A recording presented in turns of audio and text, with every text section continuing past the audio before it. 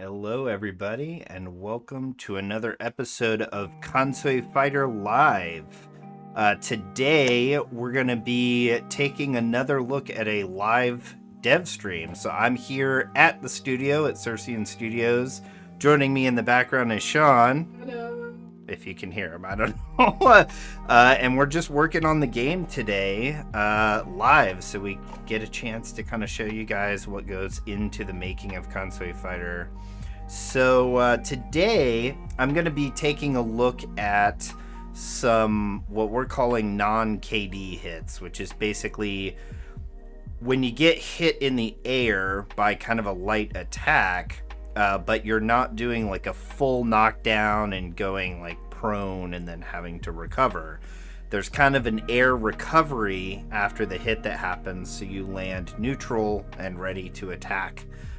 So we've kind of been, baking in that mechanic in the game, and Jas has put together content for each of the characters for a different kind of air recovery that provides that. So right now, I've already incorporated some for both Isamu, Yasu, I think Haku, who we were working on in the last dev stream, had his put together initially as kind of a proof of concept for how to wire it up in the game. And then today, I'm kind of in the middle of Kenta, so I'll probably complete him. And then we may move on to doing Shinrao today as well, depending on time and how things go. So if you didn't join the last dev stream, there's a very particular process to how we put together moves for the game. We started by shooting live reference material for pretty much all the moves we physically could for the game many years ago.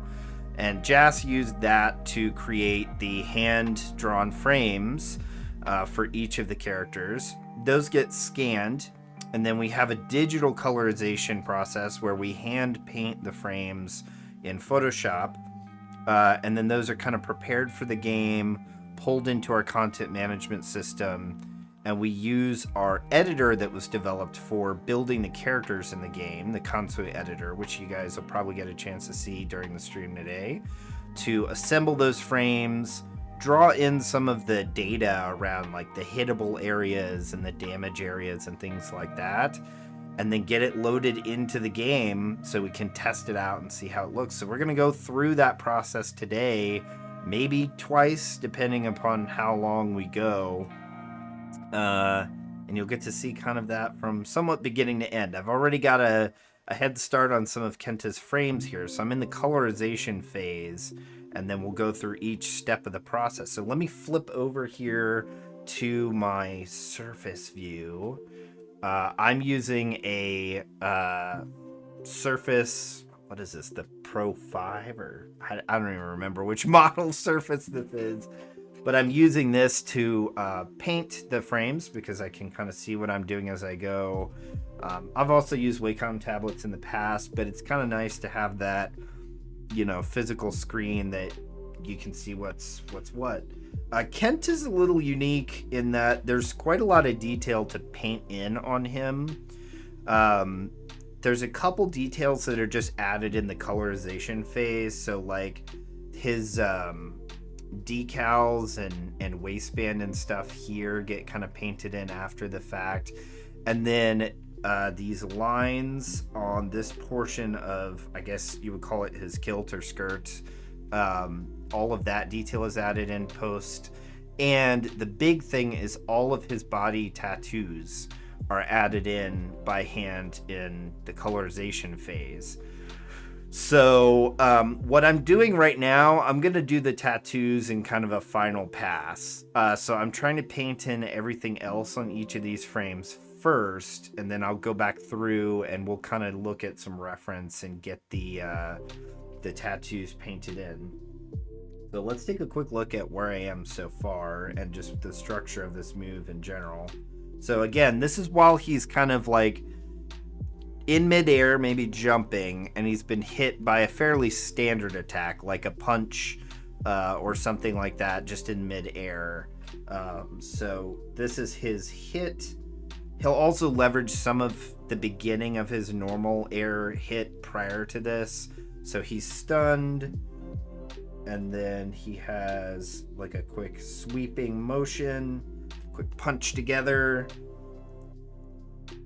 and then goes back into a neutral stance. And from here, this goes into the falling animation until he lands and is neutral on the ground to continue attacks and stuff like that. So I've already got kind of this first frame painted, and the next frame is basically the same base frame but with some added motion blur. So what I'm going to be starting with is taking that blur layer and actually filling it out with just the skin tone explicitly.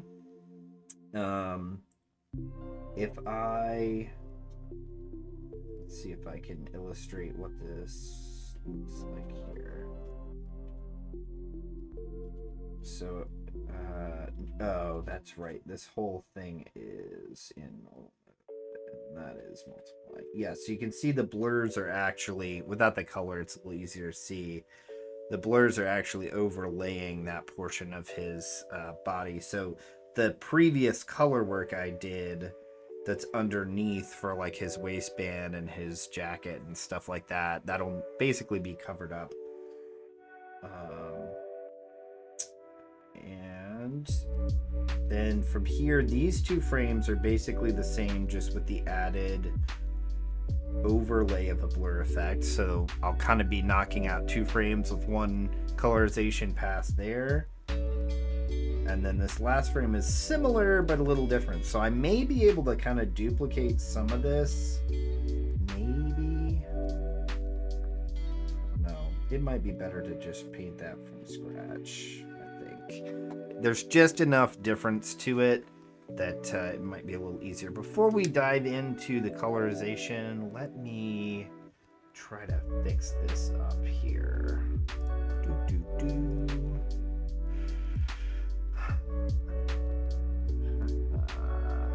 Just trying to figure out how to get, let's see, I think there's a adjust my camera here.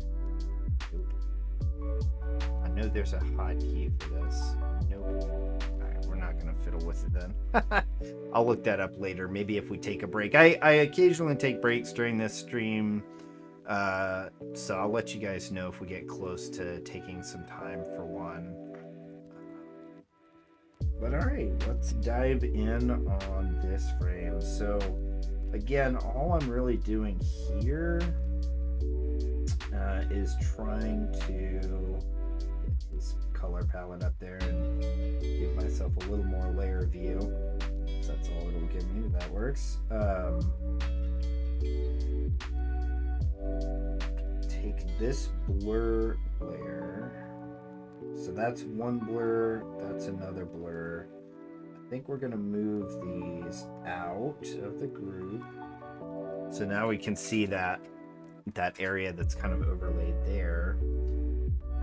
And I'm actually gonna group these into a new layer group here.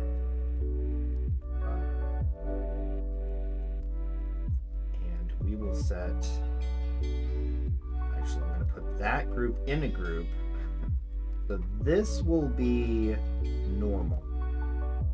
This will be multiply. That will allow me to have an additional layer of coloring that can happen. We actually do that. Okay, so we just want to take the skin color, and I'm just gonna, for lack of a better word, slather all over this all over this region. And it's all good because we're just going to create a clipping mask for that based on this group.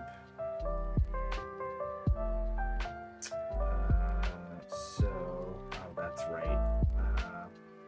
You know what? I think let's just go ahead and merge the group to get that as a solid layer. And then this will get a mask. There we go.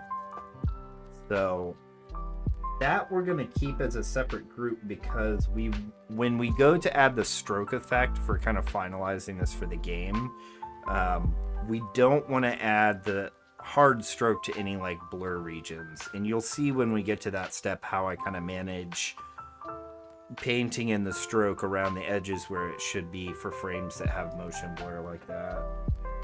All right, so that one's done. That was the easy part. Now I actually have to paint a fresh frame here, but it's all good. Now I do want to look before we dive into this into the structure. So if I turn the blur off there, is that completely identical? Yes, it is. Okay, so I just want to make sure that there weren't like cuts into the frame on this blurred frame like there were in the previous one, because I'd want to paint the more full frame in that case, just to make sure I had the most filled out version to apply between the two. So I actually really don't need the blur on while I'm painting this. So what we're gonna do, kind of the same thing, we're gonna drop that in, oh wait, no, not a copy. I'm gonna drop that into a new group. That group's gonna be set to normal. That group's gonna be multiply. We're gonna create a new layer here to start doing the painting work. And I guess let's see. Oh, I also need to give this a layer mask. The blur is going to throw this off.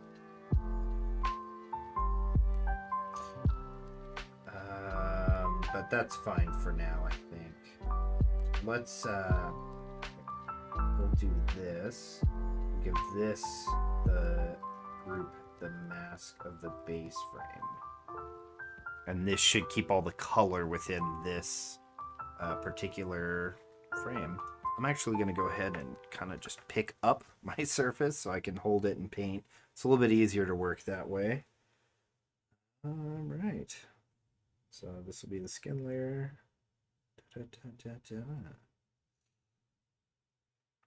So yeah, we've been doing a lot of different kinds of things lately on the game.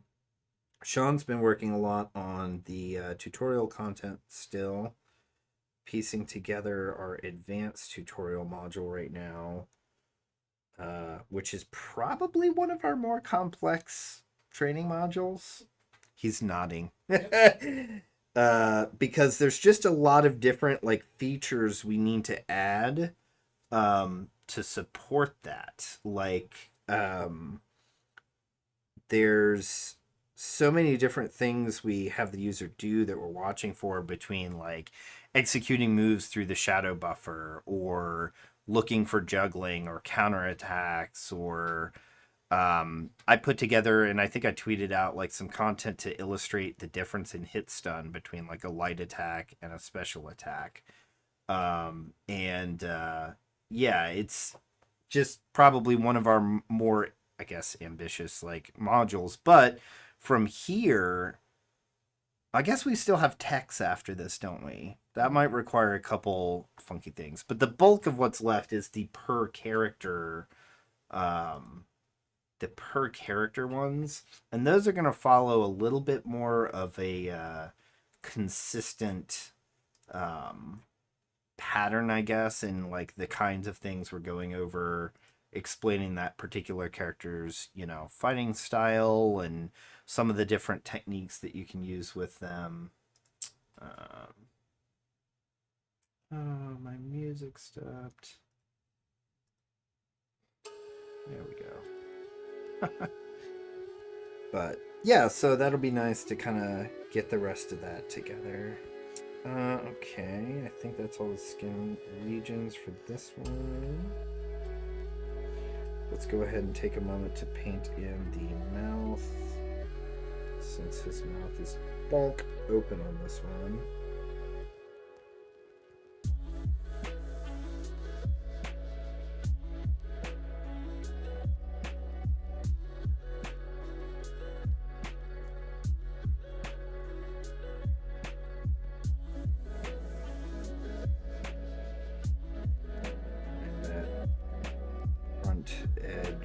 bit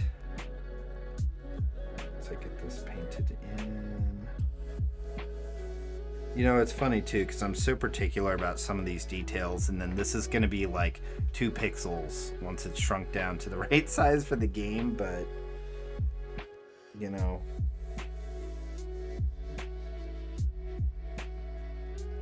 Okay. No whites of the eyes for this shot, so we move on to hair. Let's do a 24.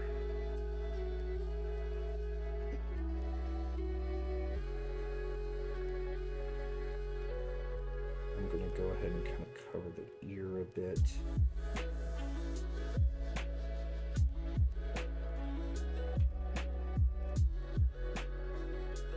I'm noticing that the edge is a little light here. Do I have something in a weird blending mode?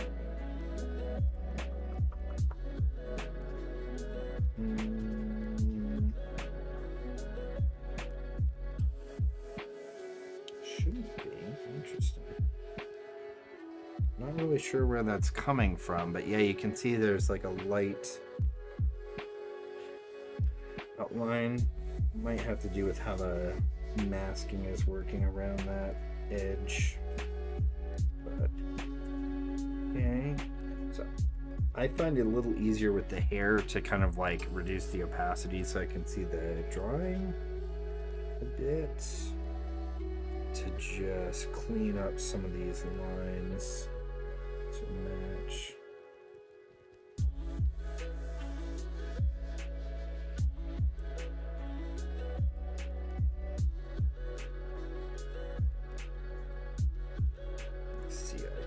This a little.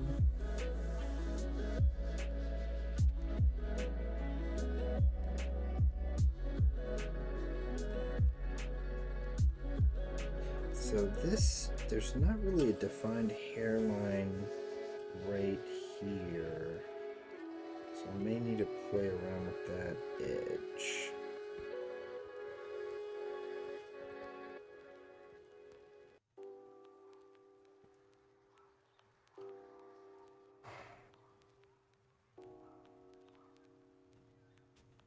Maybe bring it up just a tad.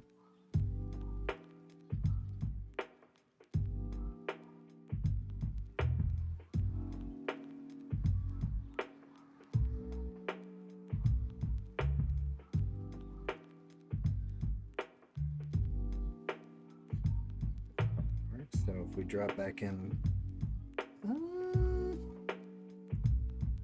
that edge is kind of biting me a little bit. Here. I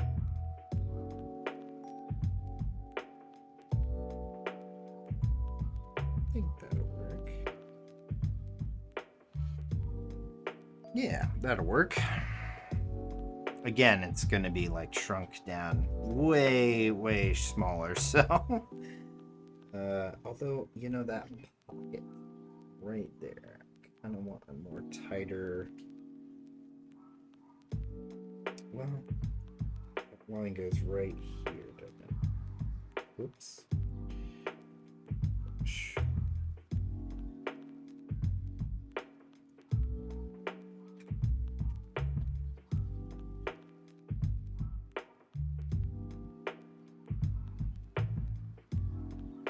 Okay. Cool. All right. Now, I'm going to do his headband, even though I need to rearrange his palette. I think here, let's put, because I'm going to use the headband first.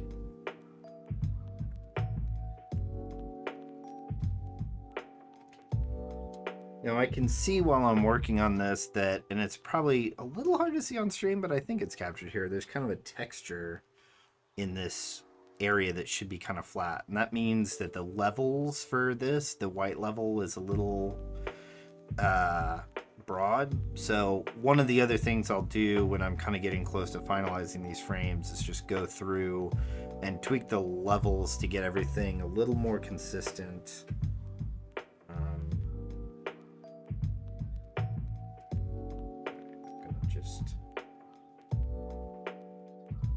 bleed outside of the lines a bit and then clean that up.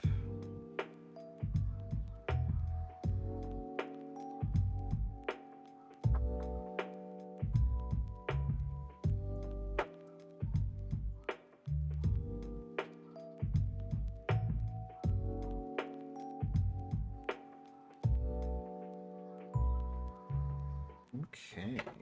Yeah, we'll call it.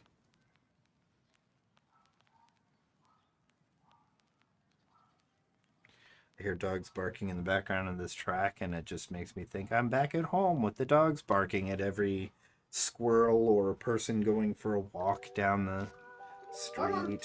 Yeah. Thanks, Sean. I'm gonna need that like randomly every like 30 minutes or so. Okay. Like you can't forewarn me. Like it's got to be completely random. But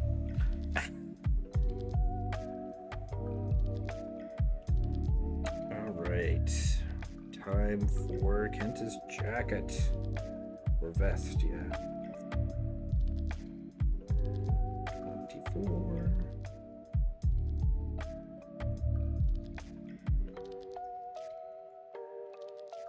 Yeah, it'll be interesting because I need to. When I get to doing the tattoos, I'm gonna need to recheck kind of like a reference for the layout of them again because it's been a while since I did them. I remember back when I did the bulk of Kenta's post-production for his frames.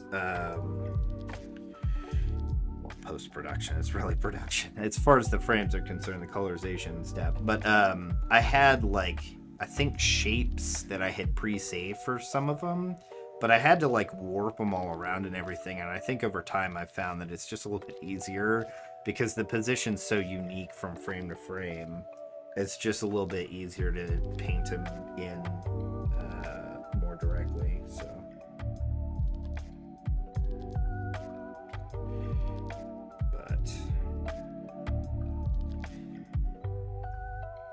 I think the next time I do one of these dev streams, it may be more of a music production stream. We'll see.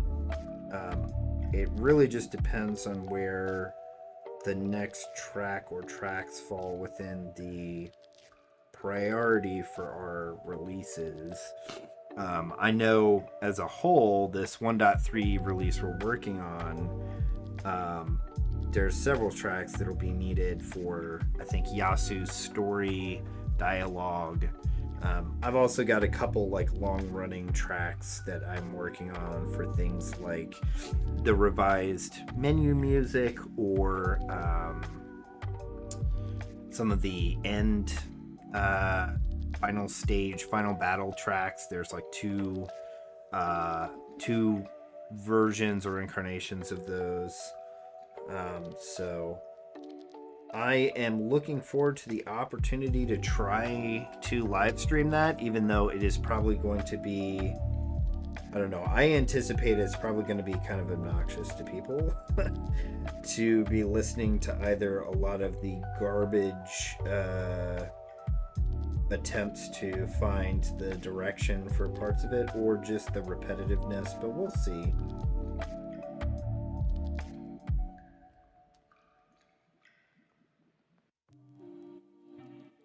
I think it could be interesting. So I don't think I've ever really like captured the works in progress across the development of a track as I go. There have been a couple that have gone through some interesting changes as they've been hashed out. And more recently I've started capturing more like snapshots of them as I go. So like a lot of times, at least for me, and I've heard a lot of other composers say this, like when you're working on a track, you're just constantly like replaying it either in your head or physically like listening to it over and over and over and critiquing it in your head and thinking of, you know, either ways to improve the mix or what direction you want to take the next section if it's incomplete or things like that.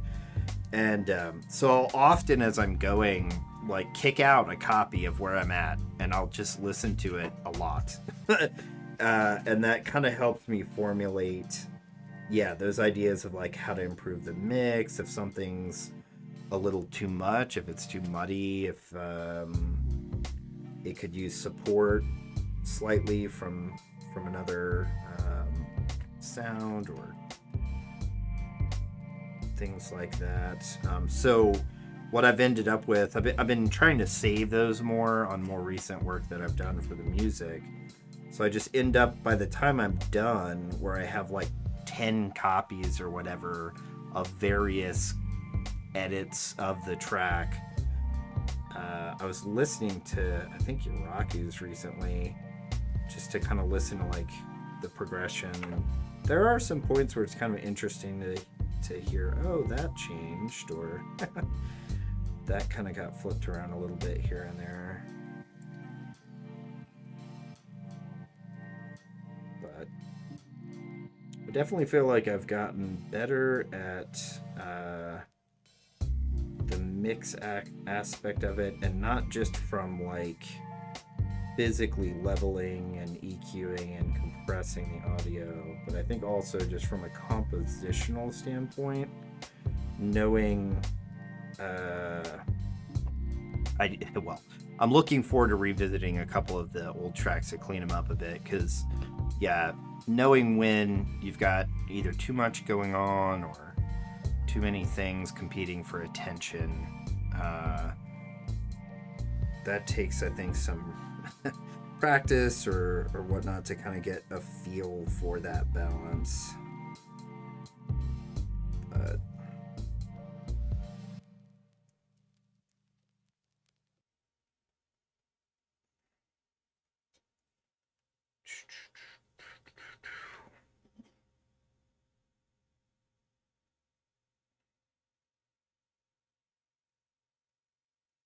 I'm going to cut in this side a little bit so I can get a good clean edge on that side.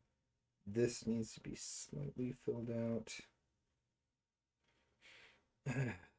And this needs to be filled back in. There. Okay.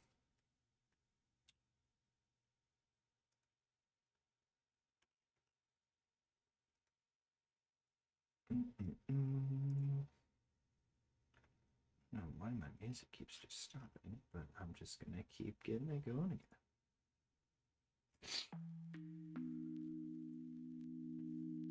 The only downside to that is like I have shuffle on, and I don't know if it already played this track or not. I'm just picking a random one, so apologies if there's some repetition here.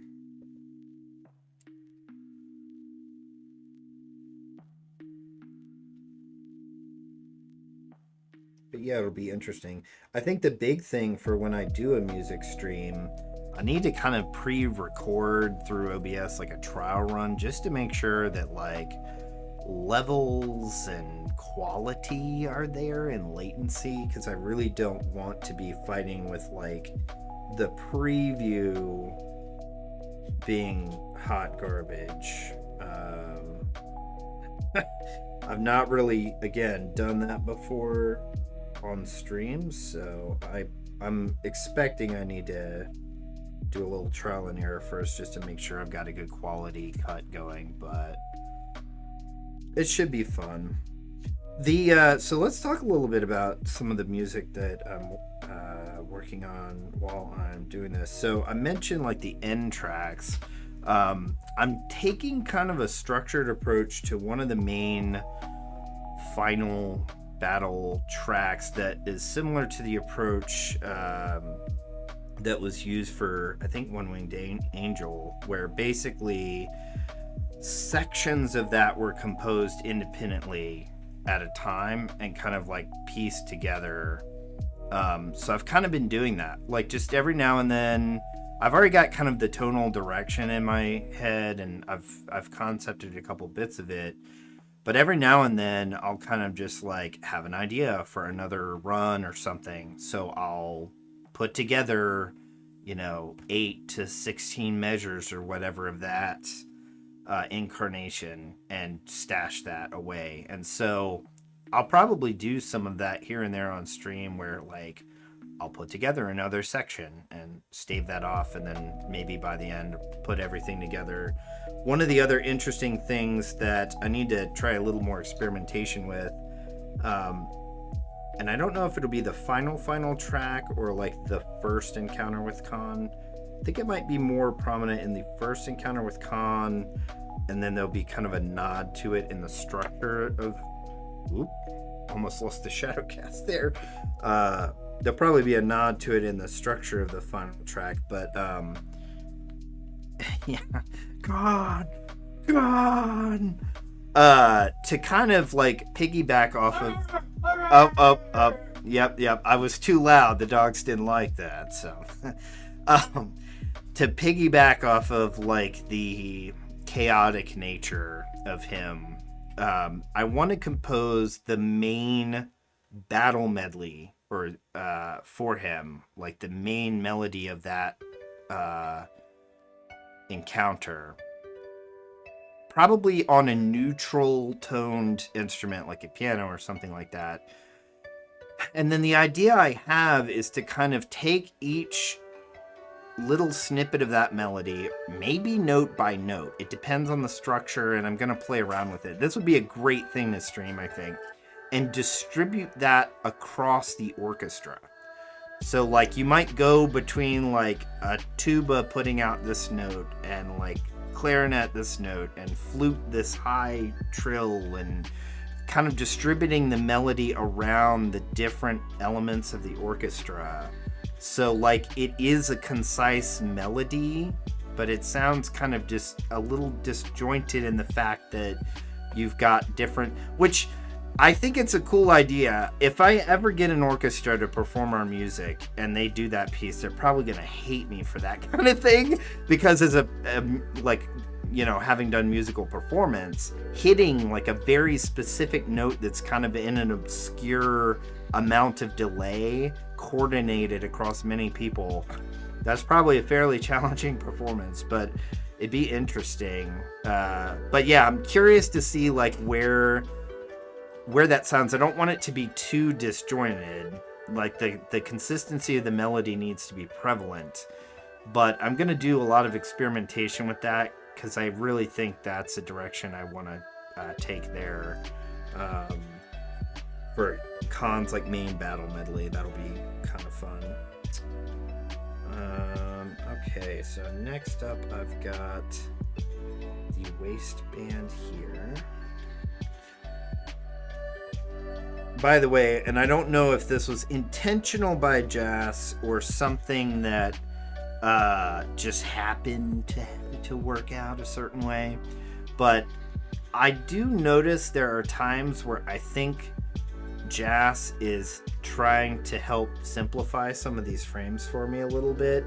Like the angle of something will be obscured in a frame or two where normally I would have to paint in a lot of detail on that element, or something like that. I've noticed that a little bit with some of these adjustments where like the structure, I don't know if it just kind of worked out that way, but like a good example here is like Kenta normally has both a pattern on the left and right that need to be painted in.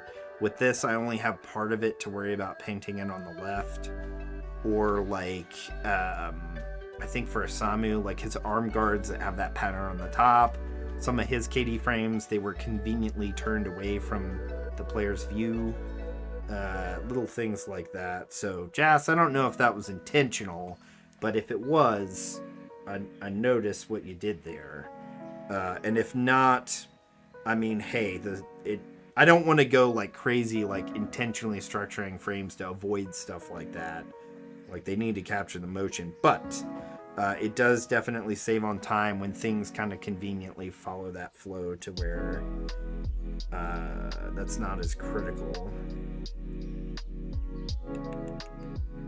We'll see if 14's loaded. That should work.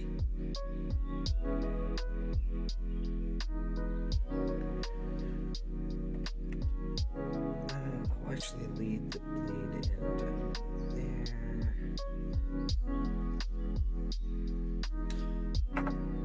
And for the very final like encounter with Khan, so going back to the music, the library that I use, East West Sounds Online, they have some really good choir banks, and they have what they call Word Builder, where you can basically script out phrases for the choir to sing and compose a choir part. So I've already done some bits prototyping for that with choir parts and some lyrics, and kind of taking some inspiration from the Shin Godzilla tracks with the choir. So there's some kind of like, what was that, kind of like Shin Godzilla's Lament a bit in that soundtrack, where it's kind of like the choir singing from his perspective a bit. There's a little bit of that in this final track, where it's a bit of like a Yumu's mentality clashing with like Khan between the two male and female sides of the choir. So I'll be curious to play around with that a little bit more as well. But so far, the prototype that I have, I like the just the rough concept that I've kind of mocked up for that.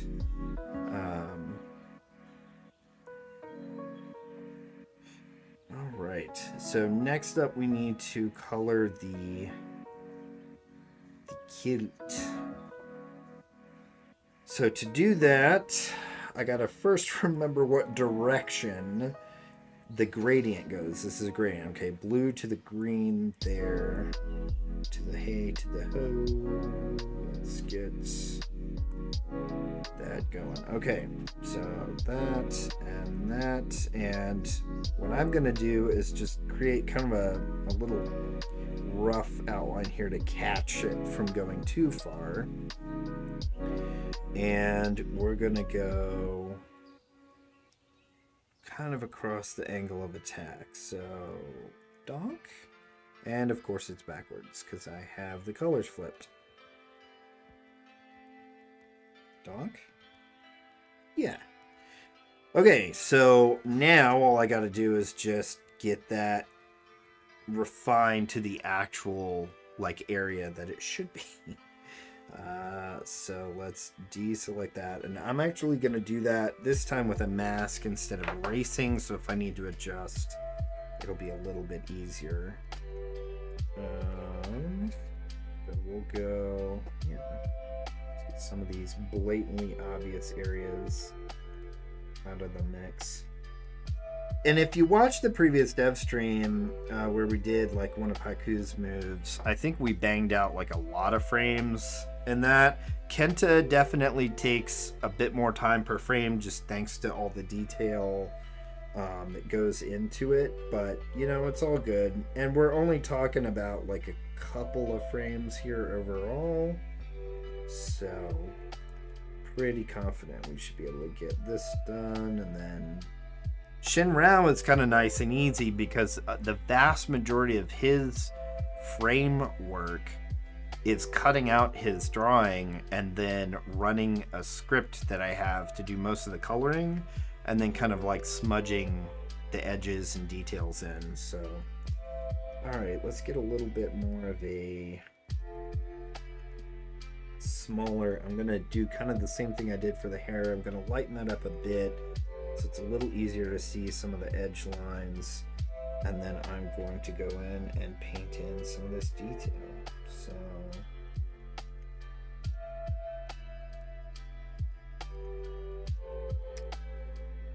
again, I don't really know where that line is intended to terminate. I think more up here. I'm gonna cheat a little bit and say it's up here.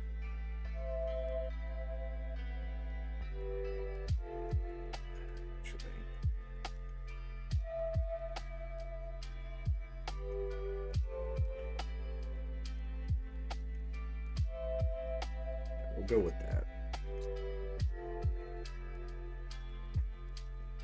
Yeah, this should be here. Get a good zoom in here.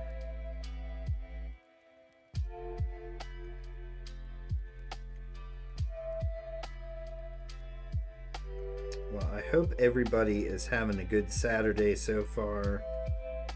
This week was kind of nuts at work, so it's kind of nice to just have a chill Saturday to kick back and work on some frames.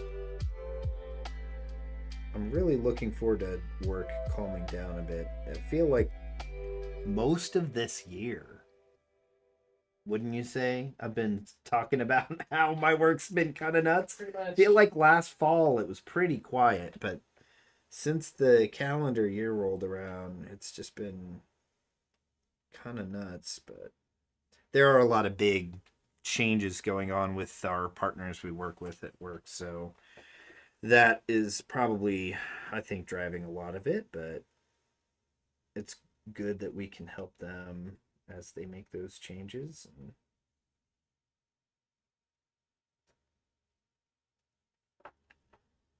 big changes are never never easy or quick.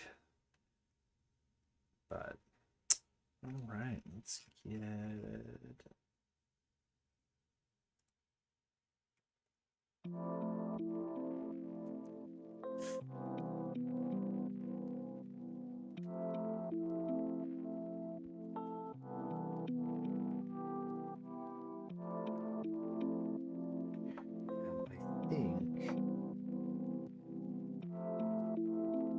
I think that's more shading, so I'm actually gonna say that's leg. My leg. And then we're gonna give this a slightly more solid edge across here again. There we go.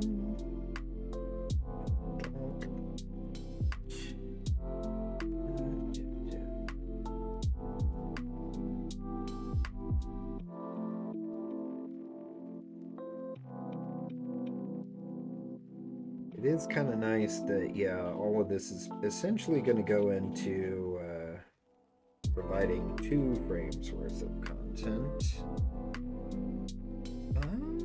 That should really be skin right in that little corner. We're going to add like a touch more. Oh, the green's overlapping it. Okay. So waistband, let's trim you back just over here.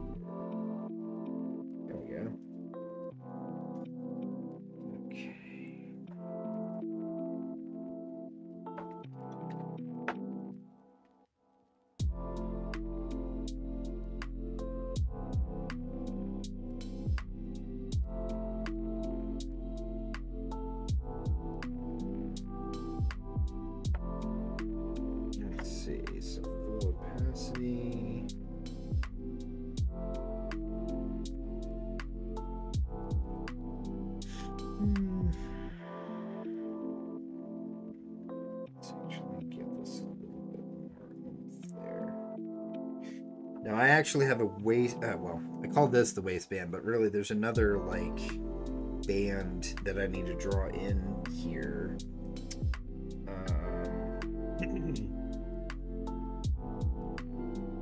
And that's actually going to be the next layer. Before I do that though, I think I'm going to color in the front portion here so that I can have that as an upper layer to just kind of mask what I'm drawing in underneath of it. So let's do that. Let me actually pop this out here real quick. Go. Okay.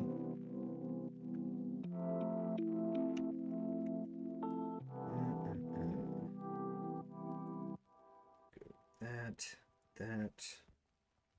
Okay. Let's go 24 for this one.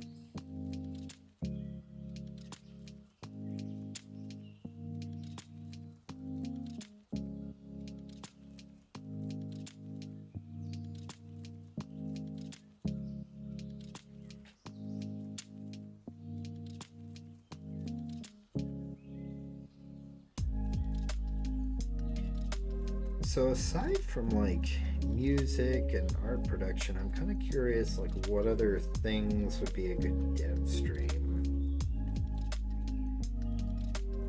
be interesting to look at the development of maybe like a new mechanic, but I don't know that we really have a whole lot of like mechanics left to be implemented in the core game at this point. Maybe refinement, troubleshooting a problem could be interesting. I don't know. Probably not super exciting though.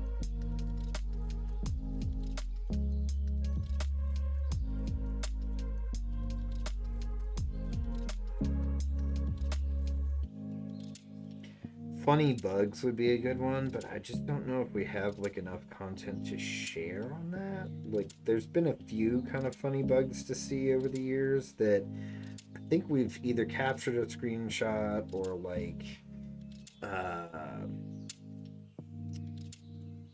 set aside old builds from time to time, but I don't know that we really have enough of that to make a whole thing out of it. This is me secretly like boasting that we don't really have like major bugs.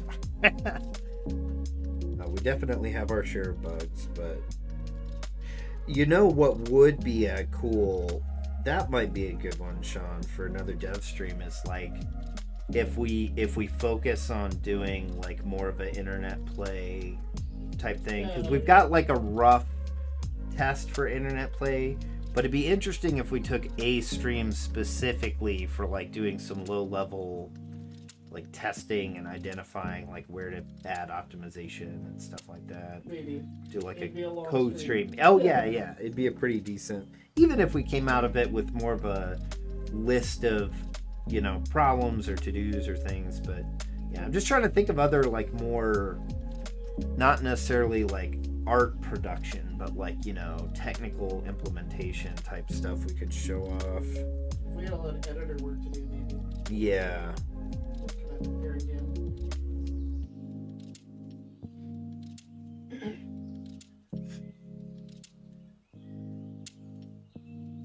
I guess like story scripting could be another one that I could do. It's still more like artistic content production in a way, but that's the thing, is I think we're down to where like a lot of the framework is pretty close to there. It's just all the content. Content production, testing, balancing, like all those little bits, but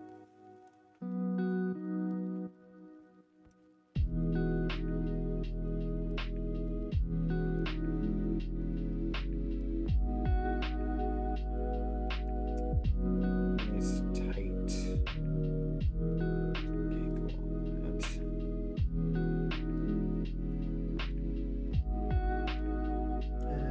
Well, that's close enough.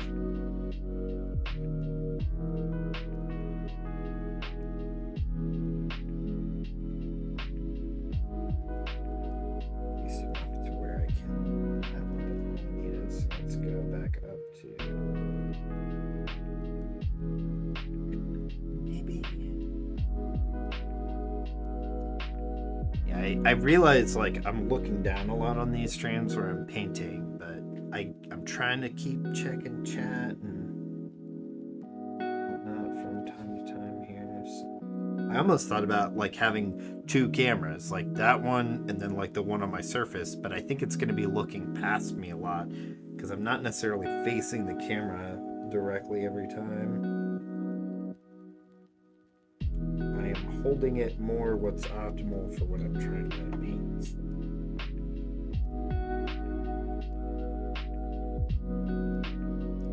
I don't know if you guys watching have any other ideas of like things you'd like to see about the game's production. Drop it in the chat if you're joining us live, or in the comments if you're watching this after the fact. We'd be curious to know like what other things you guys would like to see.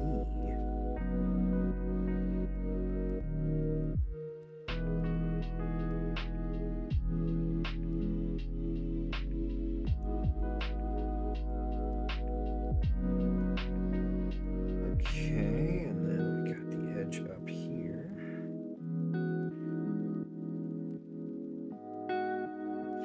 I think what we'll do is after we get the coloring for this frame done, we'll take a quick like 5-minute breather then.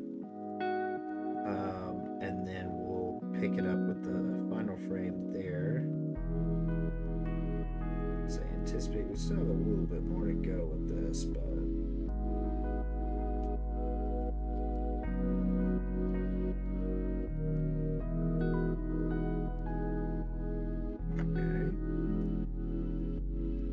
Alright, I'll paint the detail in on that. Again, you can kind of see that like rougher texture that's in this area. And that's just like the white levels being a little bit, well, I say off. They're not really off because they're capturing the detail of the paper. But we want to kind of smooth that down to more of a single tone without losing the detail of like the shading pencil work. So there's some work I'll have to do with leveling once we get closer to. Okay, so again, there's details to paint in on Kenta's like skirt or kilt, whatever you want to call it. We don't really have a formal name for it. But I'm going to come back to that because I want to finish painting in the other defined aspects. So the next thing would be his shoes. And if I remember correctly, the center is... yeah, center's green, outside is brown. So let's get that painted in.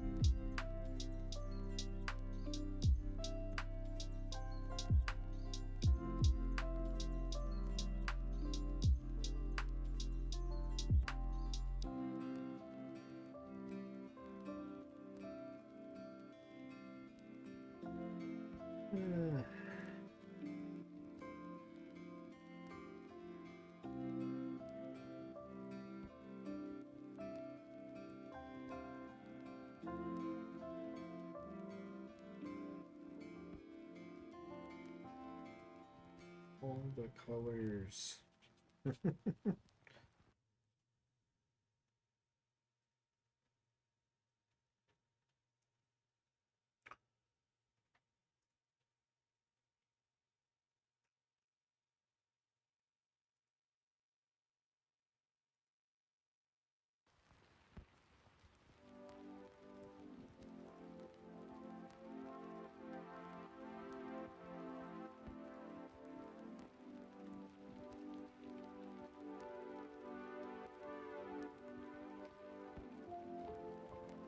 Okay.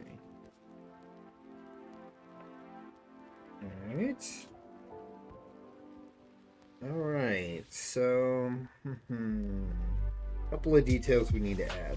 All right. So first and foremost, you need to actually paint in the hair highlights.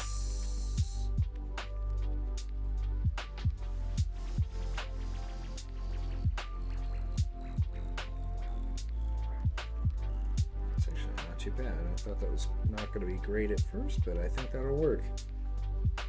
Okay. Stop rotating the canvas. And then And yeah, we basically have the... Alright, let's tackle the tricky part. So, he has this diamond pattern here, and it's probably a little hard to see because it's dark on screen, but he has like a belt going under the waistband. So I have to paint that in, paint this section in, paint in the diamond pattern and all that. So, and the structure's pretty different by this shot.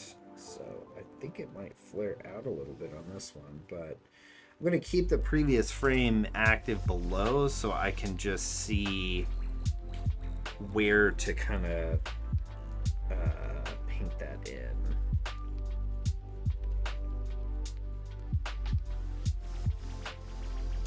As far as like how high or low to take it, or how far in or out to place it. So I mentioned I painted this so I can tuck that under. So I'm going to do that. Let's go with a 24. Yeah, okay. So,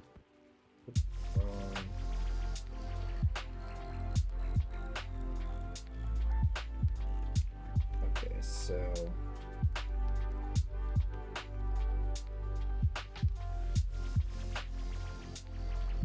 probably something like that. We can actually drop that. Whoa. Let's see. This could come up.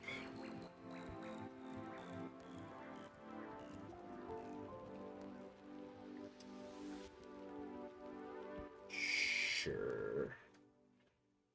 I'll redo that edge here just so that's a little bit cleaner.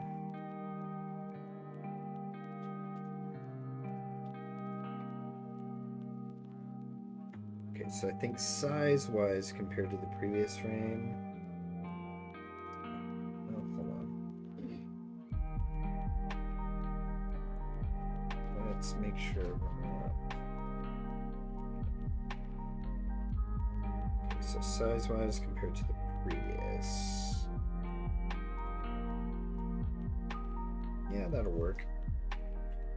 Okay, so the green that needs to go under that.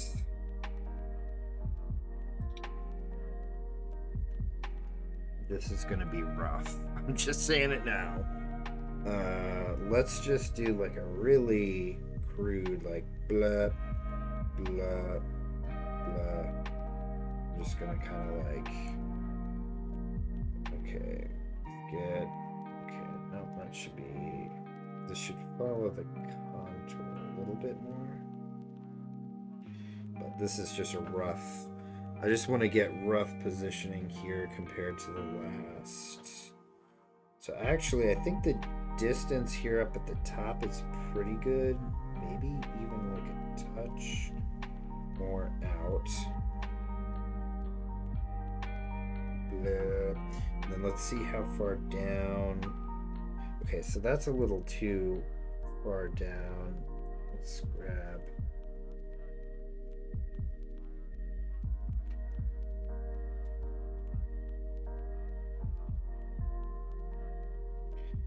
Okay, I think we could pull that in a little bit. The outer edge could be rounded a bit more. There should be a shift there probably due to the like pleat or whatever there. But let's just kind of do blah, blah, blah. Again, still just kind of refining this to get a rough. So I kind of want that to follow the contour a little bit there, since it's dipping down and out. I think we're getting close. I think this is pretty good. So now,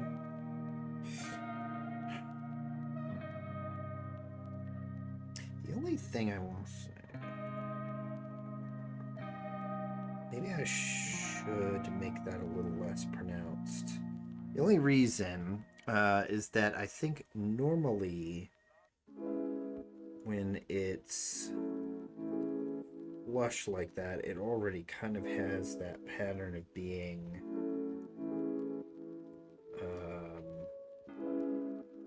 like rectangular.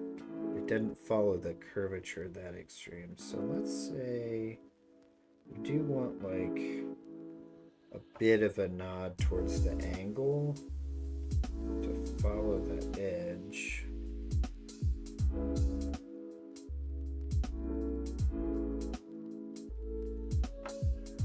But maybe something like that. And again, this is just rough. Okay, now obviously this edge along the left here, this is not quite correct because we have a pleat. So like the fabric is kind of bowing out that way more. So, and here it's coming in. So I think what we want to do is pull a bit of a fast one here. Try to get a smaller, and essentially, oh, not a brush, a eraser. Keep hitting the brush side shortcuts and it keeps changing it. We want to give this a bit of a harsher edge here. And of course that looks pretty bad, but let's see. Get a smaller. Oh, I did it again. I freaking did it again every time. Okay, 1 pixel. Okay, now this is a little bit of an extreme, so I'm gonna paint back in some detail.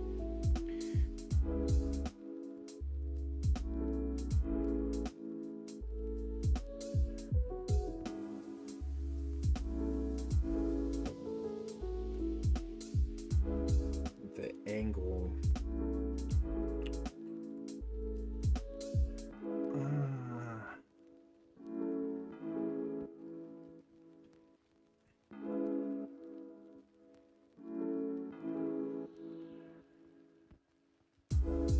Yeah, I think maybe something like that. Just give it a nod to the pleat a little bit. Okay.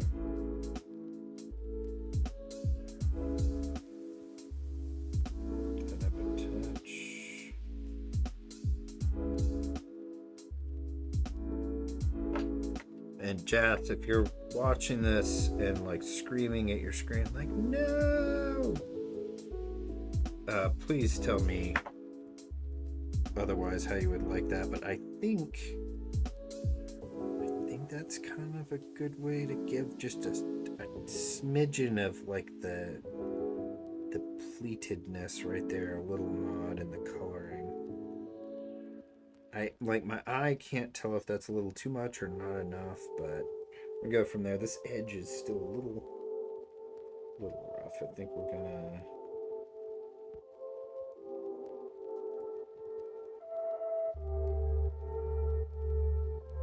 smooth that a bit. Close enough, right? Okay, so now we need the black and diamond portions.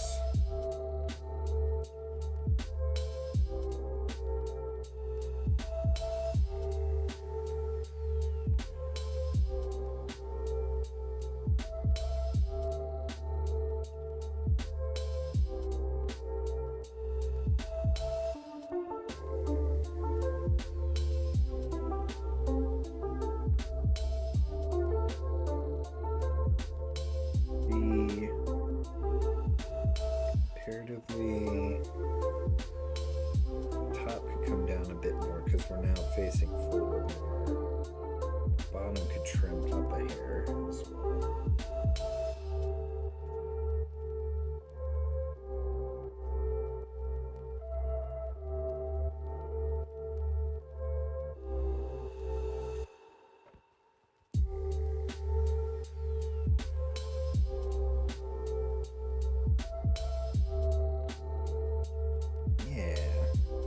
This a little more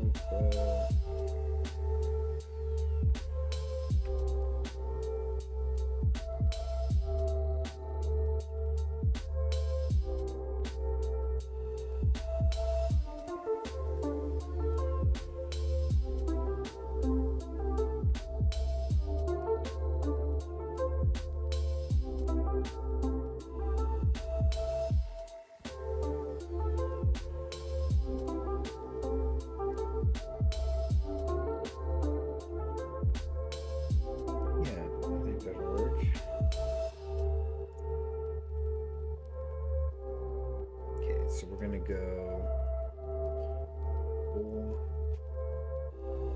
black with, let's do like a 12, I think.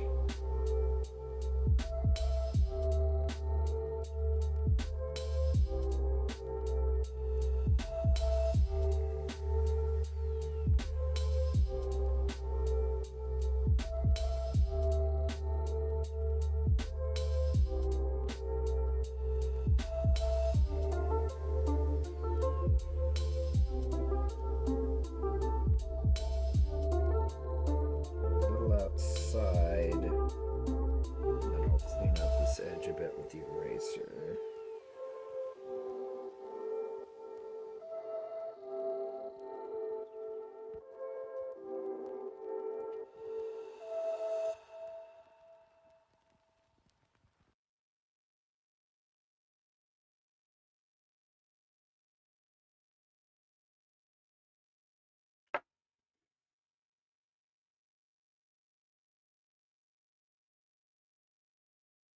Oh, no.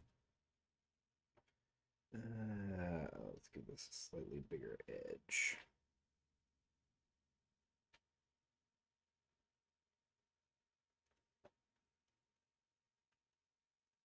Yeah, I think that will mostly work. A little, actually, let's trim that down here. I was gonna say let's fill that out, but I think,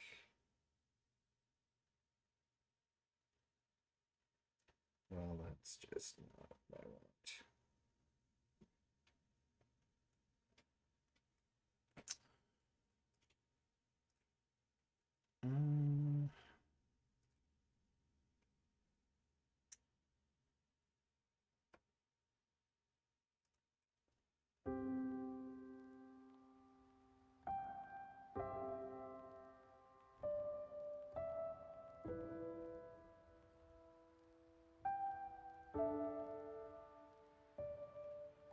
Sure. All right. Now the fun part, the diamond pattern.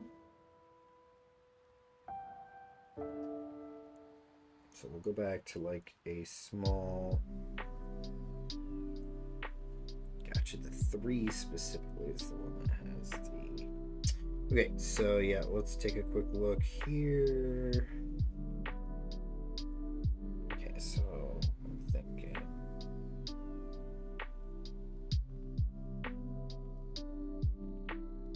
that.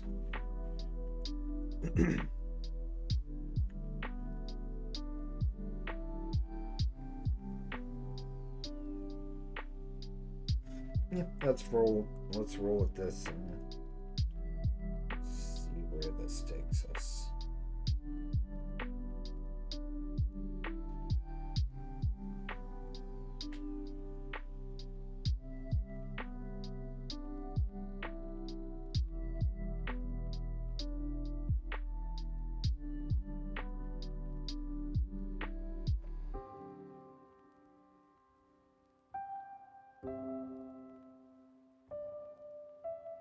Okay, and then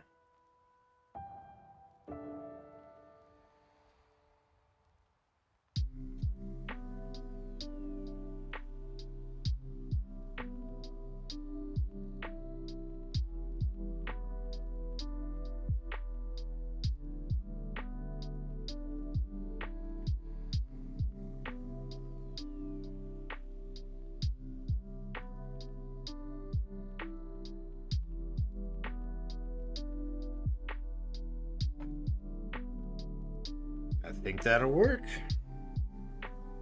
So to do the white, what I normally do is just replicate the red, give it a color overlay, and manipulate it a little bit to just find like the right amount of border. I think that's pretty good. Let's hide the transform controls and see the thickness. Is a touch big? Just a touch. yes, I know by re-transforming it, I'm technically softening it up a little bit, but for the purposes of this, that's generally been okay.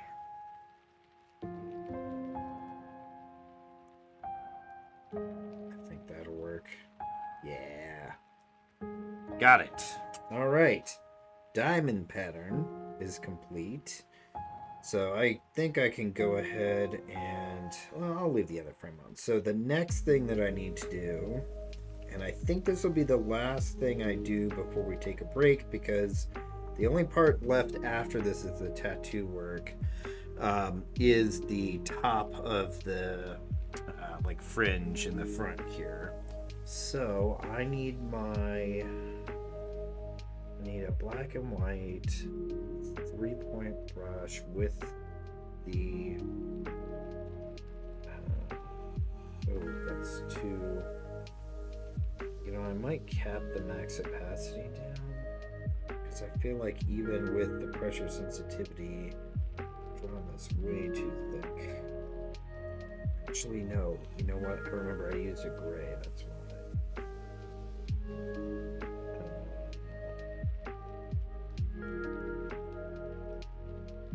Okay, gray, got that, pressure, okay.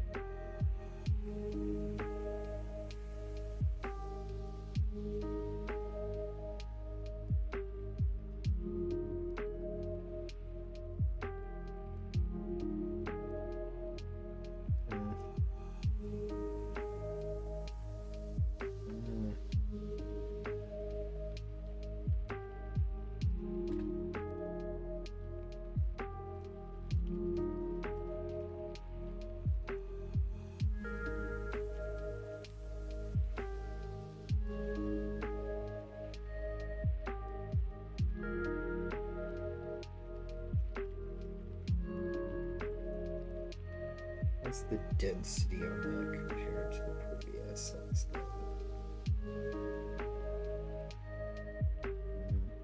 Also, I'm pretty sure this is meant to be in like... You know, I think that's probably fine. So then what we're gonna do is add in...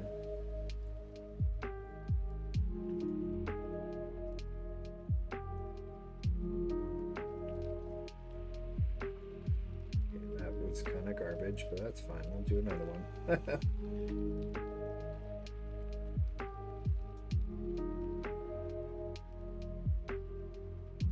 Yeah, this is a little trickier because it's under his arm, so I think I'm actually going to need to like do this and then erase part of it straight up. So well, oh man, it's just barely. Okay, I'm actually going to make a new layer for that, so I'm not affecting the lines that are already there.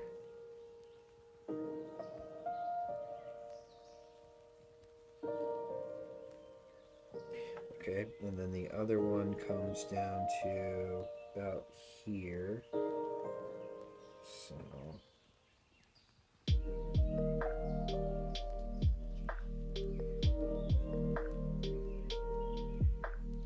okay, I think that'll work.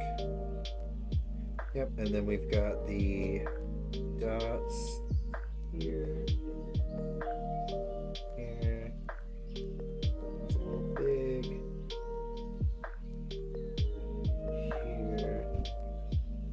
here, I think.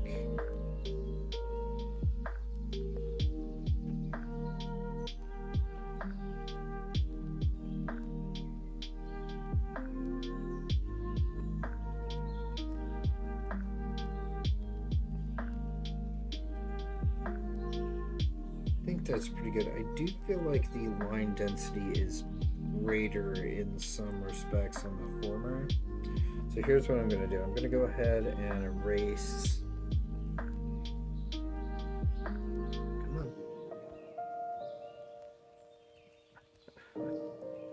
Erase these so they're kind of like under the arm.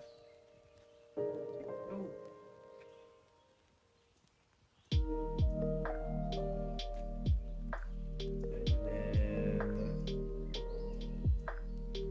Just add a little more line density to this one.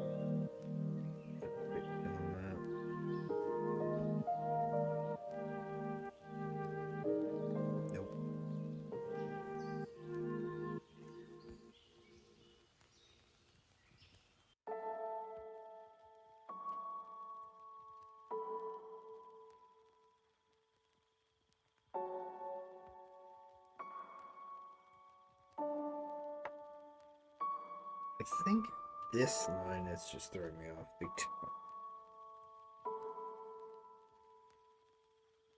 I think I want a better defined.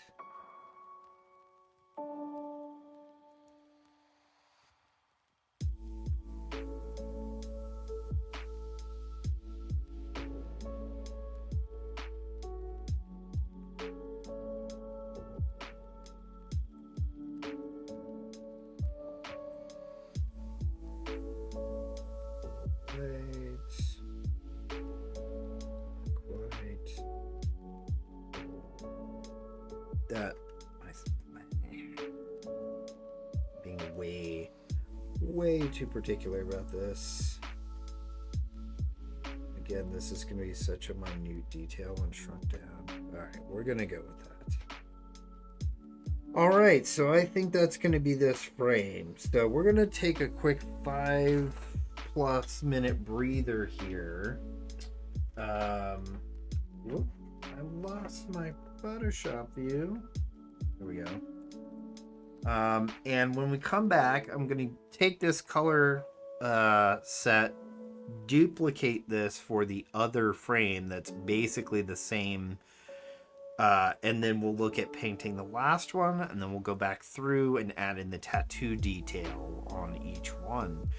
So hang tight, enjoy a little bit of direct gameplay here while we take a little bit of a break, and we'll be back in just a few minutes. See you in a few.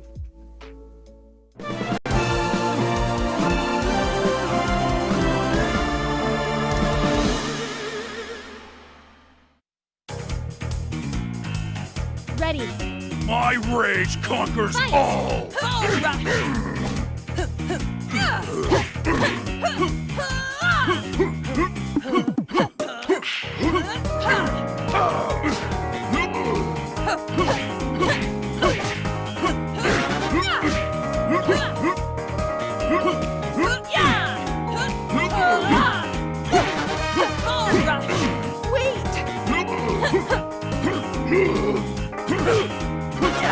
Out of my way!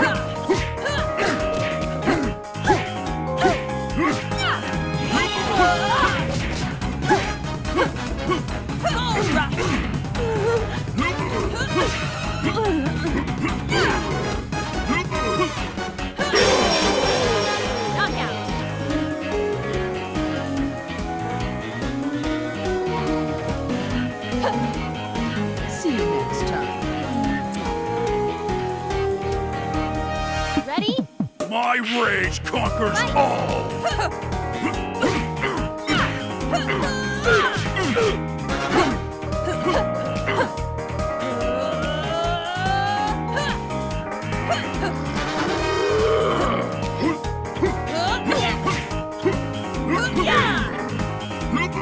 Catch me if you can. Enough!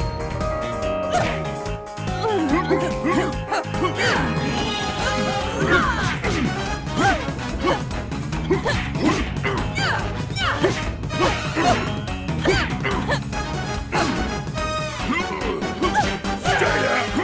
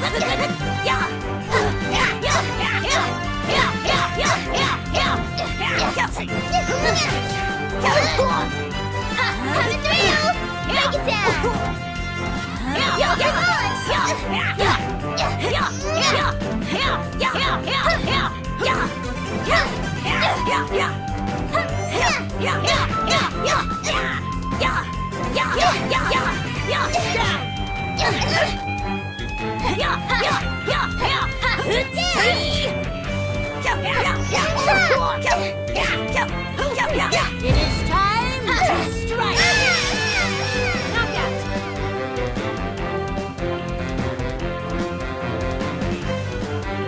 A modest test of ability. Ready? I am fight!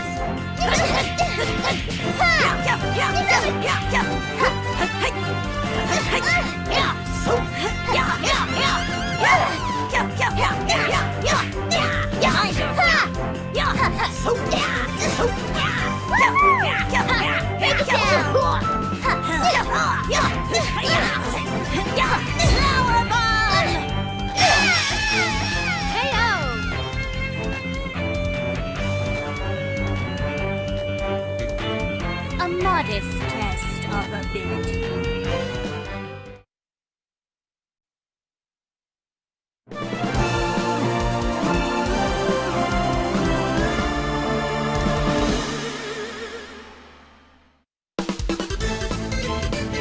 Ready?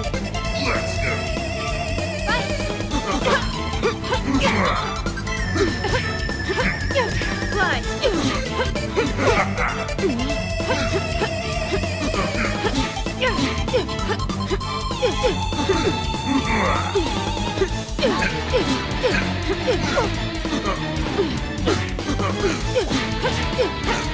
Rolling kick!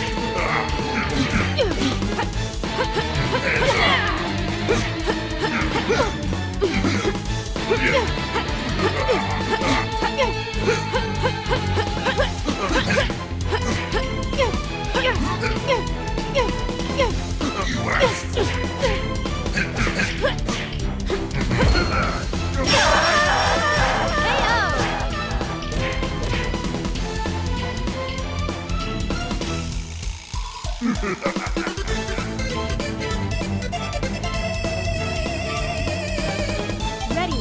Let's go. Fight!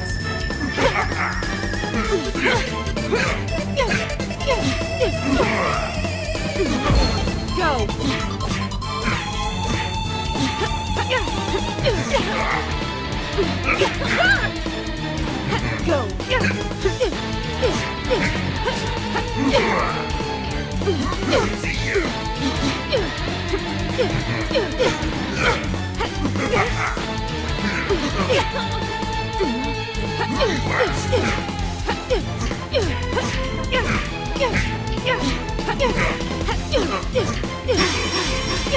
Knockout!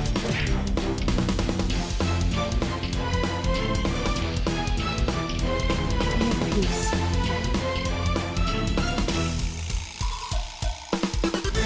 Ready. Fight.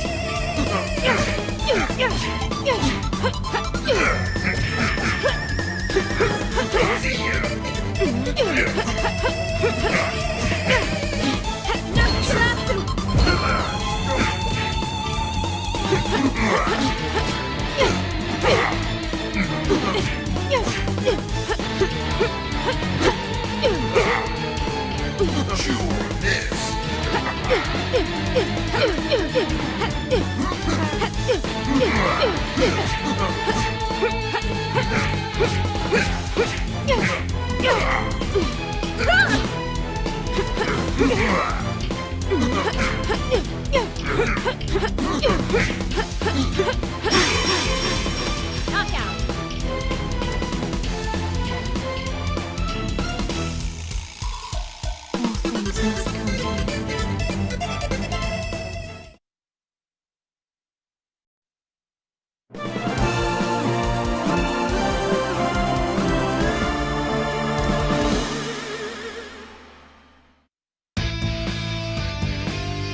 Ready. Let's release that tension. Fight. Come on!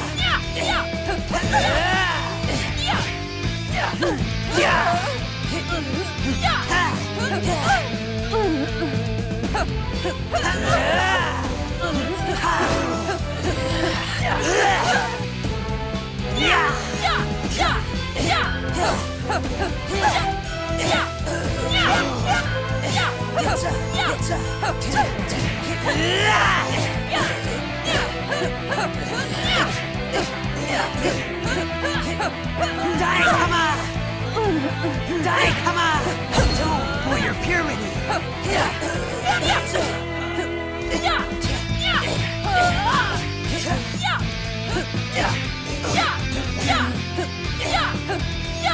Saw driver.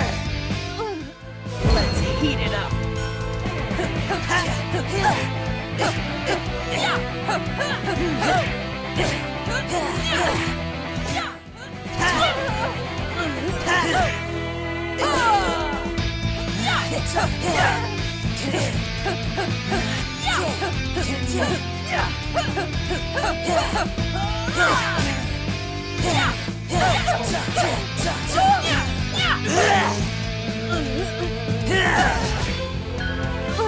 Round cutter.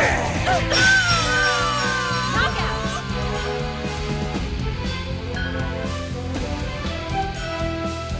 Hard work is far from complete.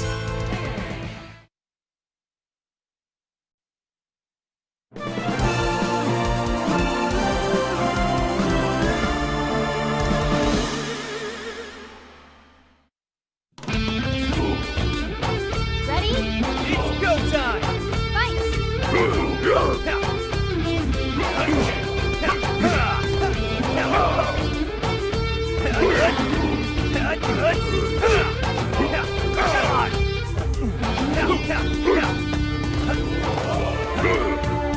Get back! Take this.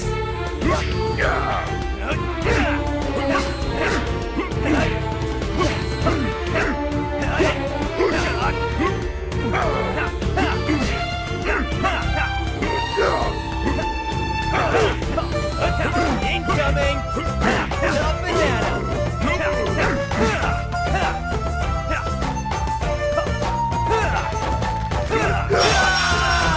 KO.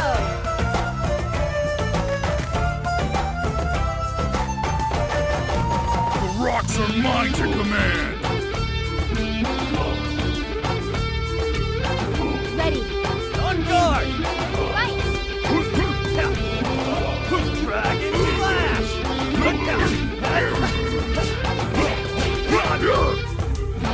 Check this out!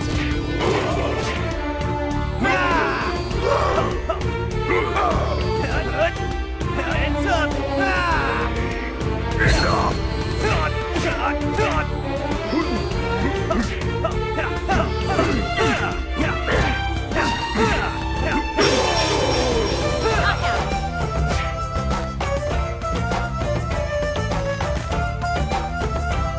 No sweat!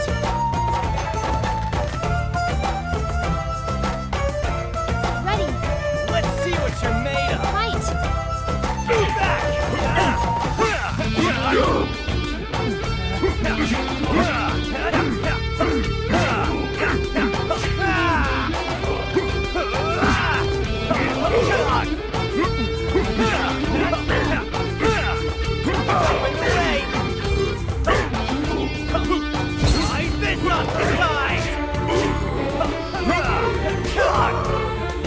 Up and away!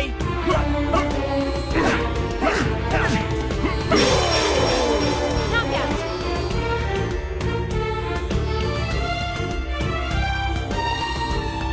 No sweat!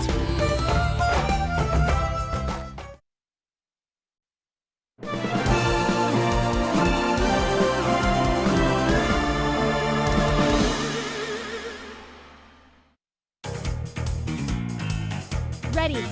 My rage conquers Fight. all.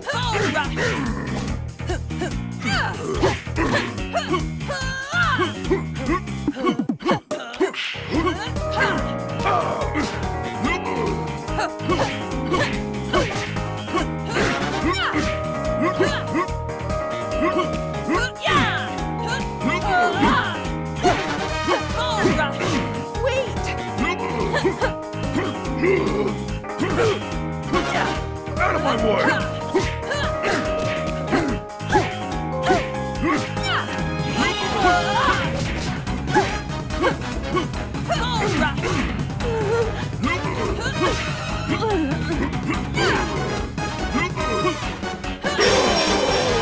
Knockout.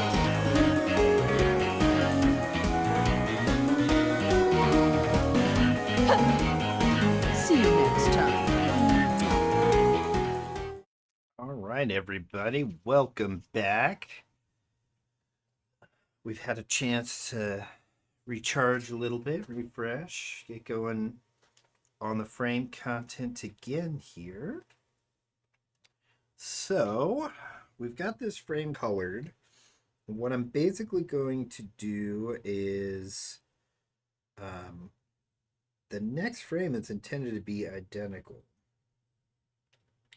So I'm actually going to just go ahead and duplicate this one. And then this one should have these blur effects added on top. And I'm going to keep them as a separate layer. So, donk. And then we have this final frame here.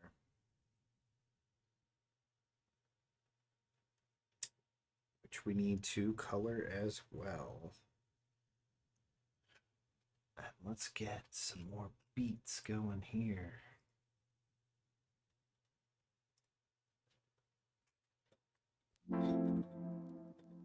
Right. So multiply. Here.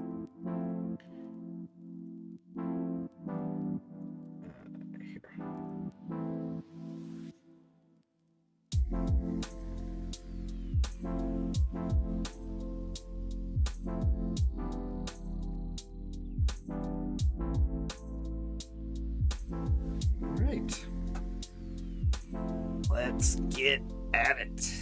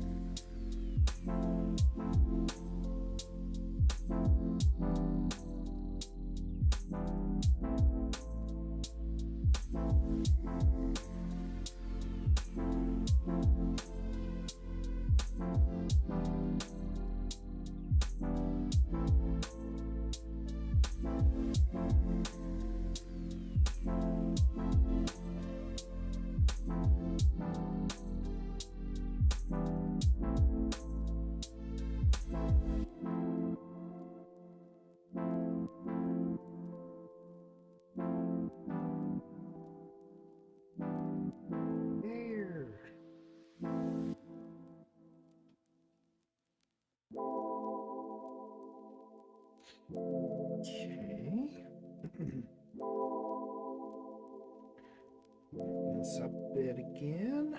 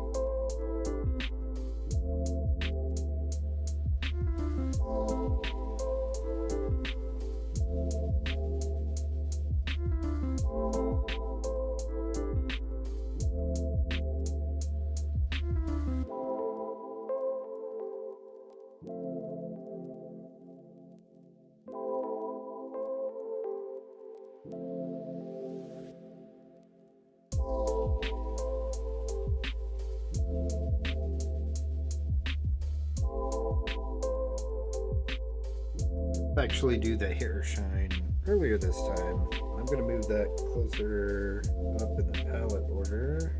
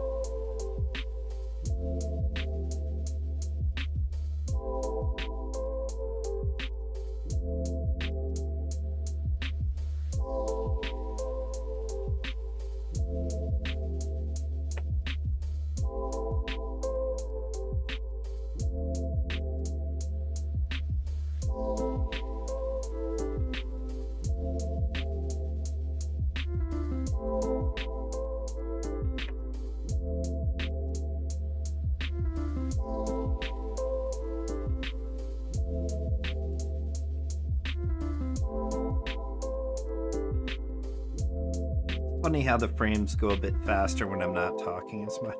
Yeah, it happens. It's alright. Yeah, it's funny watching one of the girls I've been watching who does art on the side, or you know, a lot of her streams. Yeah, there's times where she like ends up not talking. She's like, yeah, sometimes I just get into it. Well, yeah, I mean, I definitely want this to be like somewhat just conversational, you know, come chill out. We'll talk about making games and whatever suits your fancy. But yeah, obviously, if I keep stopping to explain something and Yep. cuts in a little bit, but it's all good. I think you get used to it too, like be able to talk and do whatever. Yeah. It's a skill like most things.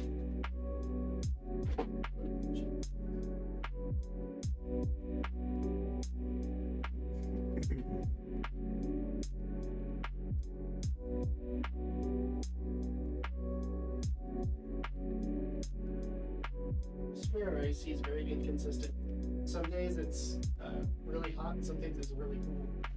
In here? Yeah. Yeah. It is a little warm, It's but I yeah. don't like the vent, but I don't think Okay. it's hot. Yeah. I don't know if anybody's adjusted the thermostat in the hall. I know there was one time I went and checked and it was like 78 or something, and I'm like, yeah, I'm tapping that down a bit. Recently But- it's been around 70. I've Yeah. seen one time months ago where it was like set to 60 something. Yeah. That's quite the adjustment. Yep. The only thing I can think of too is if there's maybe like a schedule on it that keeps activating. But yeah. 39.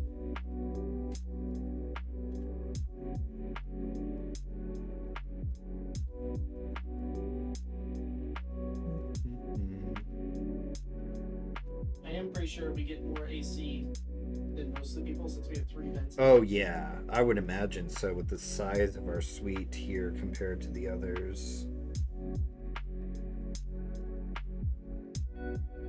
Because yeah, we have what, like three vents and at least one pretty big intake.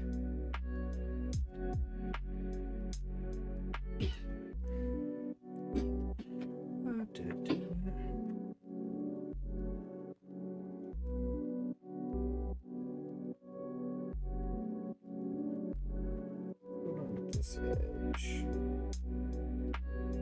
I think the jacket's actually supposed to continue down here.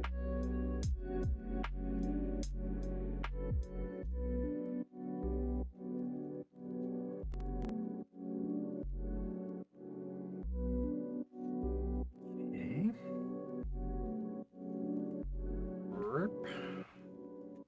Bring it around 10. I did that to Allison the other day. So I've been on like a kick of having like pre-made iced latte coffee beverages at home. I think I mentioned like I actually quite like Hy-Vee's brand. Mm-hmm. They're cheap and they're really good. But she got a couple of the Starbucks one the other day, and I was like opening the fridge and trying to decide which one I was gonna have because she had like vanilla, caramel, and I think like a regular like cold brew type one. And so I pulled out the like vanilla and caramel ones, and I was like, best around, best in town, around in town, around in town. And she was like, oh my god.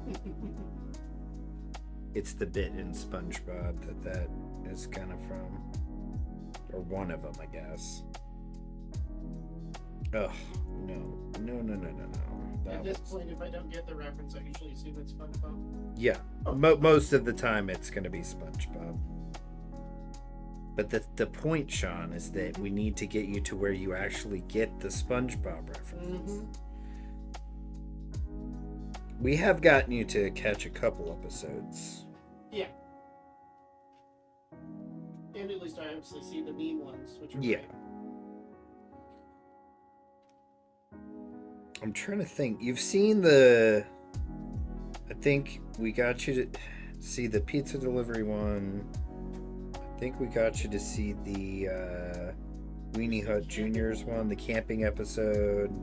Last time we were over, we saw the I Need It for the water. Oh yeah, the one where he's like trying to resist drinking the water at Sandy's. That's like the first episode because that's where he meets Sandy for the first time.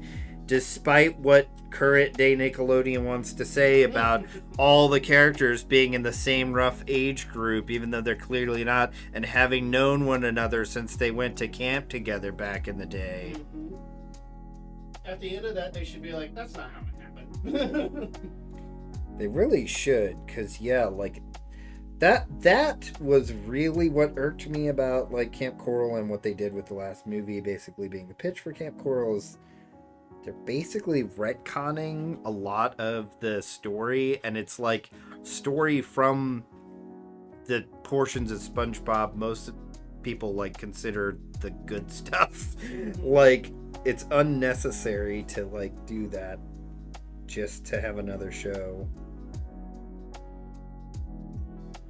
And at least from what I've heard, shocker, it's not really worth anybody's time.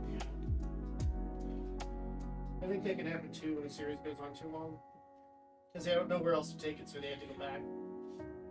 The thing is, I don't even know if it's length of time as much as like the involvement of the right creative group. Sure.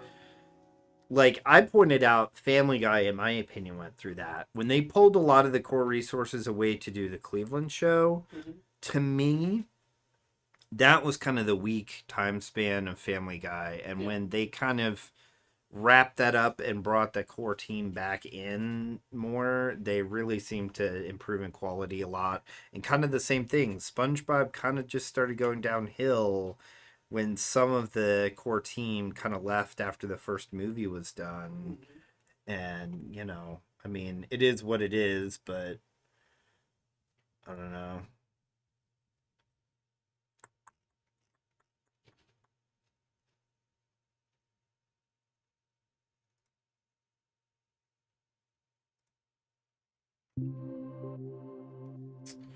Alright, so I need a little more color back here.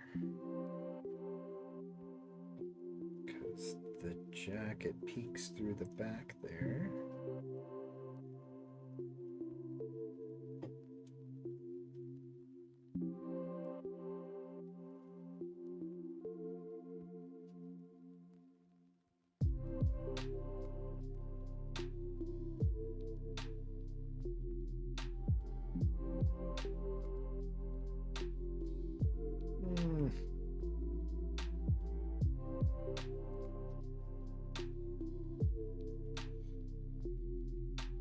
Okay.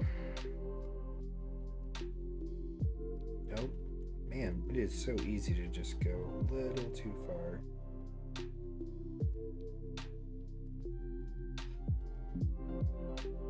Something about this just...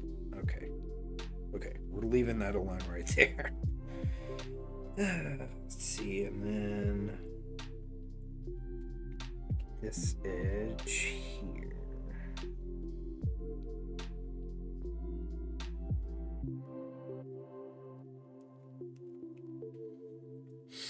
Okay.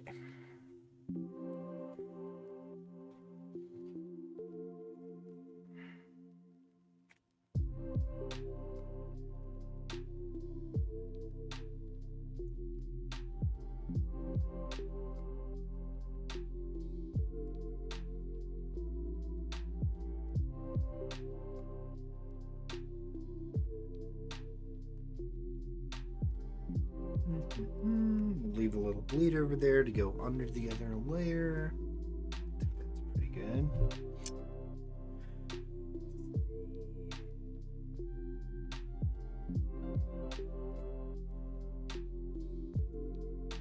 Swap that out there. And then it's time for more skirt/kilt color.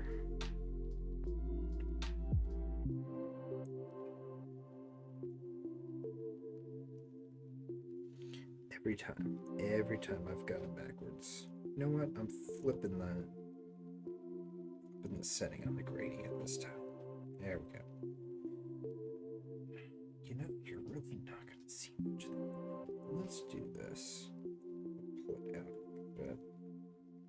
So we get a little more of the gradation in there. Okay.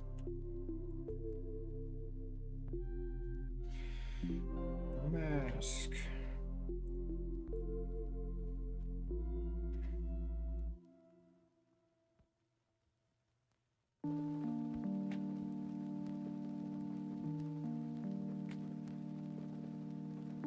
Bump the cords too much. Apologies if the view cuts out for a second while I'm flipping the tablet around all sorts of ways. I don't know, for me, I kind of prefer like actually turning the tablet around as opposed to rotating the canvas view. I think it's because like if I just rotate the canvas, I'm still operating within the small window, just oriented differently, but this way I actually have more real estate to work with at that angle. So, shoot. Hold on. Oh, well, this doesn't really need to be filled in because that's the portion that's hanging over.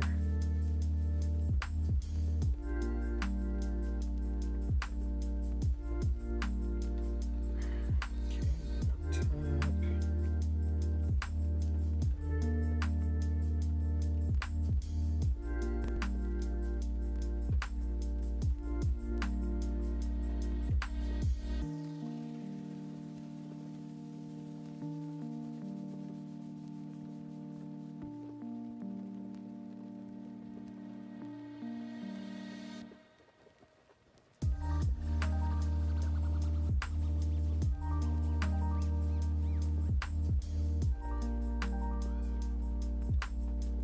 Actually, that edge will shift around because this needs to go up top. means we need to actually erase that because that's going to overlay the belt.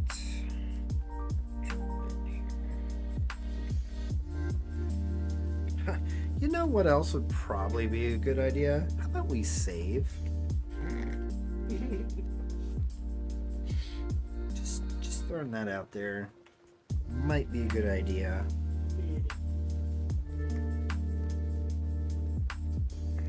Alright. The same thing. I'm going to actually kind of bump that down so it's kind of like shelved. Okay.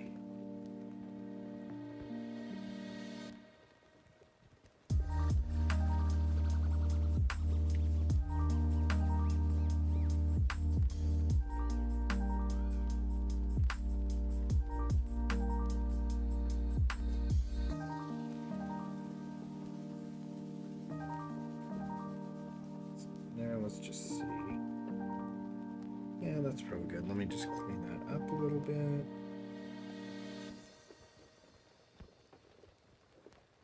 Actually gonna go a tad low. So then I can come in here with a nice big eraser. Pull this out a bit.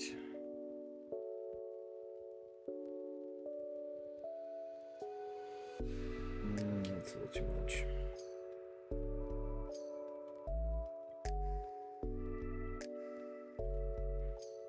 Yeah. Okay.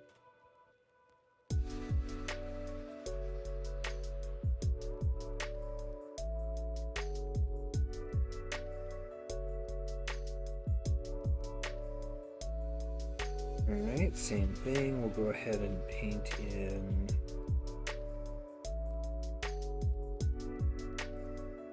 the upper layer here.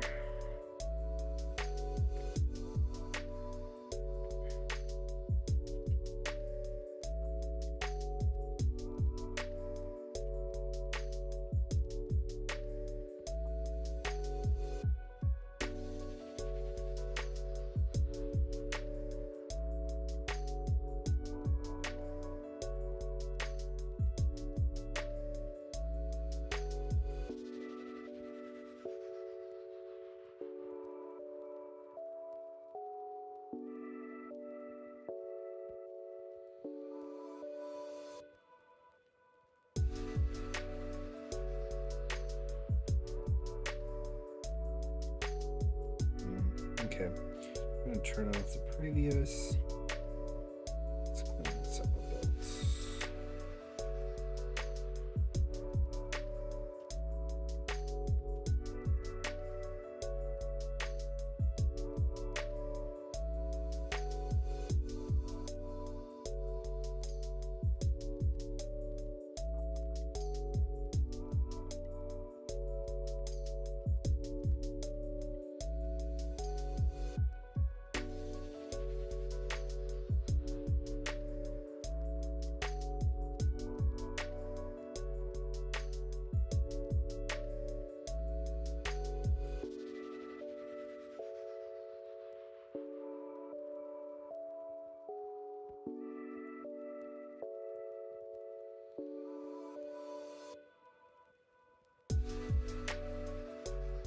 You know what? I don't think this little bit is supposed to be part of this.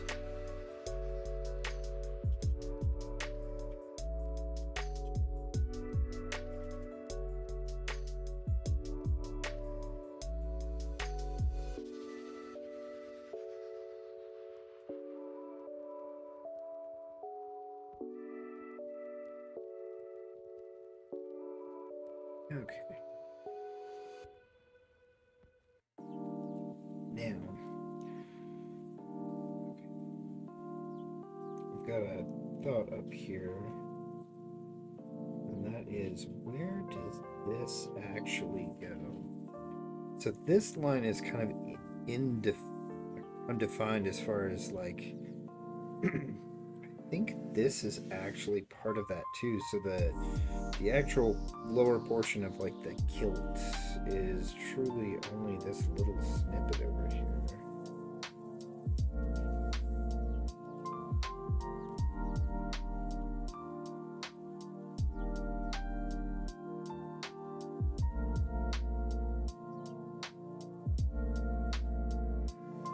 That's what that's meant to be. This side, however, this is going to be a pretty clear split.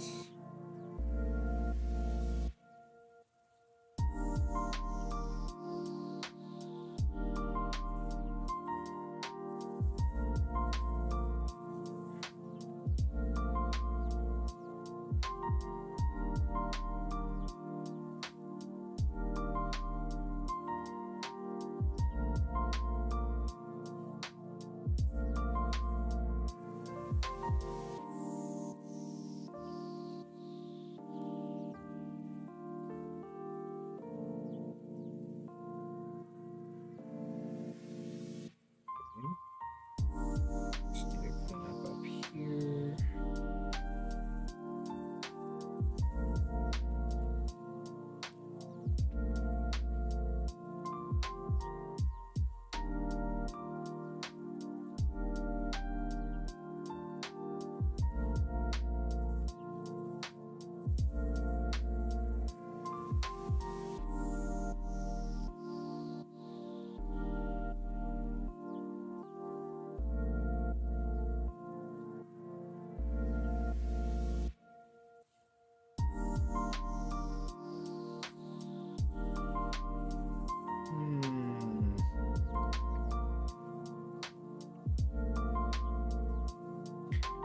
Actually, do want to soften up this edge with a little bit.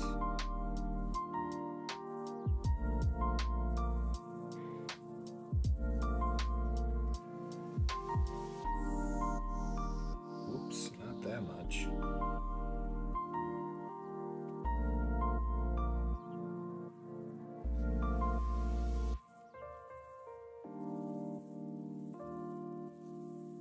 Okay. That is a really harsh edge. Yeah, maybe I should keep giving it some more. Let's go with a smaller brush so I have a little more control, and I'm gonna turn on pressure.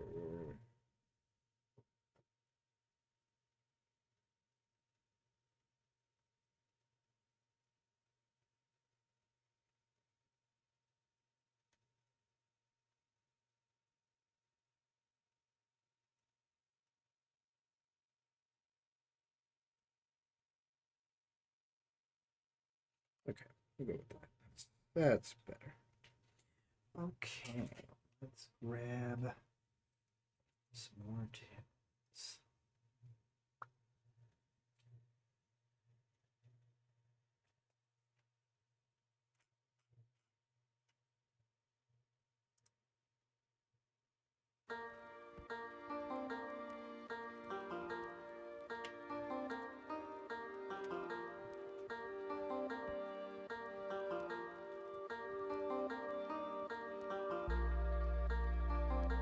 Okay, so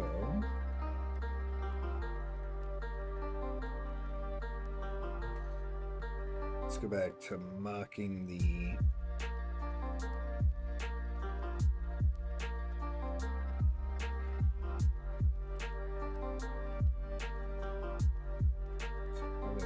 here.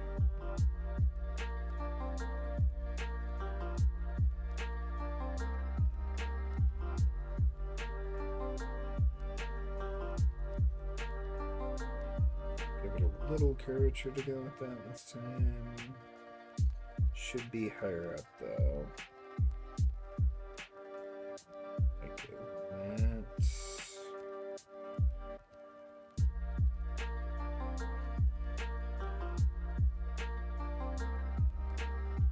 Yeah. Maybe a little bit more. I see it's coming down on the front. So let's go like a little more down, a little more out. Again, quite the same angle as the bottom.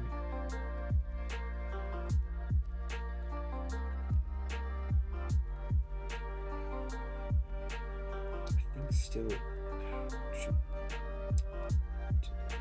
I think still in a little bit more than that.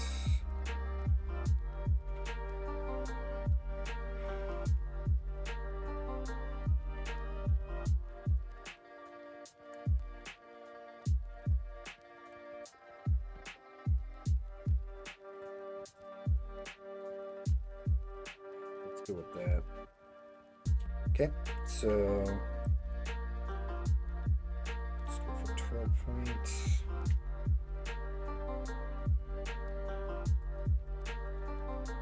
Again, I'm going to go a little extreme on the outside and we'll cut in and refine this a little bit.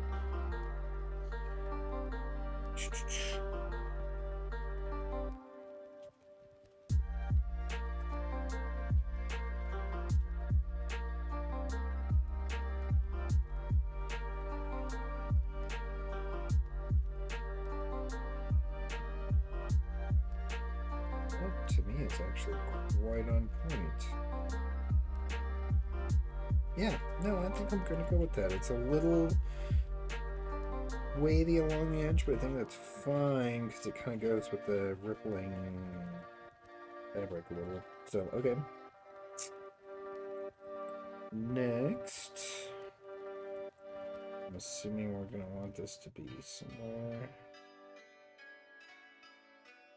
in here, but this is probably way too... You know what, I'm actually going to just take a stab at where I suspect this will fall first.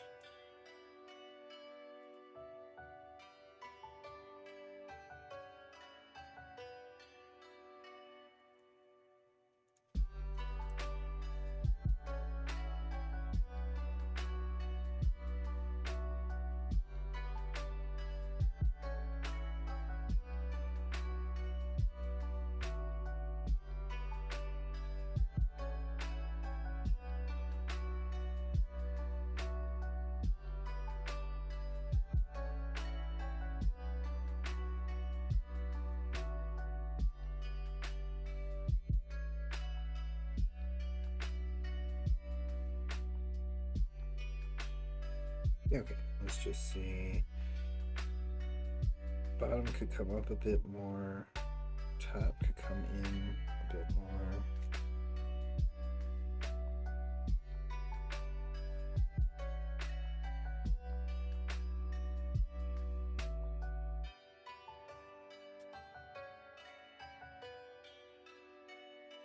Let's bump up the size of this just a hair.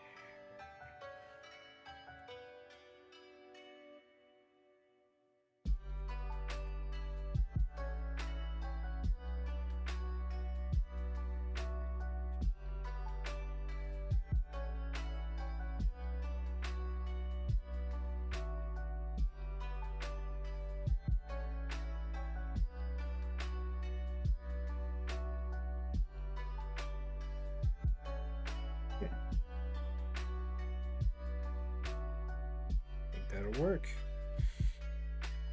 Let me get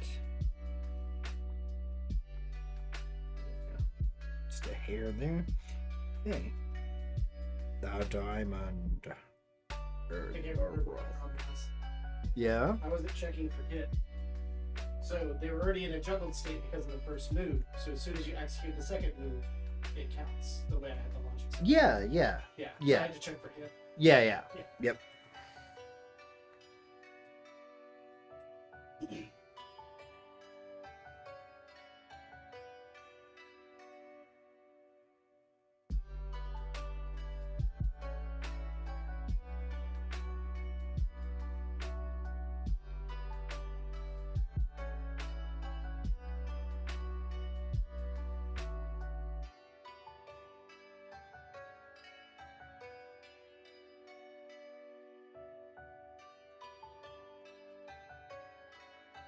Placement's pretty good here, but I'm definitely gonna want to get this a little more sharp.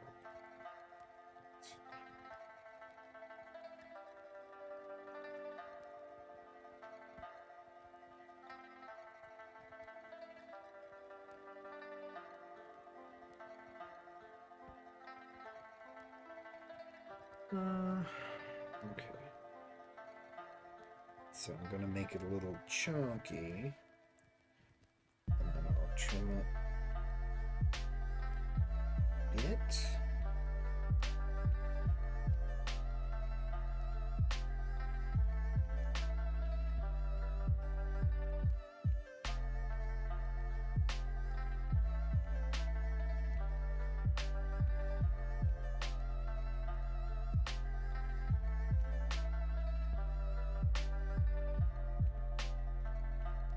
Okay.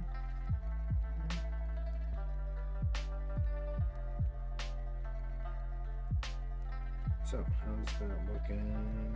It's good to me. So we're gonna do that and then give it the color overlay and shrink it down. What?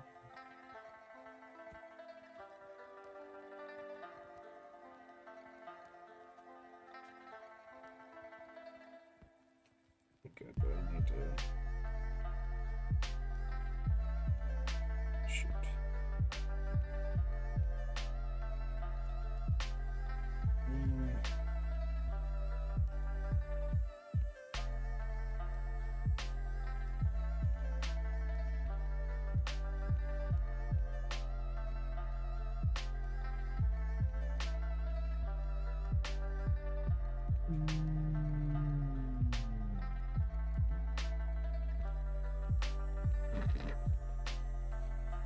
Sure. Go with that. Just a little nudge that way.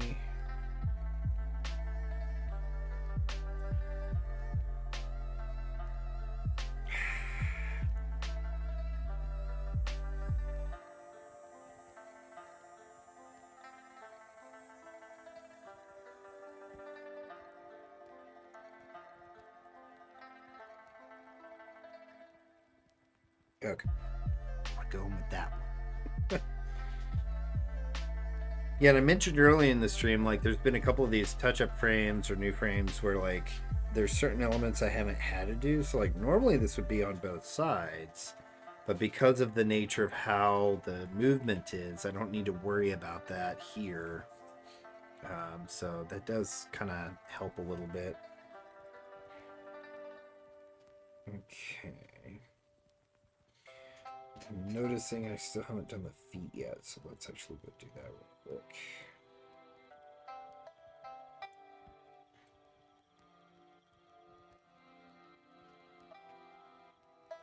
Feet.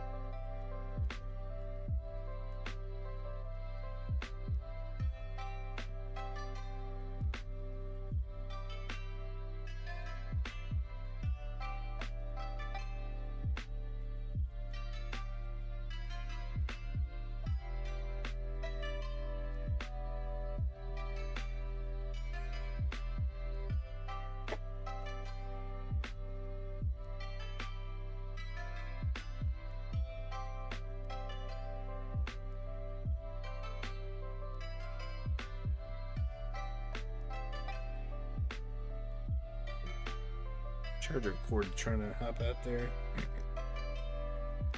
Alright, so now we just gotta get the detail here again. So that's gonna be this gray. It's a multiply layer with a 3-point brush that uses the pressure sensitivity. All right.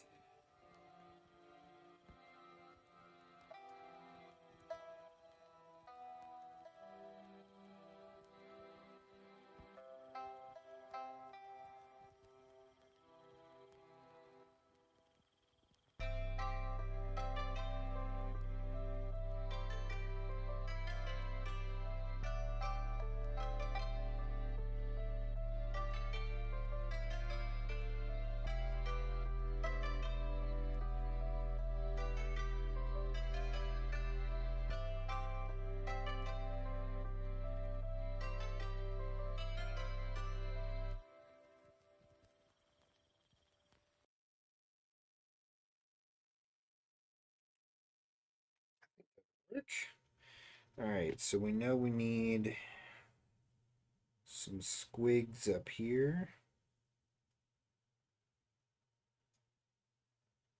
Again, that's going to be one that goes under. This needs to be a multiply layer. Do I like that? I don't know that I do. Whoops. Do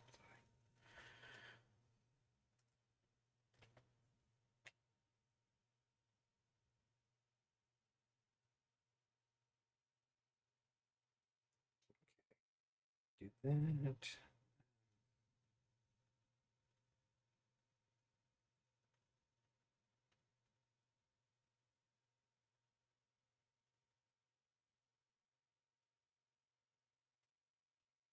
Okay. I think that'll work. I'm gonna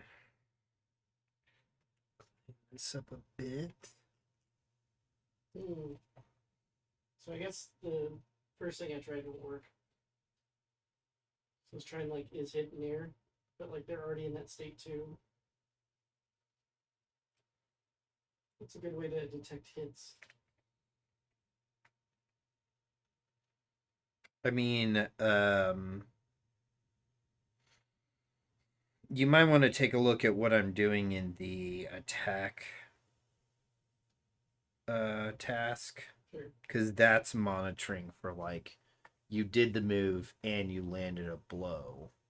Although it's important to note that that's like any hit. It's not differentiating between like an air hit or a ground hit. So but that's probably a good way to check for it. I think I'm just checking again for like a change of state in their hit status or something like that. That's the problem though, is like they're already in air and they're already hit. Yeah. So What are you trying to catch? So, like I said, if you just do the move after the next move, like they already meet the condition of like, it's not actually checking to see, because they're already juggled, they're already hit doing the moves in order.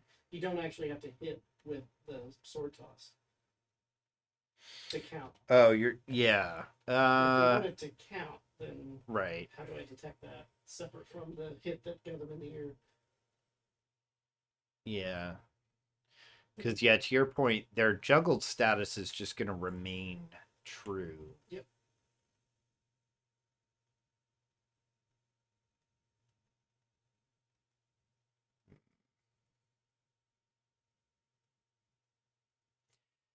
Yeah, you almost need... You need a way to know that they've restarted the hit move and that they're juggled. But, I mean, I guess the question is... Do we care? I guess for one. They're still doing the moves in order, it's just they're not hitting the juggle with the sword toss. Right.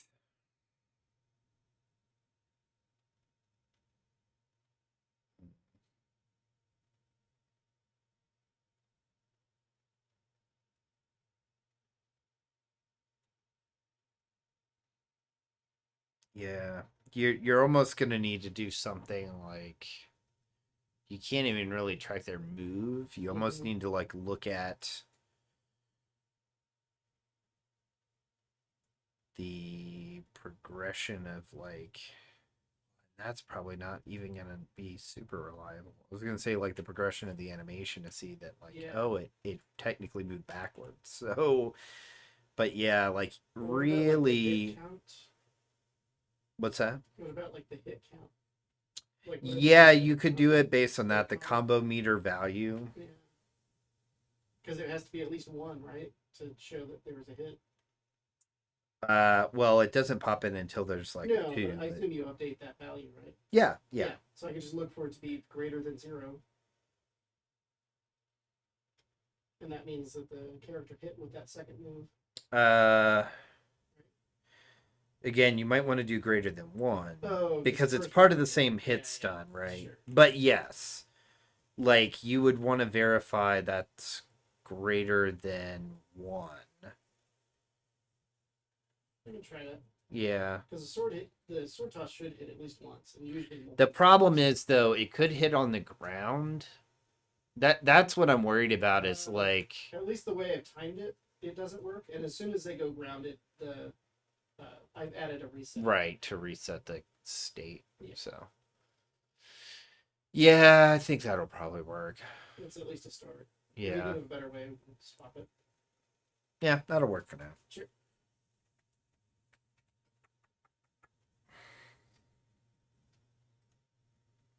Okay. I need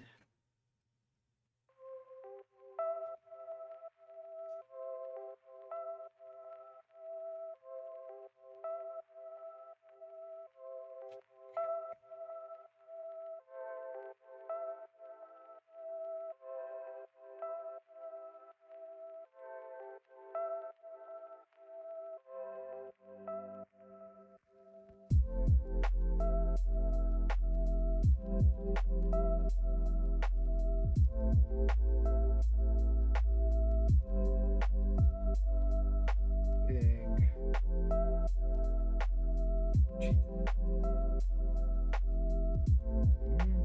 Not really.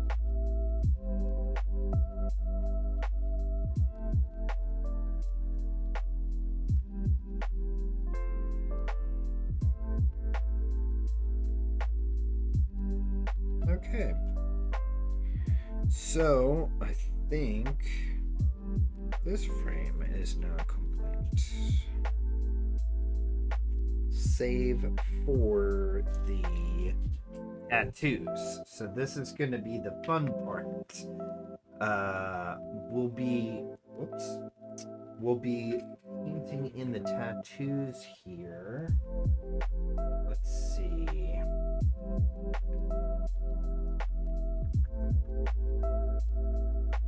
Yeah,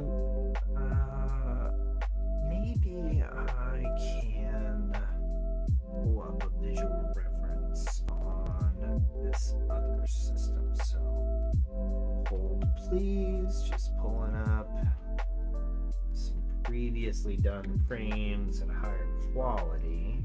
I think that'll allow me to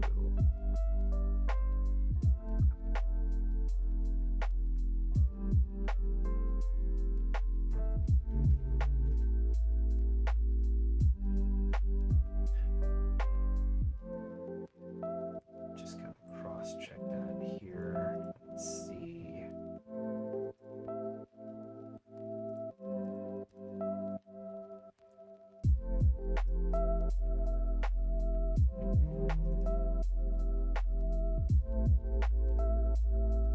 Okay. So on my other computer, I'm kind of pulling up some frame references for me to spot check the different elements here. And then I'm just going to go through and kind of like draw in the different tattoo segments.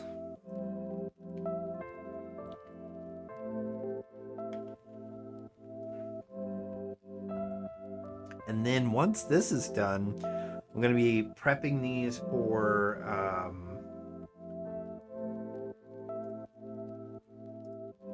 loading into the content system.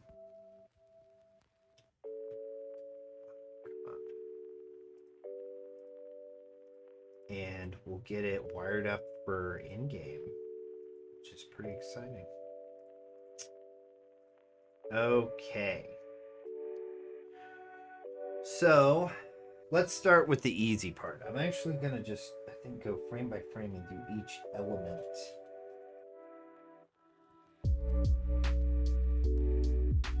That might be a little bit easier to make sure each piece I'm doing it kind of more consistently. So, let's see. Hold on, let's get set up at the right angle here.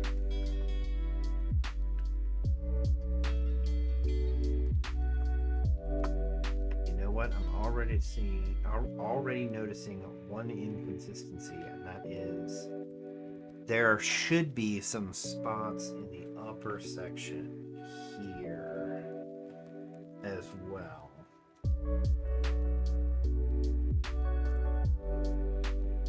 So let's just go ahead and add those. That's fine.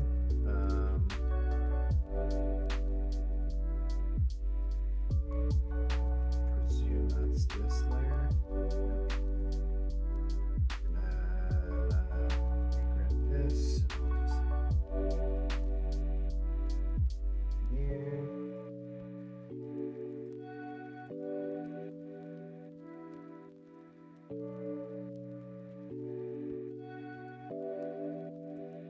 Seem a little too pronounced. Let's go smaller.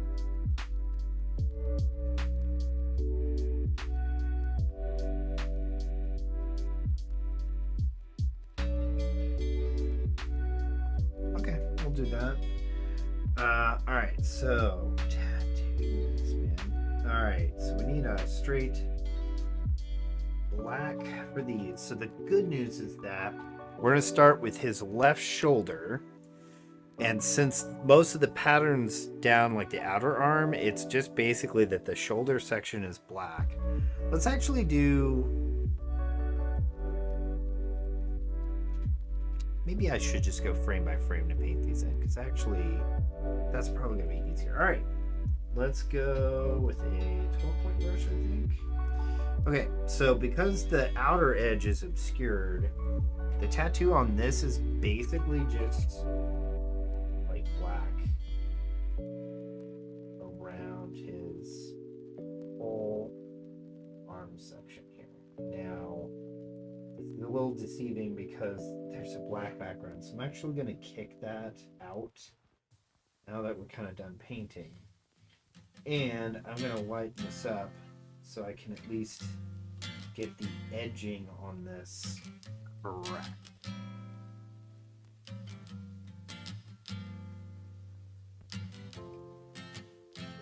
That's pretty good there.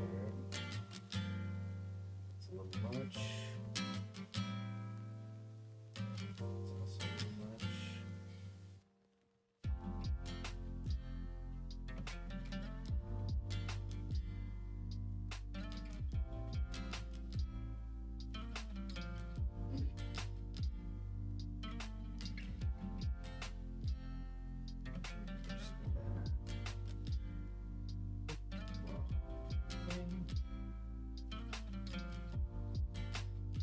Hope everybody appreciates staring at the very top of my head.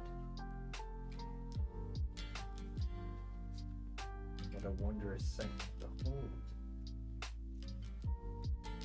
Okay.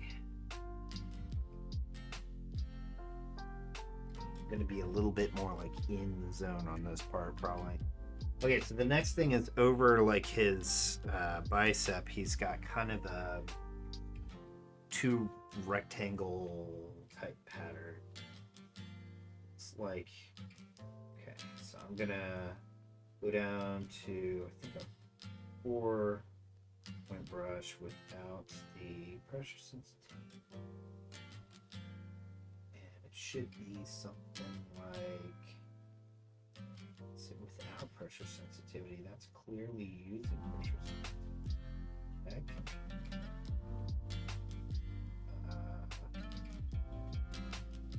Okay, well that's not good. Hold on. Okay, why am I getting pressure sensitivity on that brush hard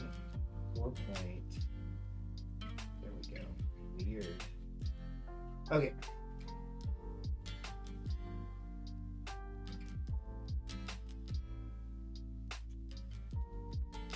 This one has kind of like a outer border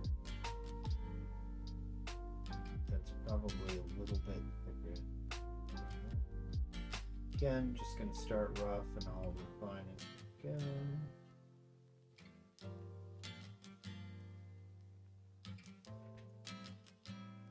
And then there's like a solid interior. So let me this up a little bit.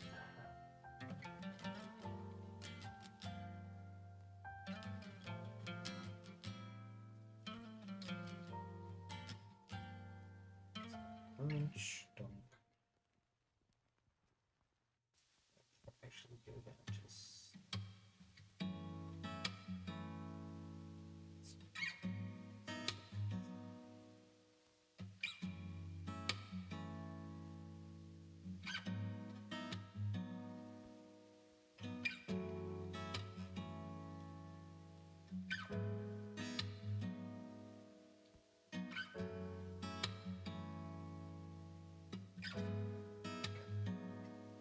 get the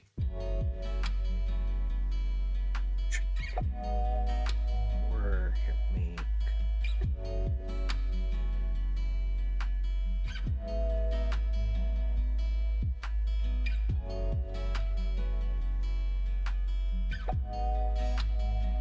Rounding it a little bit intentionally just to kind of conform slightly to the shape of the arm, but alright, I think that's good enough. And then yeah, so there should be like an inner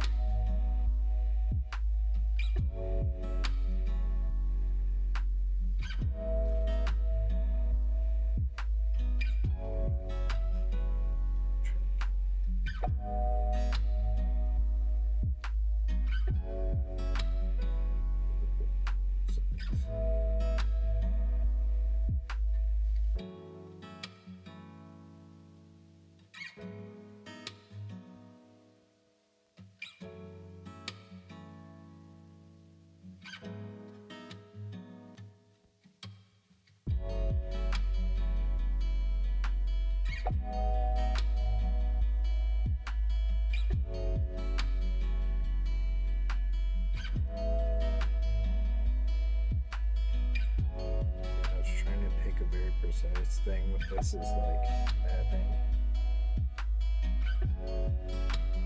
Just about super smooth.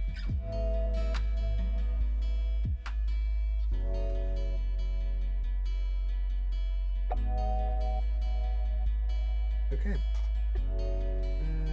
We'll fill this in just a little bit.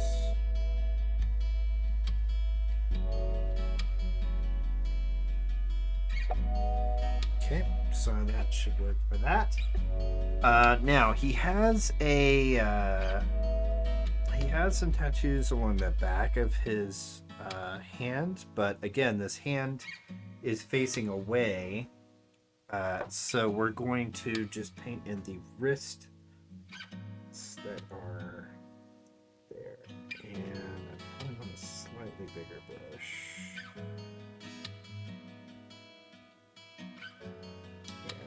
We'll start with this.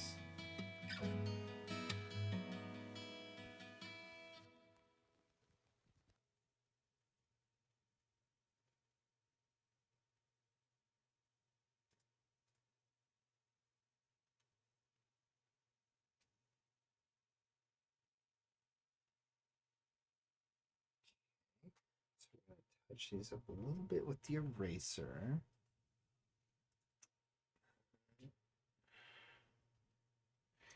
I might actually just stick with one point here.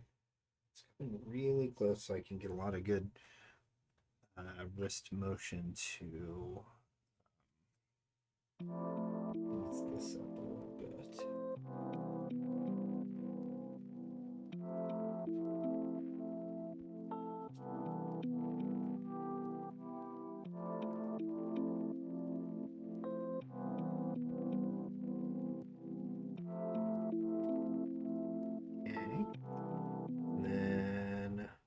We want to fill in this a little little bit more along the bottom edge, even though that's too much.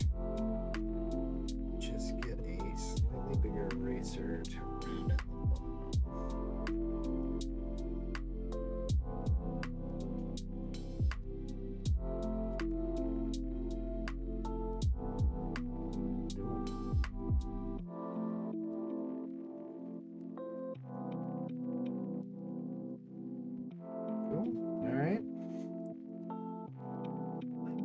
Alright, so that's half of them.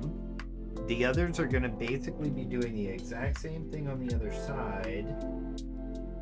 Now, there is a little bit more of his arm visible here on the outer edge, but not enough to really see the detail. And a lot of it's shaded, so we're actually going to kind of pull the exact same setup as the other side. We will have the detail for the back of the hand. Other than that, I think this will be too bad, so let's take a look at that. Just toss this in a fresh layer. That's me down just a touch. This one's going to be interesting because I kind of have to almost follow the hand. I think it's here, right? So I think this is really just the region it should be in. Just overfill it a little bit.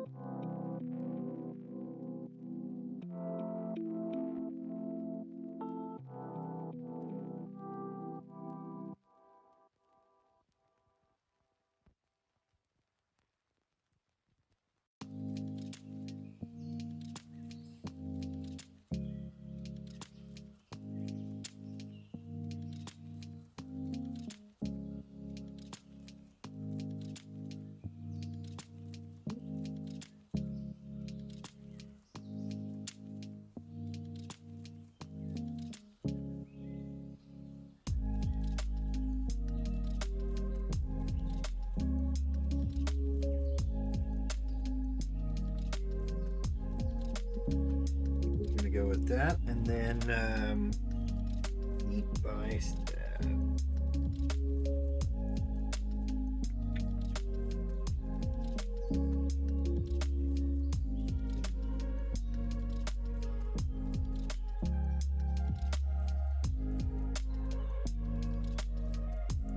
Kind of just roughly.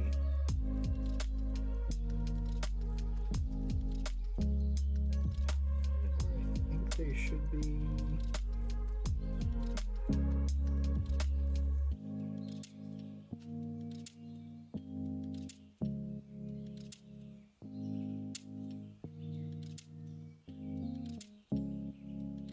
Okay, yeah. Doesn't work enough to refine. Okay, let's go 4 point.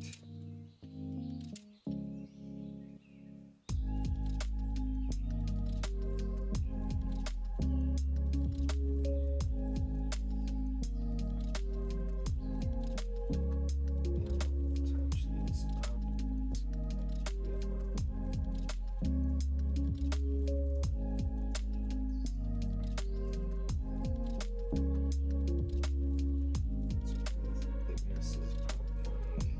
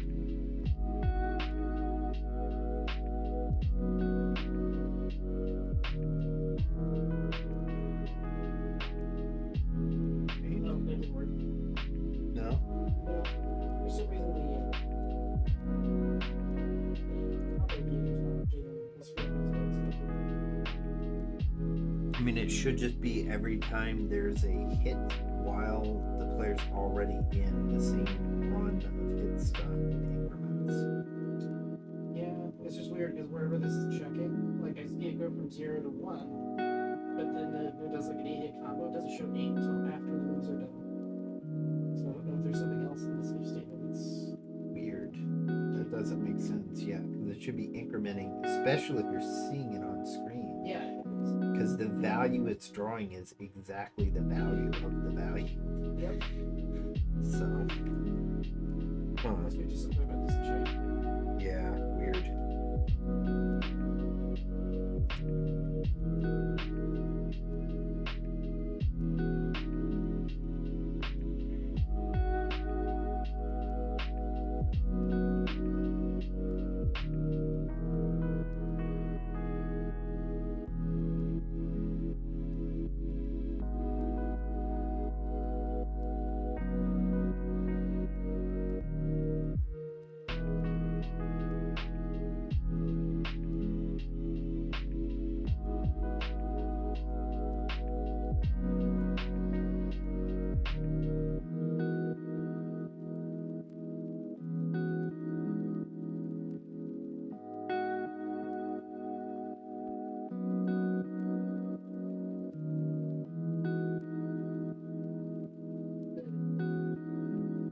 If statement is checking to see if the current move is different. Right, because This statement won't be. that is at the time the move is triggered. I think that was why I originally had a little separation between like monitoring for the juggle and the satisfaction of the move constraint. But yeah. Because yeah, you want to check for the hit regardless of the time it's executing the move. It's like they're kind of two independent constraints you're looking for in a way of these moves were executed and they hit with a juggle property. Because rarely are they going to have a hit on the very beginning of their execution.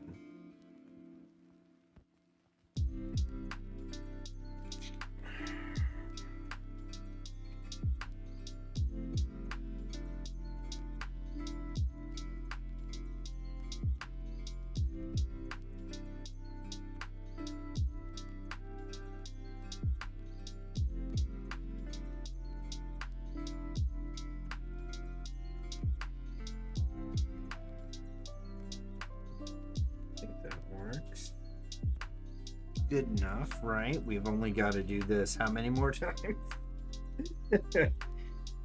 Alright.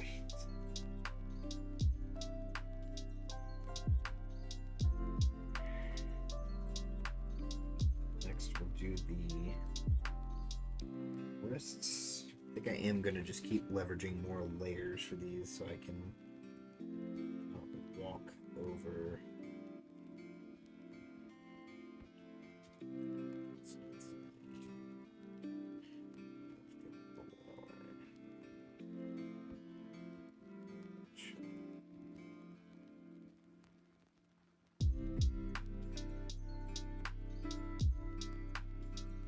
Look how garbage at first. It's kind of the point.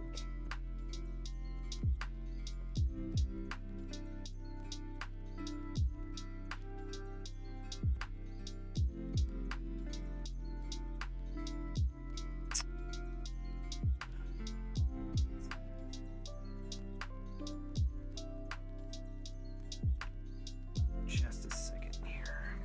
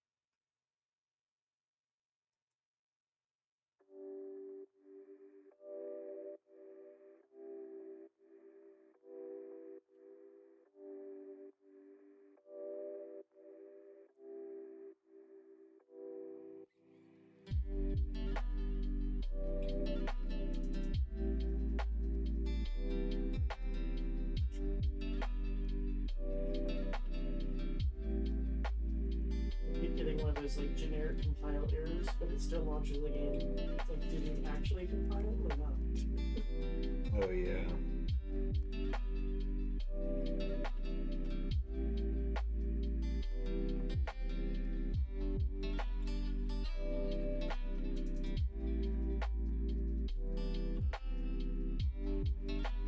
I think that'll work for that.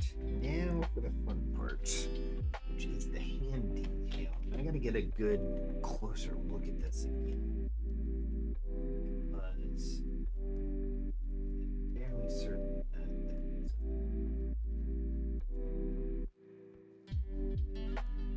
yeah, I kind of remember this. Okay, so let's go 3 point. Yeah, that should work. So there's kind of a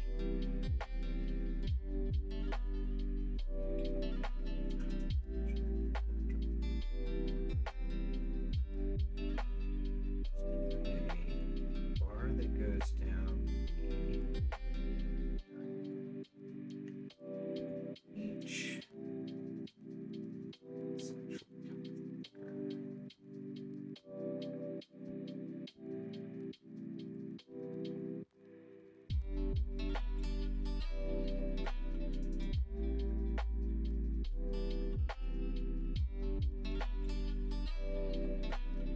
Each finger has kind of an extension to it.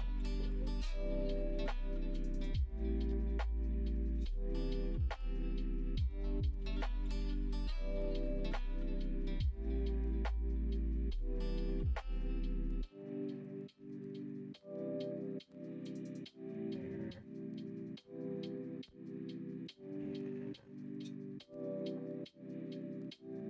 And that.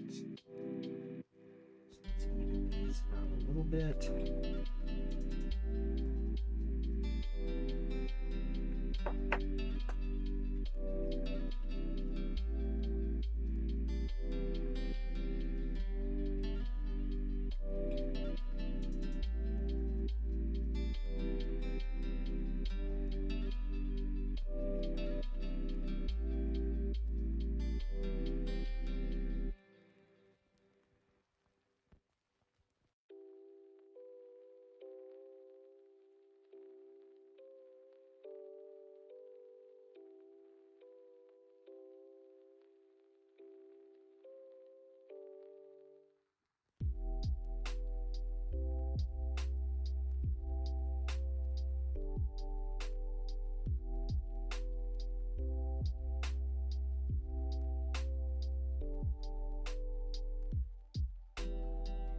Good enough?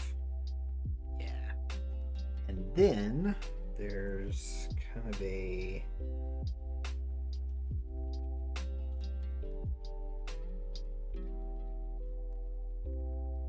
pattern like this.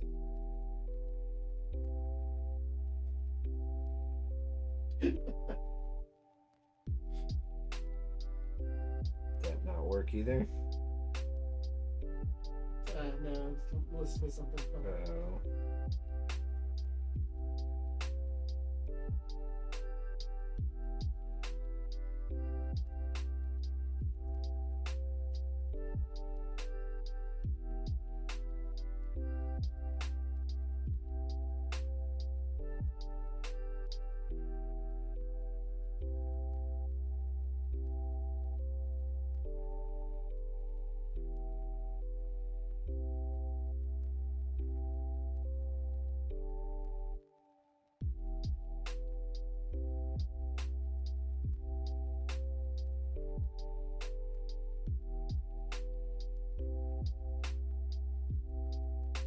All right. And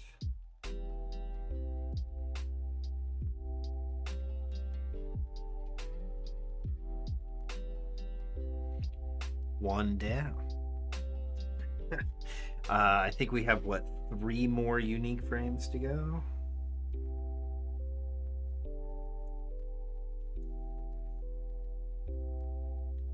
So the cool thing is I can start dropping these guys in their own layer.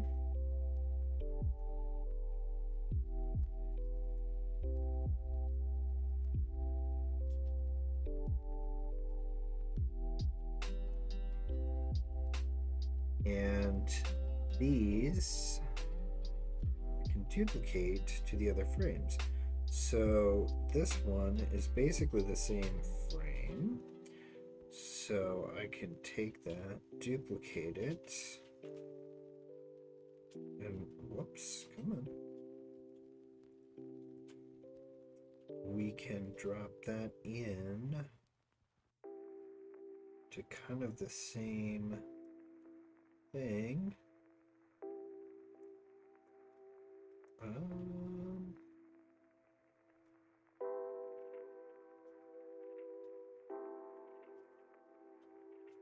What am I missing here?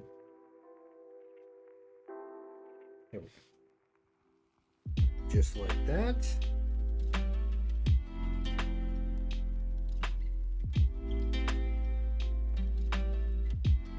And we'll be able to do basically the same thing here.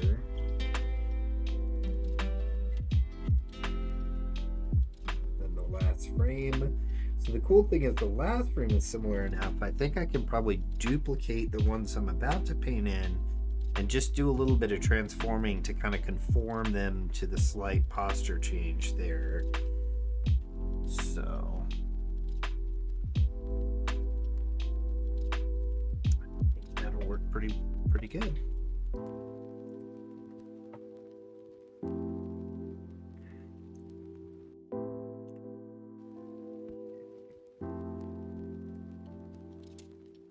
Okay.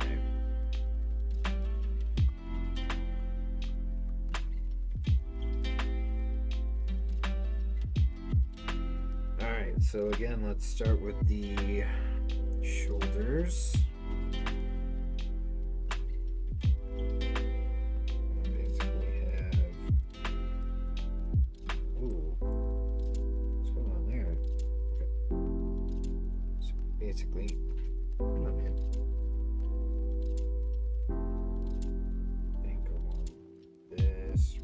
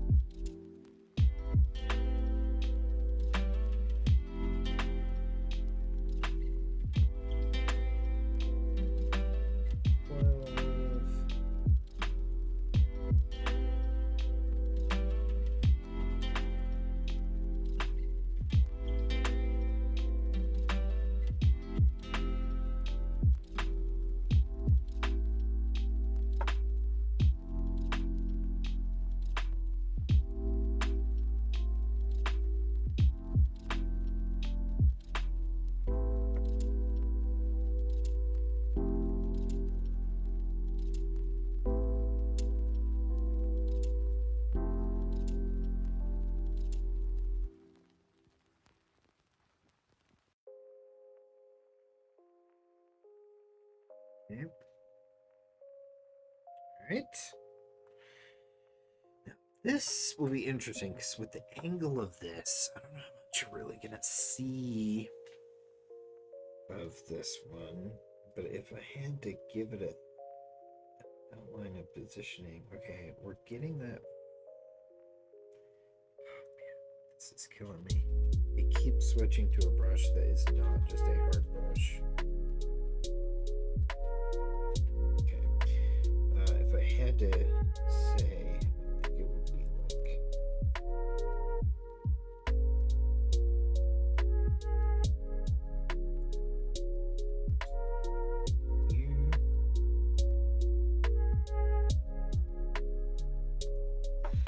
So I think what I'll do is kind of like draw it in and then just mask the portions that are not to be visible.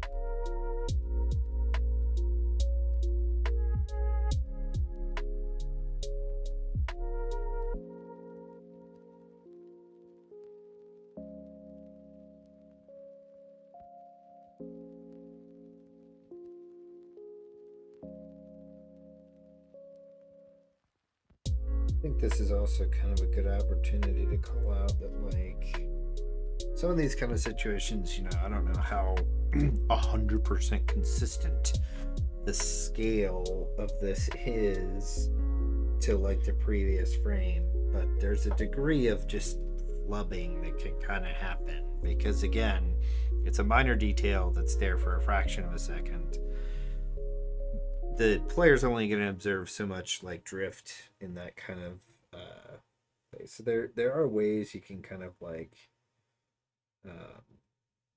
I guess prioritize where the detail and consistency is going based upon that fact.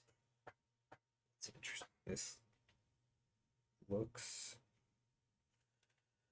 like it's still using some kind of non-solid brush here. So we're going to go to a 12 hard round and fill this in a bit more.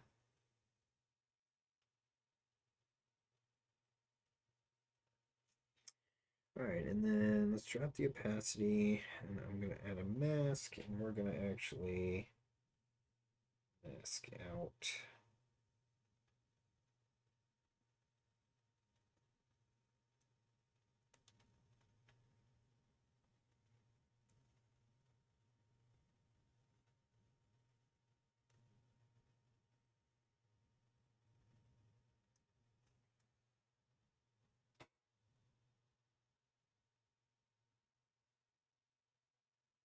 I think that'll work.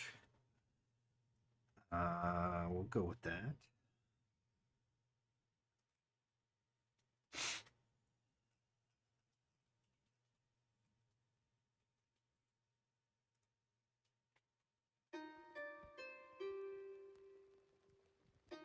Do you think I'll add just a little bit of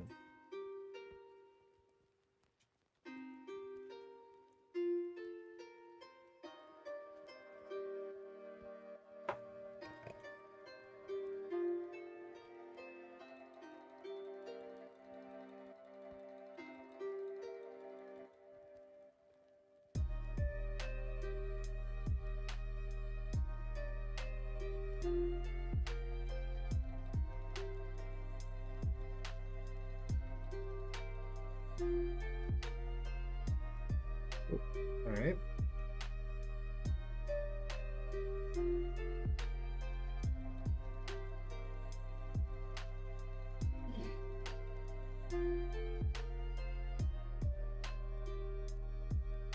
Got that mixed up. Okay. Then on the right, you can't really see, I don't think you would see any of the detail around that hand. So I think we need to go to the other side. Now, this is where we're going to have a little bit more visible detail in the pattern of the tattoo, I think. Okay, so let's start Yeah, 4-point brush, I think it's fine. Okay. So, alright. This is going to swoop around here.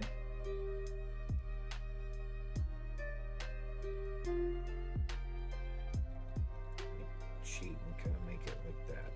But there should also be like a split line of skin.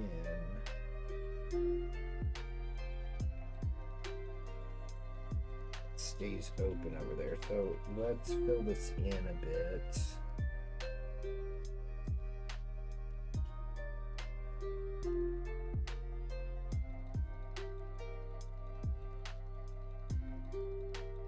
I'm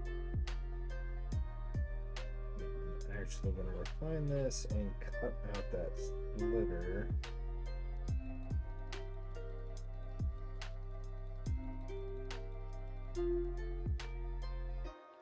Yeah, 12 should be a pretty good one for this.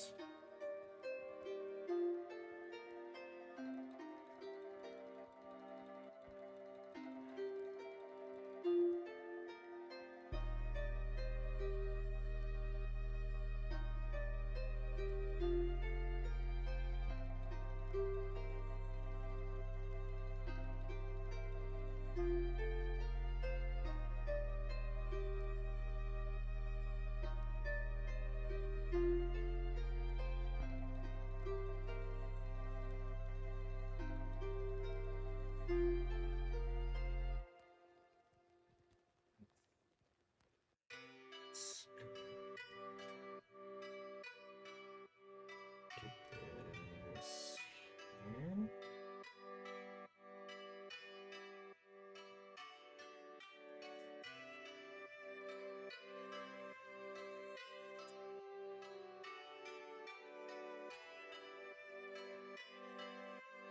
That'll work. Okay, so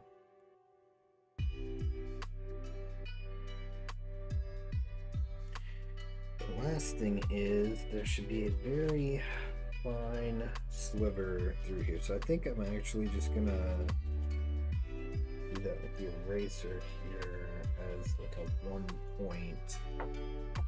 So that should wrap basically all the way around here.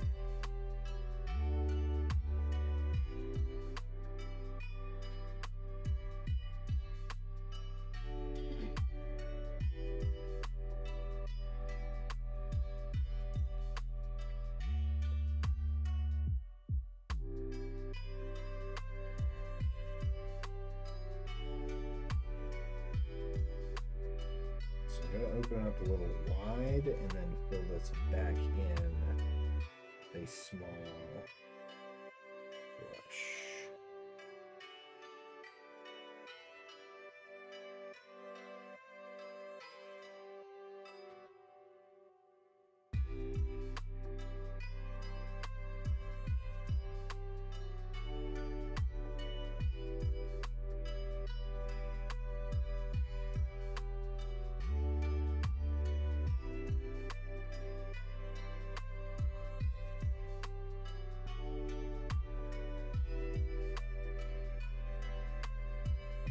Okay. So now I'm actually going to do this as a separate layer, even though this is part of the same marking, because I want to sketch this out as well. This is kind of a it goes down to that.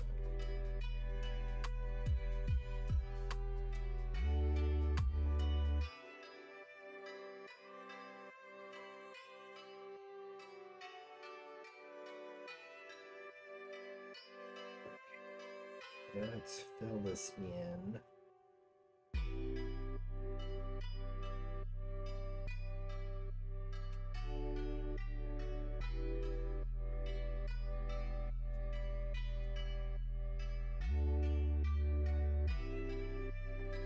I'm gonna erase this.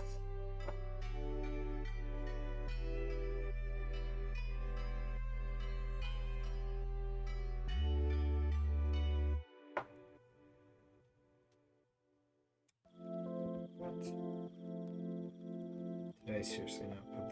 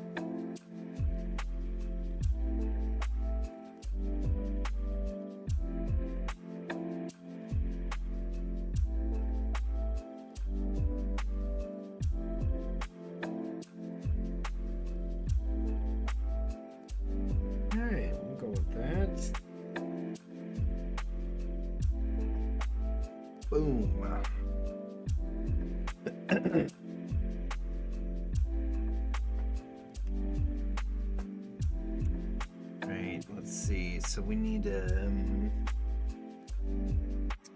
do another of these guys. Now this time, this one's not quite fully formed. It kind of wraps around.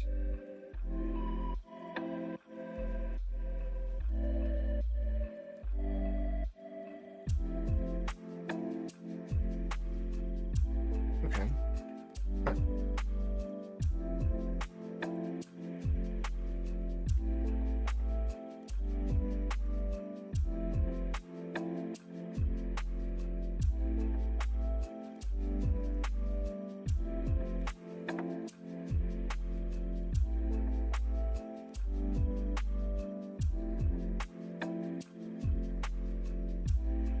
Yeah, it was funny the other night when I started working on these again.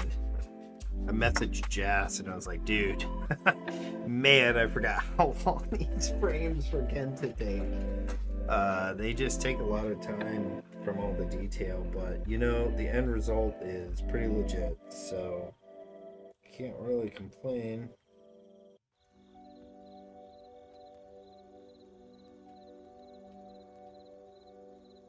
And it's funny because we found some ways to optimize our process over the years, but like certain things, there's just not but so much that you can really do.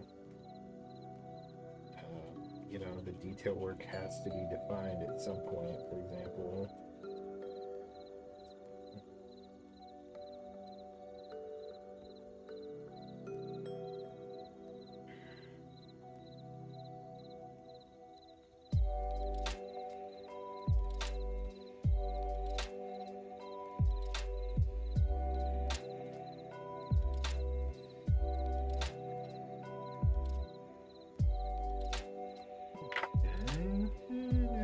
It's a little rough, but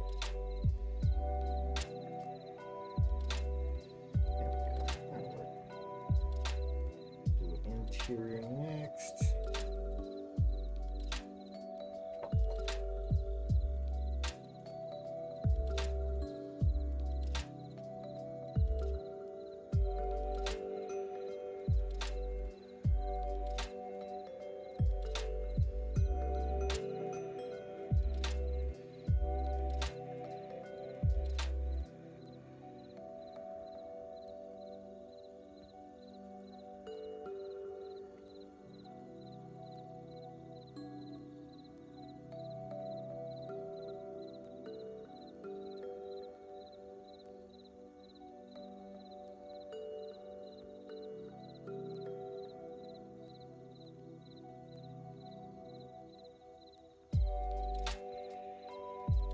Okay.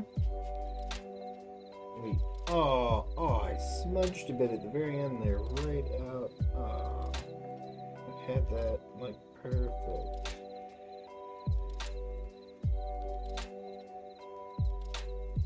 That'll work, right? That looks pretty good. All right, now we do need wrist and hand on this side. And, you know, this is again like fudging it a little bit. I'm pretty sure that technically with the perspective, you should be able to see like a very slight amount of wrist stuff up in here. But it's nobody's gonna notice that split second, the angle, it should maybe be a hair visible, so we're not going to worry about that. Okay, let's actually. Oop. What you doing?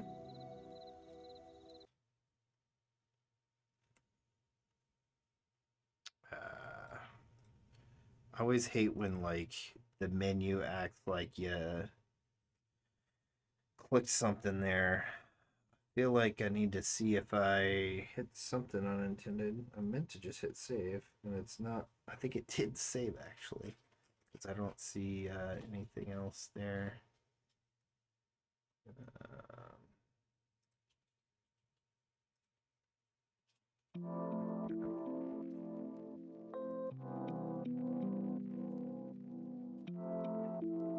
Still using. Come on. Why am I not getting menu prompts half the time? That's frustrating. Okay.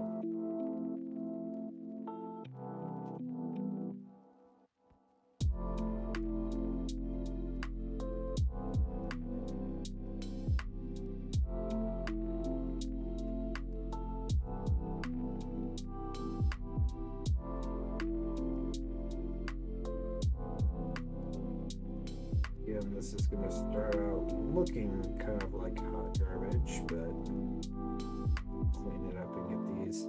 Again, like when I did this before, I had like all these patterns for these different shapes pre-made, and I would kind of like drop in the custom shape, but then I would have to do all this distortion to try to fit it to the right perspective and angle and depth, and then potentially still do some hand manipulation. And it was just kind of like, how much time am I really saving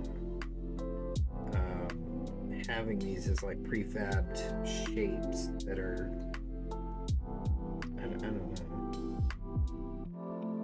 I think the answer is ultimately not a lot, because I haven't kept those. I mean, I'm pretty sure I still have them backed up and active on this system that's streaming this, but I have not bothered to move them into my Creative Cloud instance, because just haven't really needed to use that approach.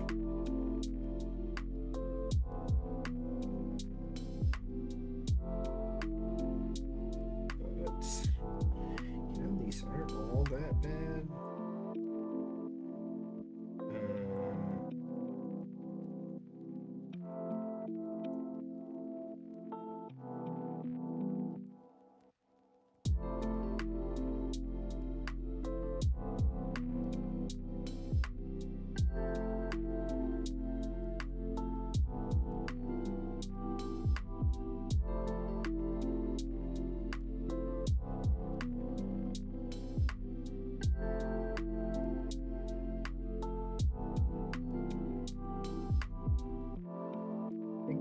Okay, so then we need the rest of the hand textures. So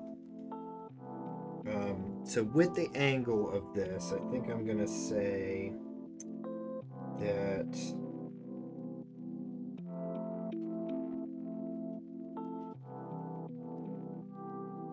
this one should be here.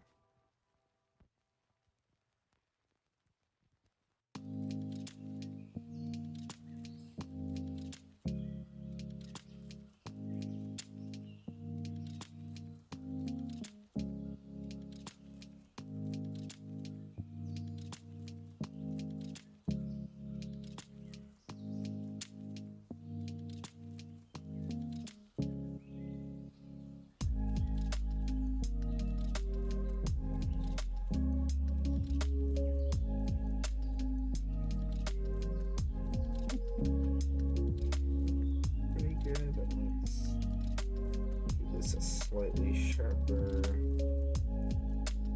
definition.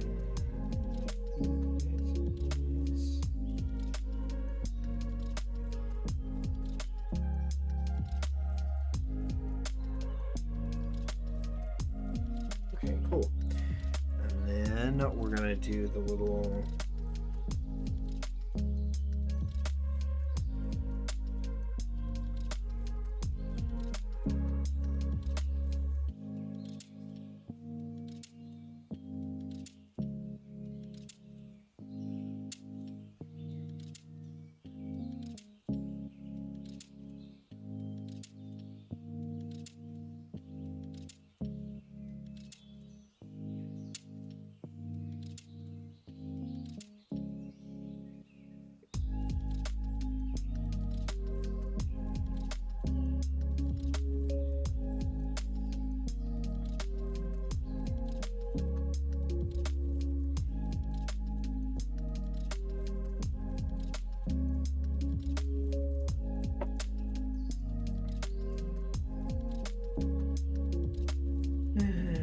should definitely be going more over. Actually, this really should be.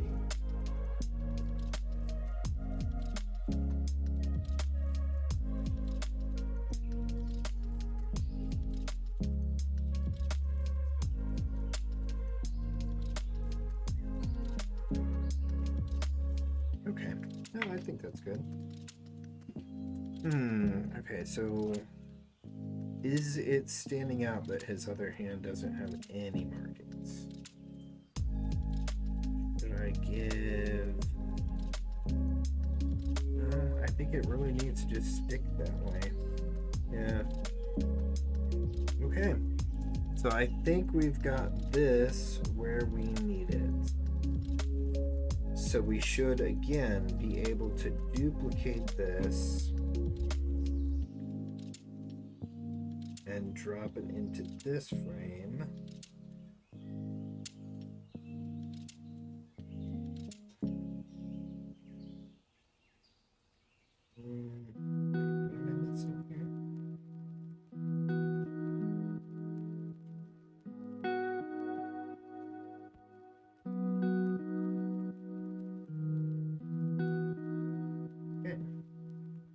Actually, hold on. That should go here. So then we just have this last frame, which I think, yeah, we could do some manipulation to kind of move that. So here's what we're going to do. It's been about another 2 hours or so since we took the last break. So let's take another 5 to 10 minute break here. And when we come back, we're going to finish up the last frame, prep these, get them in the content system, and set it up in game. And I think that's probably where we'll call it for today's stream. So hang tight. We'll be back in just a few minutes with some more Konsui Fighter Live development stream. See you guys in just a few.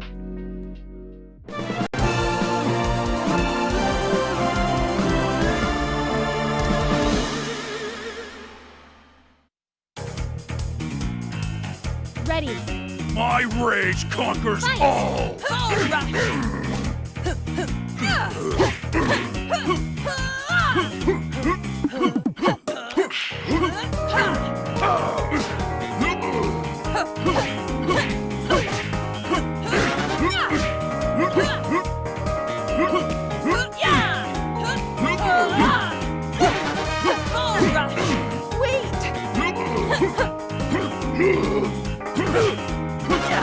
Out of my way!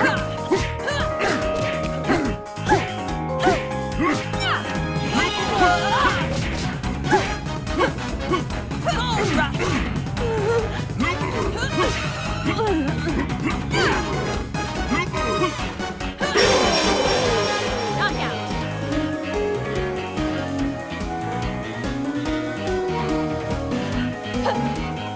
See you next time. Ready. My rage conquers Fight. all!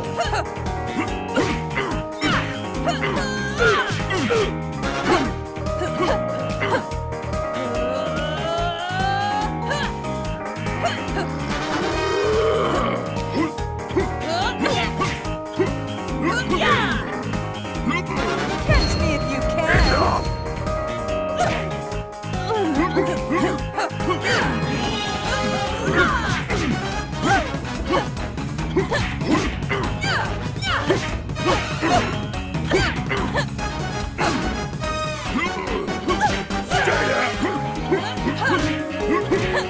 Stay out!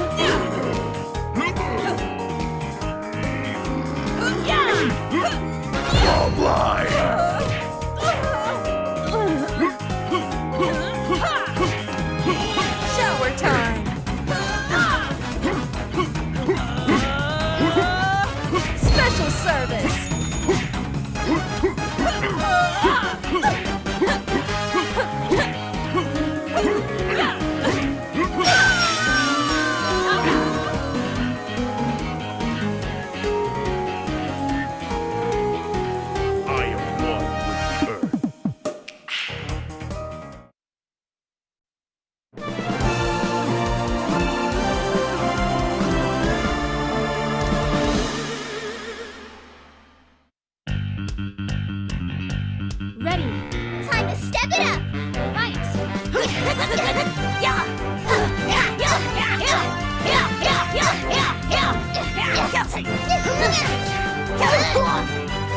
Coming through! Break it down!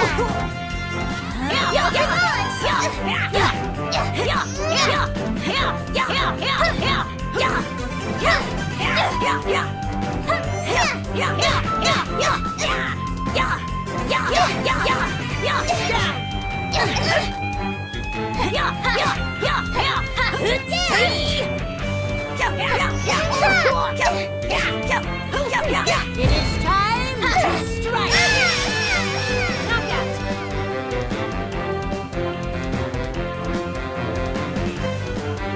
A modest test of ability. Ready. I am Fight.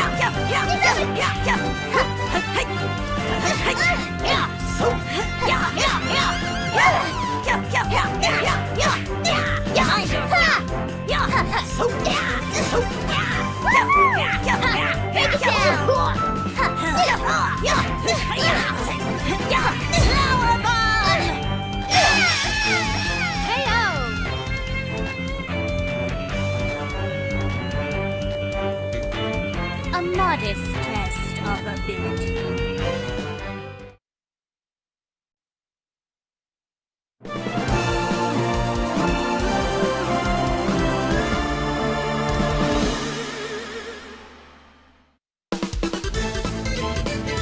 Ready.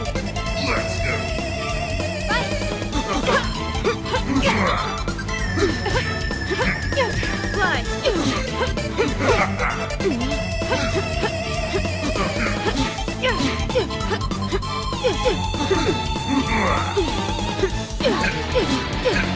go.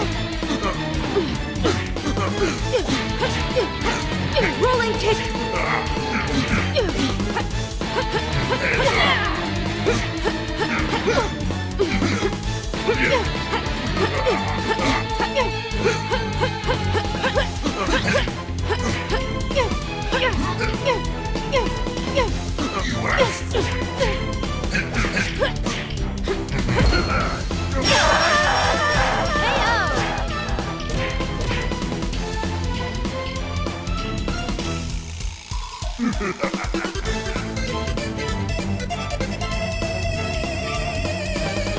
Ready. Let's go. Fight.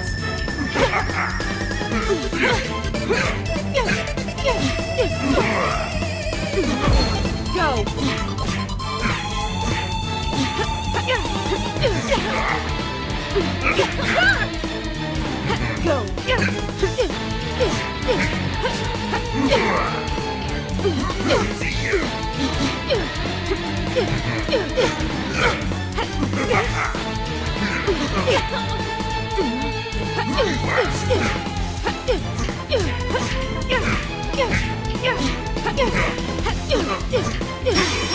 Go. Knockout.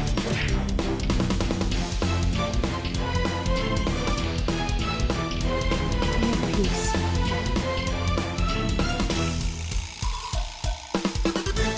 Ready. Fight.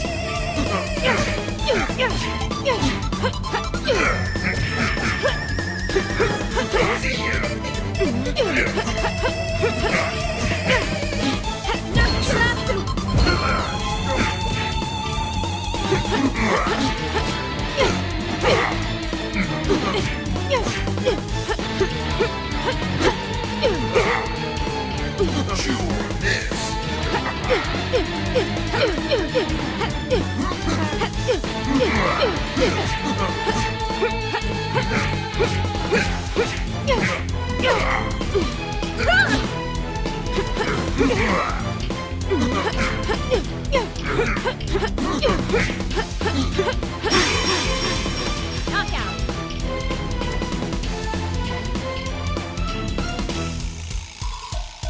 All things must come to an end.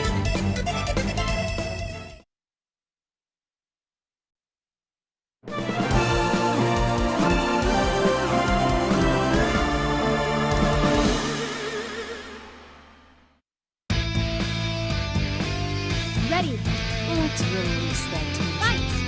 Hey, come on!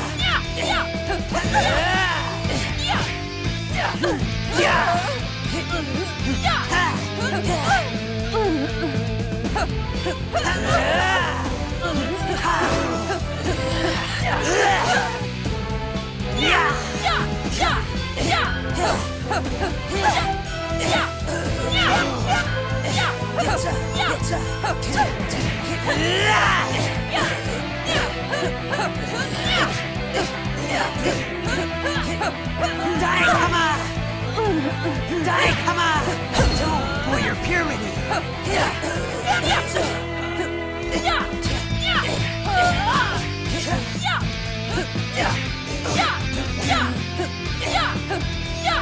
Saw driver!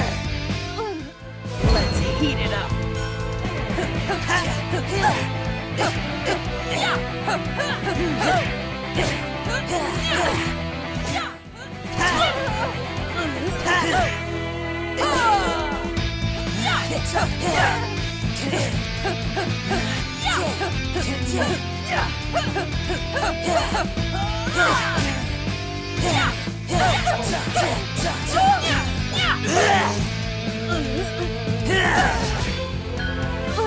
Round cutter!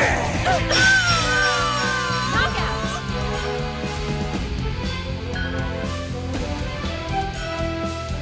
Hard work is far from complete.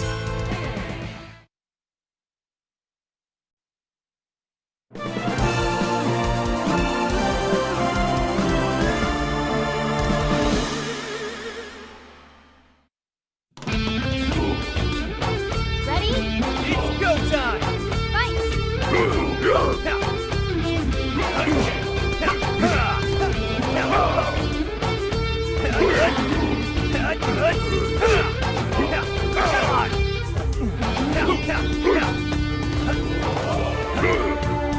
Get back!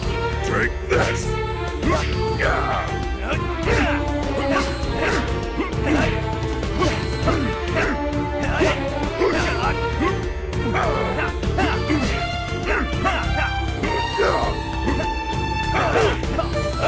Incoming!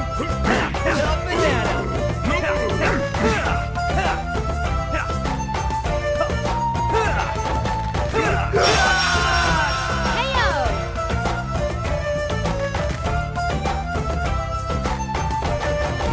The rocks are mine to command! Ready. On guard! Fight! Dragon Flash!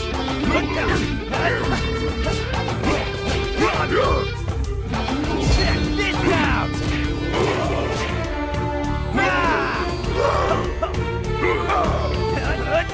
Hands up!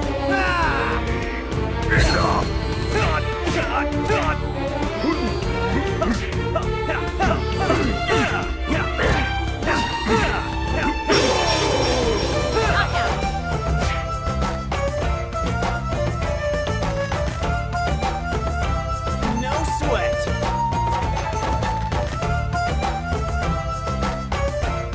Ready. Let's see what you're made of! Fight.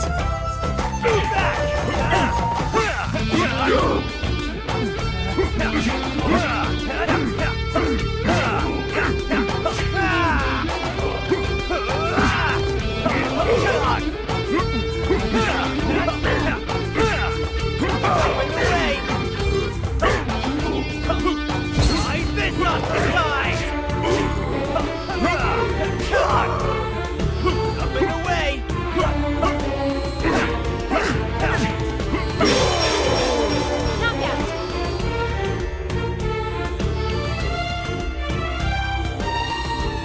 No sweat!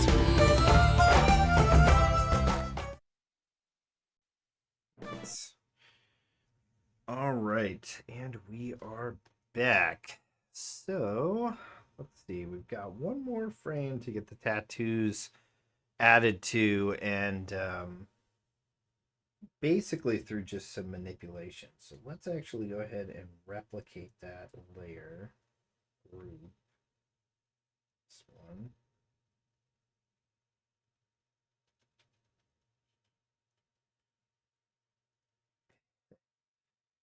And yeah, we're gonna kind of just retrofit this.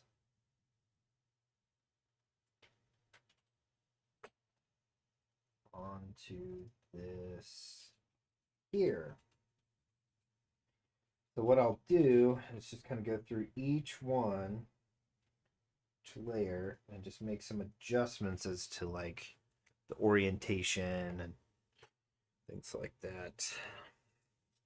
Which is kind of similar to what I was talking about having done before.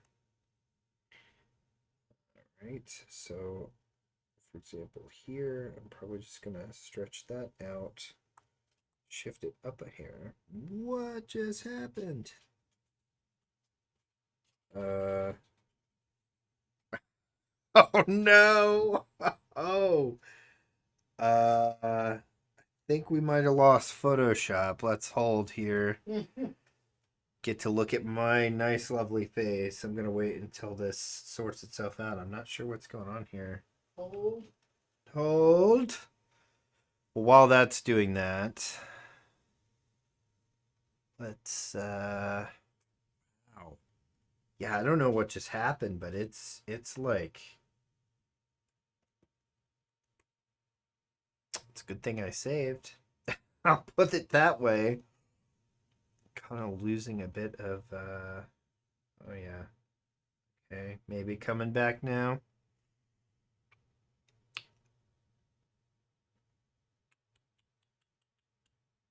So I can't remember. Is there a way to like disable the fade in and out of a slide? Yeah. The default transition is a fade. So you can do like dot delay in or dot delay out depending upon what you need. So if I set it to like 0, will it drop through? No. Well, yeah. So you can do like a delay in 0 or yeah. Okay. You probably want to do the in, not the out. Okay. So the in of the slide that you're transitioning to. And then if that is a slide that does not wait for layers, whatever that time span is basically the duration that slide will be. But if it does wait for layer completion, which is the default, it will just delay in at 0 and then do its thing. Guess I'll just poke at this. Yeah, because basically every new slide transitions in on top of the former slide while it does its transition out, which I think it's defaulting to like delaying out so you don't get a weird like mid fade partial alpha thing. So basically the new one will fade in over top of the previous, and then the previous ends after that transition period's done. So Okay. yeah, if you don't want it to fade, just tell it to delay in at 0 or a fixed duration if you want to give that slide a duration that's independent of like waiting on the layer transforms and all that to complete. Okay, that's into it. Yep. Wow, man. Yeah, Photoshop just died a horrible death, as did like Dropbox. So something just blew chunks on my system here. Well, you guys get a cool like intermission thing, I guess. I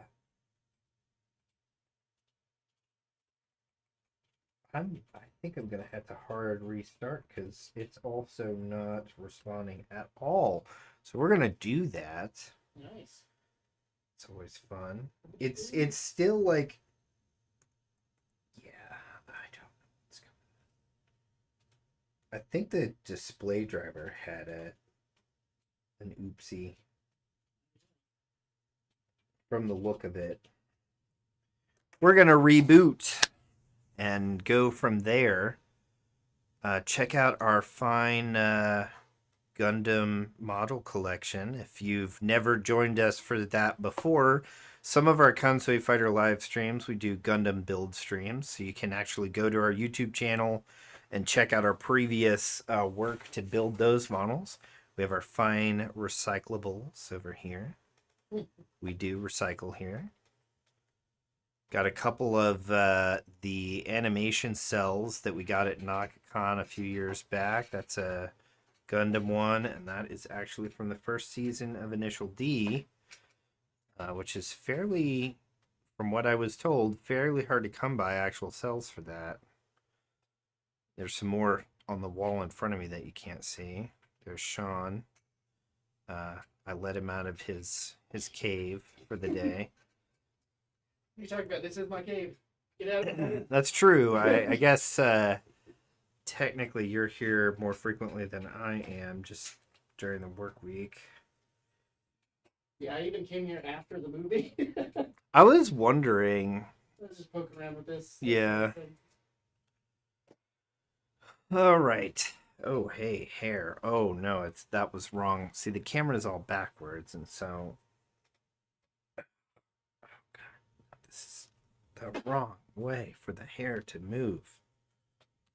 I don't want. Okay, we're back. I think maybe.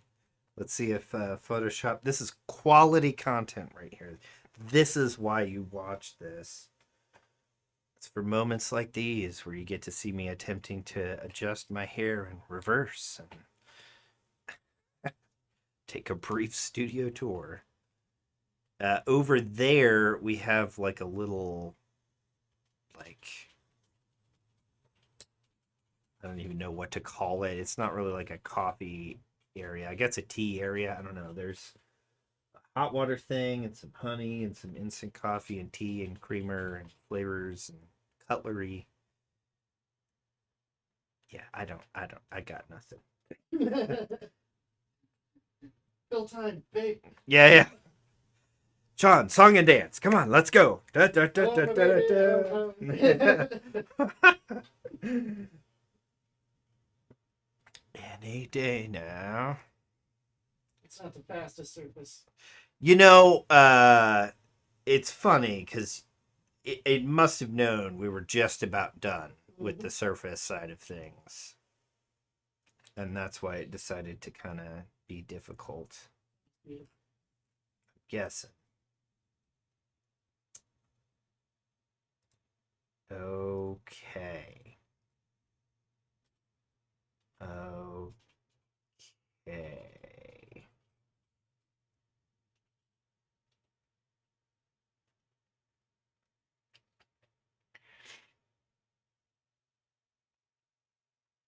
Yep, back to this.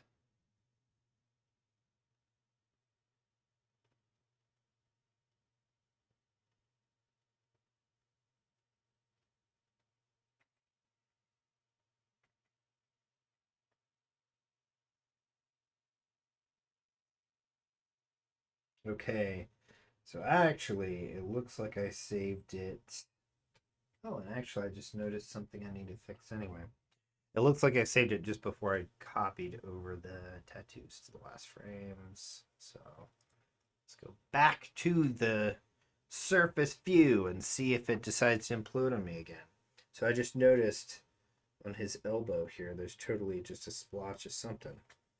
We're going to fix that.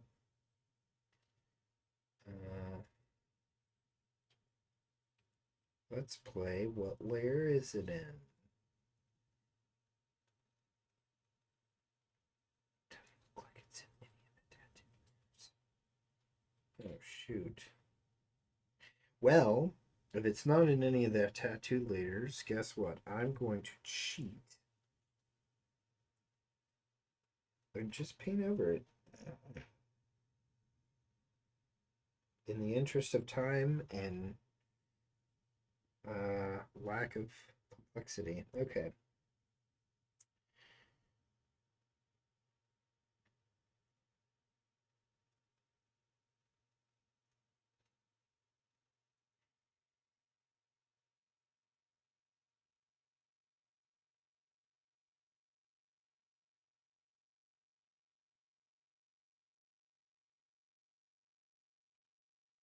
Okay, so we got that one duplicated.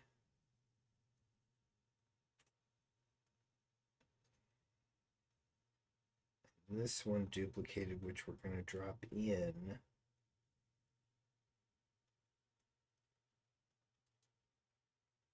Up here.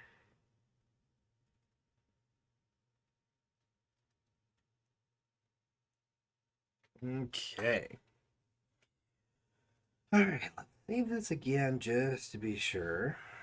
And let's get the tunes cranking again. Get back to business. It's a fun little interlude after the break. Alright. So, as mentioned, we're going to kind of warp these around a little bit.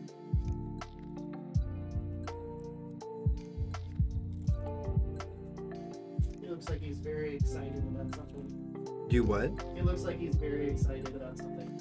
Yep. He didn't get knocked down to the ground, Sean. That's what he's excited about. It's the best day of his life. He didn't Yep. get knocked down. Yep.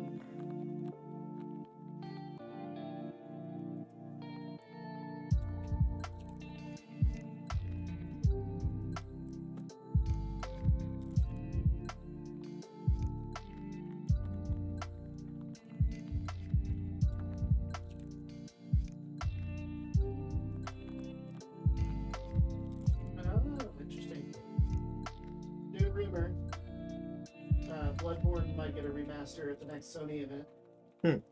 I mean, people have been asking for it, myself included, for a very long time. Watch it still not be 60 frames. I swear if it's not, like, I don't get what's preventing it, because Yeah. that should be an easy win. Yeah, I think the main thing is, again, they kind of built their entire game around Yeah. low frame rate. Oh yeah, but like, still, Yeah. come on. How much money have you made? How many people do you employ to be able to work on? Well, it's Unbinding the that? studio. They hired Yeah. somebody else, so like, Yeah. just fix it while you're working on Yeah. it.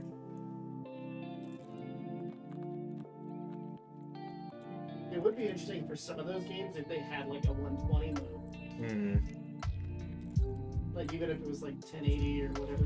Sean over here. Well, they should really get it to 60 frames per second. But what if they get it to 120? They should really be aiming for that. I mean, Just saying. yeah, Like an yeah. action game, like that was maybe not fast enough to really matter, but there's a handful of games that would at least be interesting to see in that.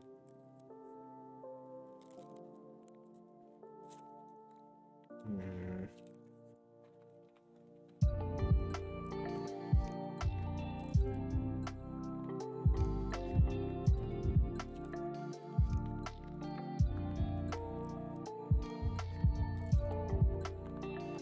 By the way, I was gonna mention too, I might need to stop eating as much popcorn when we go. Yeah, They add so much salt that my lips were burning and like bothering. that's not good. No. I've had that happen before when I've had really salty stuff, but I've not had that issue with the popcorn. Though I did notice when we got toward the bottom of the bucket, Yeah. it was really salty. It was. Yeah. I kind of stopped after that point. But it was mostly gone at that point anyway, so. I think the problem is I ate a lot of that toward the bottom. Oh, sure. Yeah, yeah, yeah.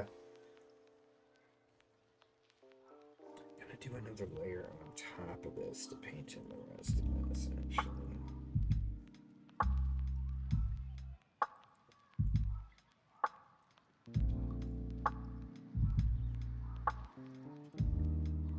Turn off. Jeez.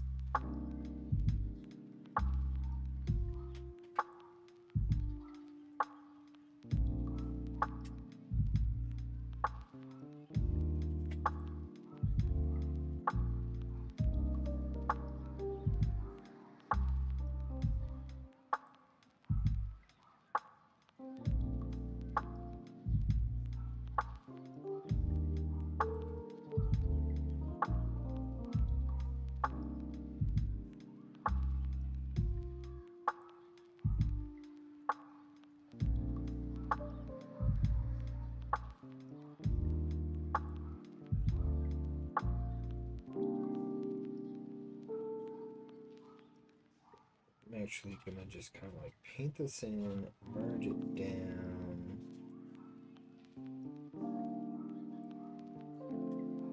Do some adjustments adjustments here and there. This is another one I'm kind of like, love a few things in a few weird ways. I don't know, maybe not.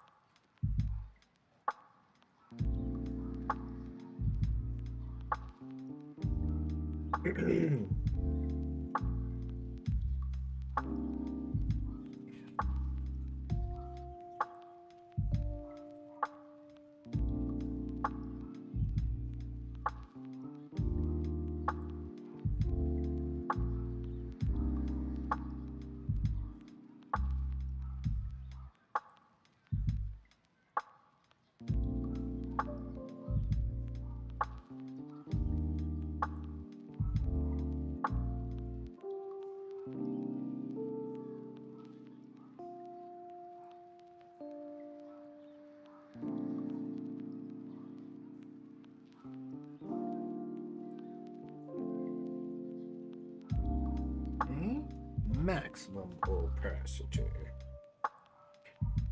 Let's go back down to 1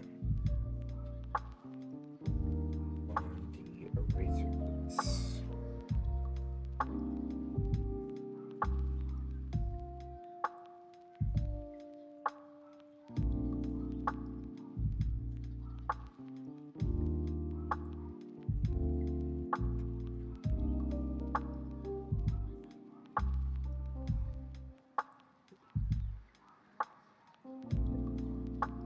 Here's what I'm gonna do here. I'm gonna merge that down.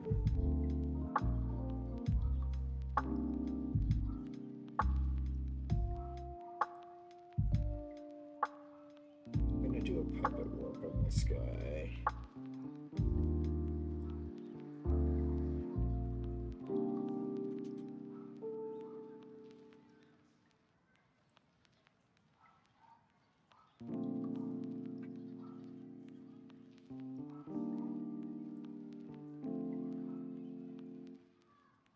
Ugh. Okay, hold on. I gotta get a better view of this. It is a little annoying. I can't zoom. Let's just try a regular work. See if I can't accomplish this with that.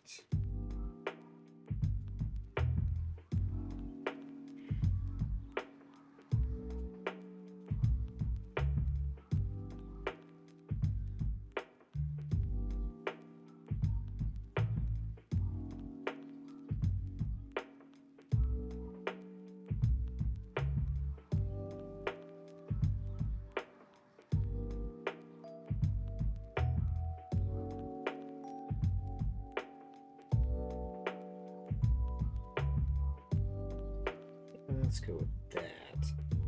So what I'm gonna do now is just kind of crisp up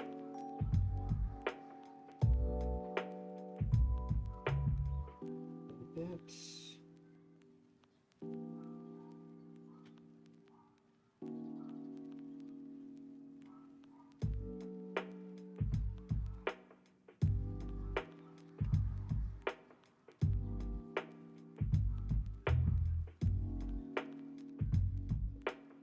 Obviously need to paint back in a few details.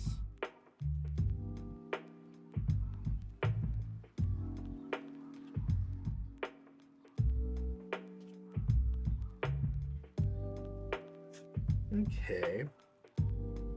Again, I'm going to paint on top of this to just make sure.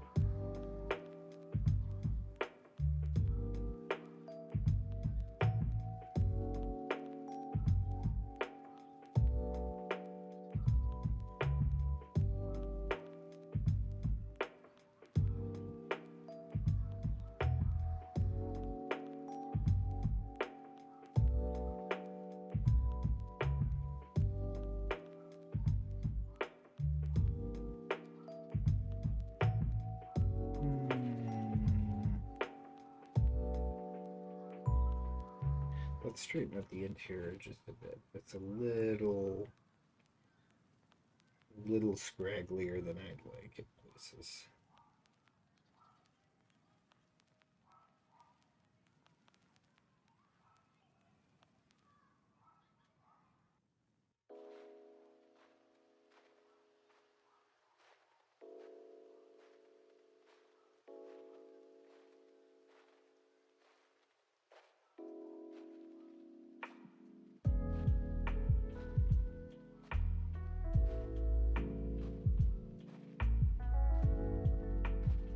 There we go.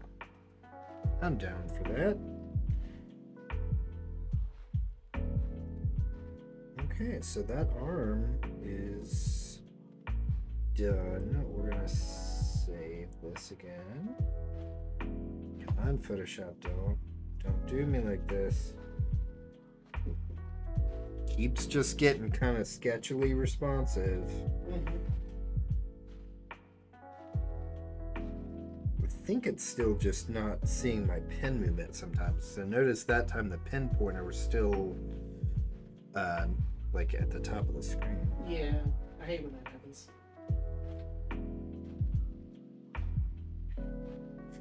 Okay, so for this one, I'm gonna rotate it a little bit.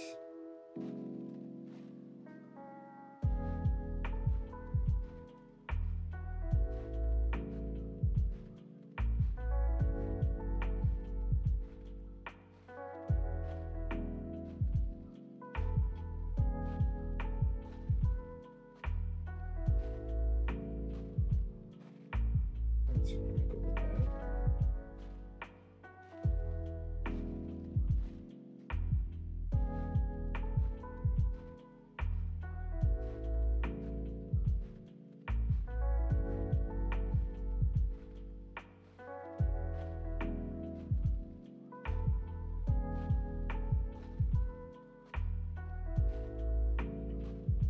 Actually erased quite a bit around here, so let's give this a good size. It's a little bit more.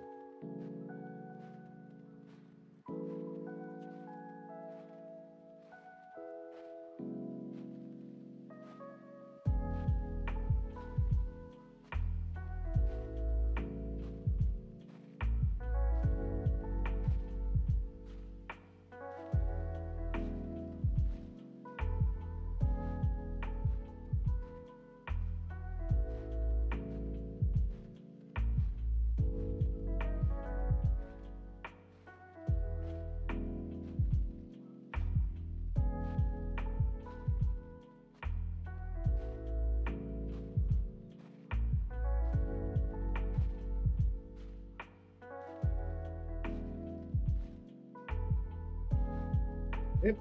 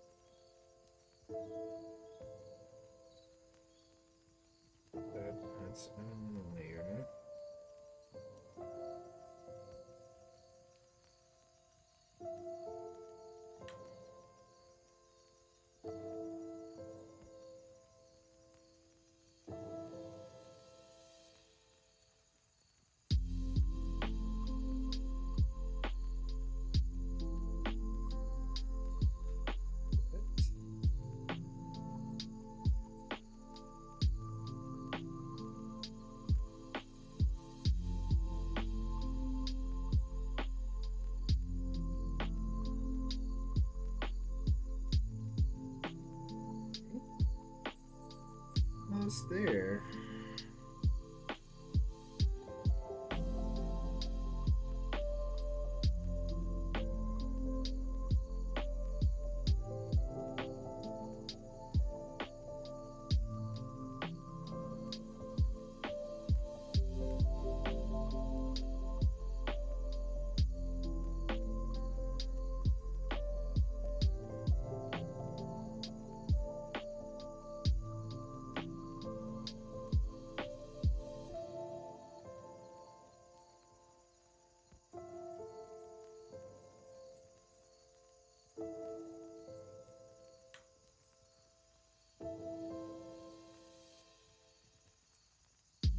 Did you have like a section for like random movement?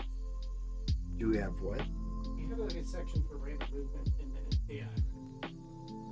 Well, there's a logic option for random movement, but again, that implies the AI is actually active. It is, and it's action random movement. But it shouldn't be deciding on any initiative behavior. So I disabled the evade, so it's not even adding evade task, but it's still doing a random movement. It's gonna do everything. Why is it not? I just wanted to trigger the one move I wanted to do, but it keeps like doing things where it's like walking backwards forever. Yeah, jumping around. I don't think it should be active like that. I don't think we need the control active, because all that stuff, like the evade logic and all that all implies it has like control active, but that should be able to just remain false, and that should just stop all that. So I just Now the disabled AI blocking altogether. is separate because it's a reactive thing. That's why we were managing that separately. But yeah, you can just disable the second character's controller or whatever. Like restrict the inputs or whatever. It's a way to just disable AI. Yeah. So that'll still let it trigger that move. Yeah. Okay. Because you're telling the character to trigger that move, but the controller is what's driving that behavior. You're basically bypassing the controller to feed it a direct command that the controller would normally be responsible for. Sure. So.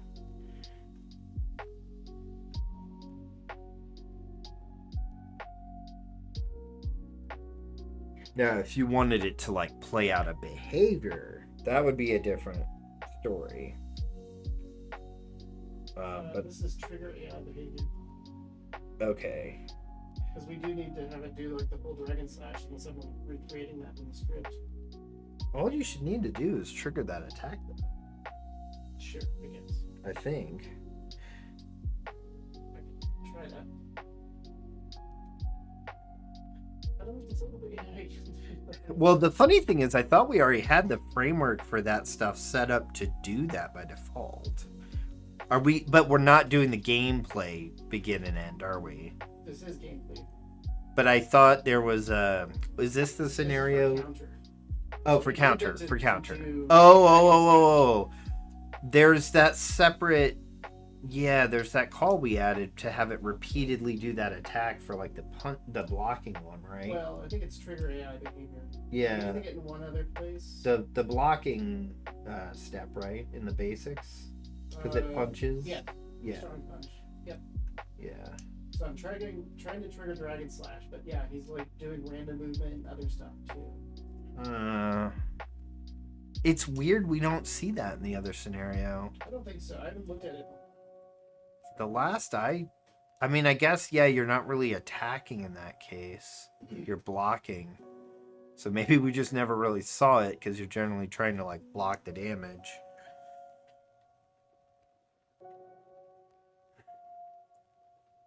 Because we're not doing anything else on that.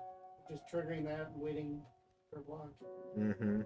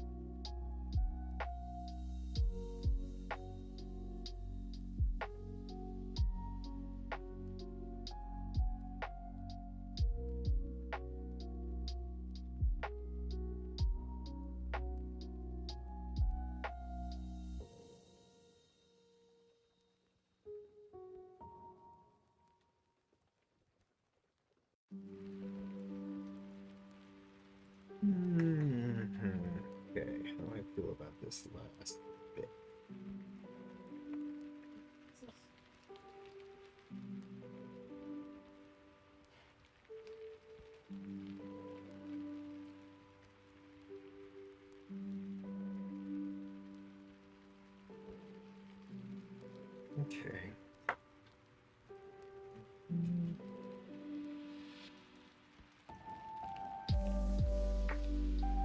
All right. So I think that's gonna do it for the tattoo work here. So let's just have a quick save and a quick review of the frames. Actually, this one needs... Oh, hold on. This one needs a couple things. First of all, the shading here is not on, and the blur.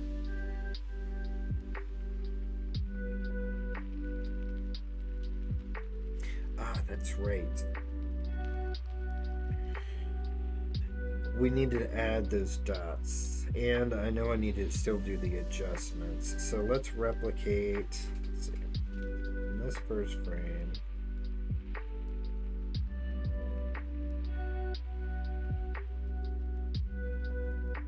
Leave that layer 15.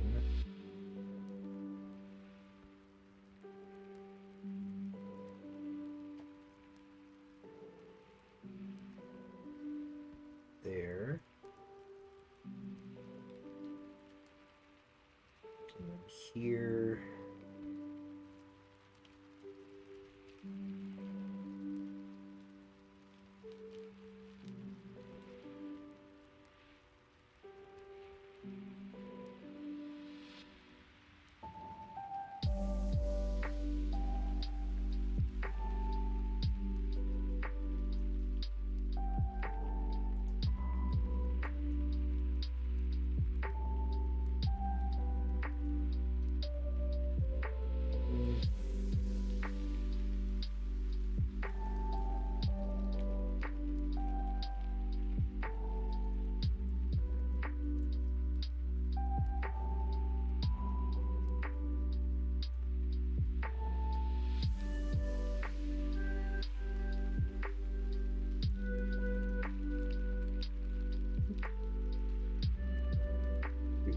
Okay, that's right.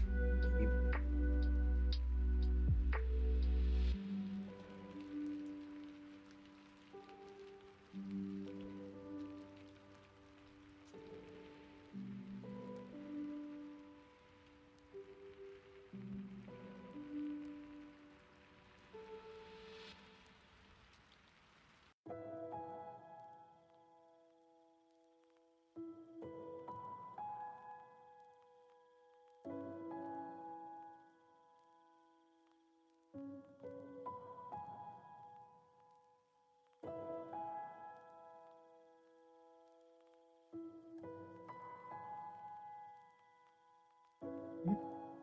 Oh, what? Oh.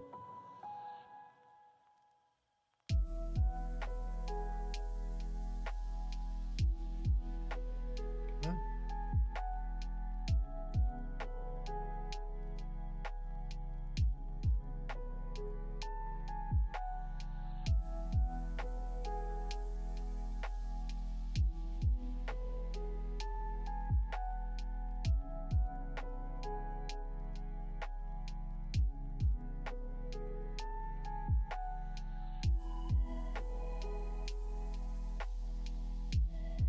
So, 1, 2, 3, 4, 5.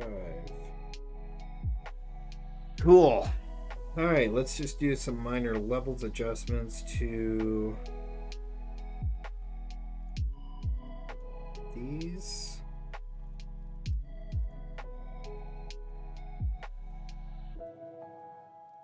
I don't know why in the heck that's all the way over there, but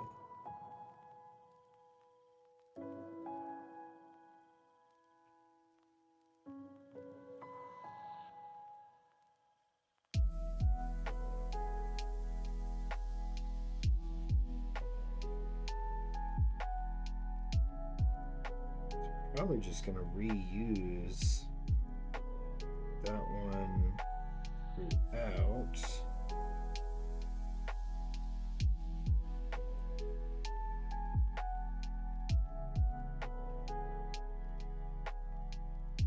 And actually, did I add a clipping mask to this first one? Because it should have one.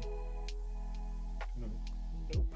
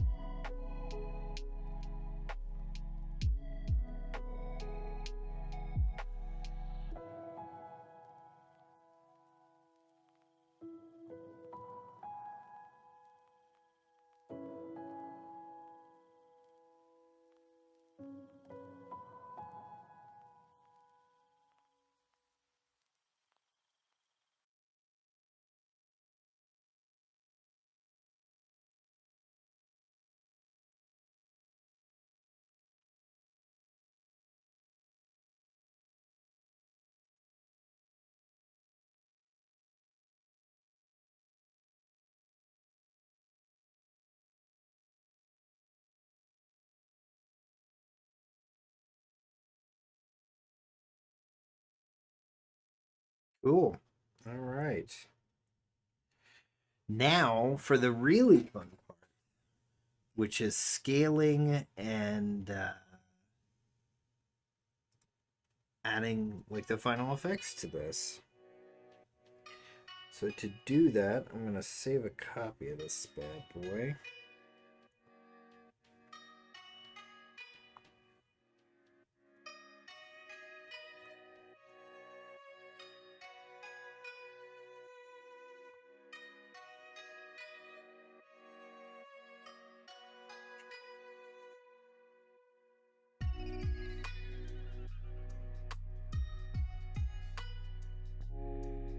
That one. So to do this, the first thing I gotta do is get the correct scale factor. And let's go grab a mid-air. Actually, let's just look for his air hits. It'll be under knockback.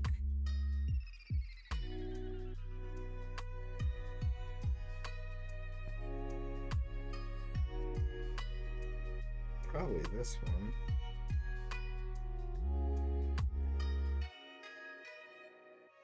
Yeah, we'll go with this.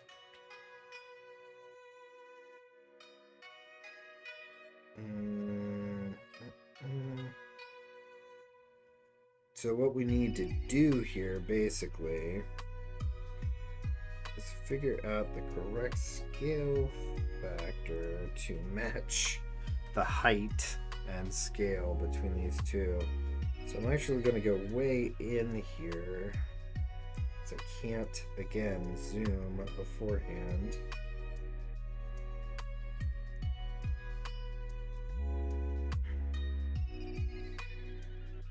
Where are my transfer controls? There's a reason it's not showing them. It's selected to show them. They're just way out there, I guess.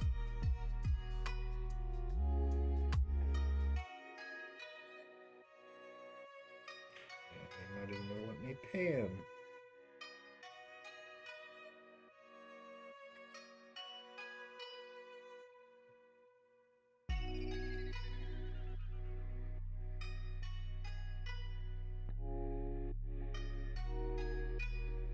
Getting close, but I think it might still be. Let's see, we're at 14.4.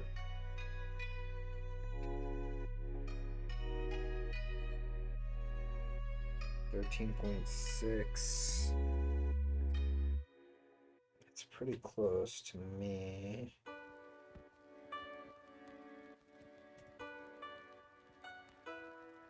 Let's call it 14%, I think. So we're gonna can that. Can that. go to 14%. Boom.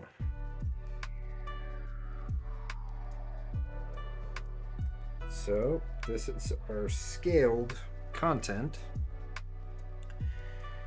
Now I'm going to add a stroke effect to get that nice solid border around the frame. However, for frames like this that have blur, I have to do it a little differently. So we're going to actually drop that in a group, replicate it, put the one on the bottom to have the stroke effect, and then what I'm going to do is essentially paint in the stroke by removing part of this through the mask. Yeah, just flip it. So we're going to go 12, hard round. Okay, so I'm going to paint in the stroke, essentially avoiding the blur regions here, but getting right up to it.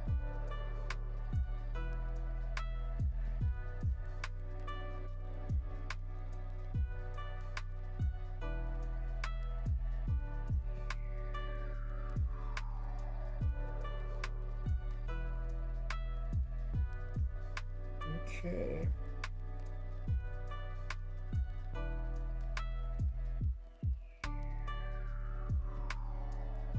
Now for this frame, the blur is on its own layer here, which can technically go above. So what I'm gonna do,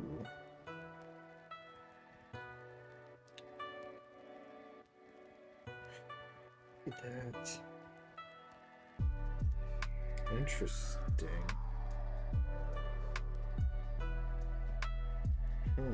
What is the mode of this?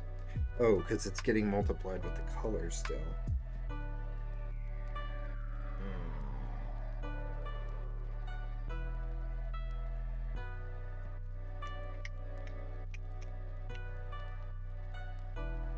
All right.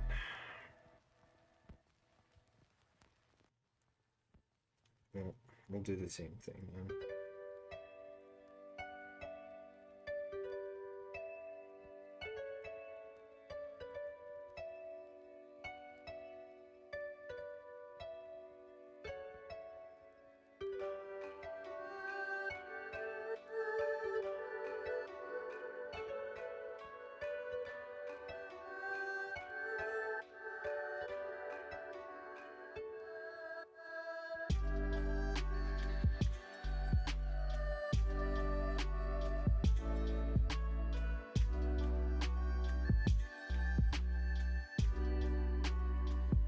Go back over that corner with a finer brush.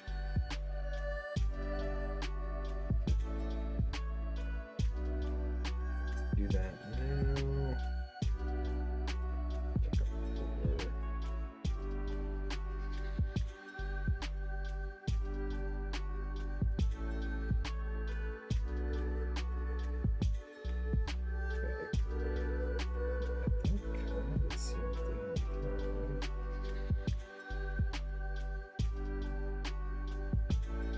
Okay, so that one's good.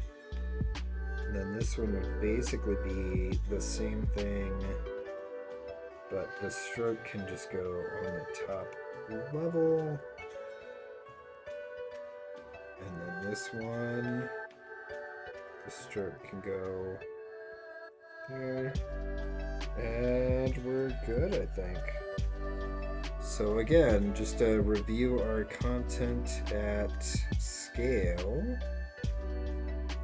got 1, 2, 3, 4, 5. Cool.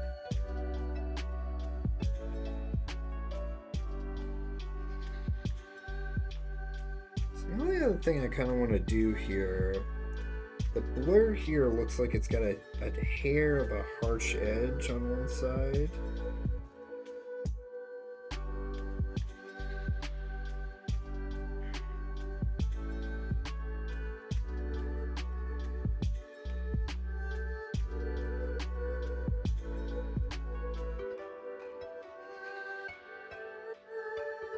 Let me see if I can't soften that up a little bit here.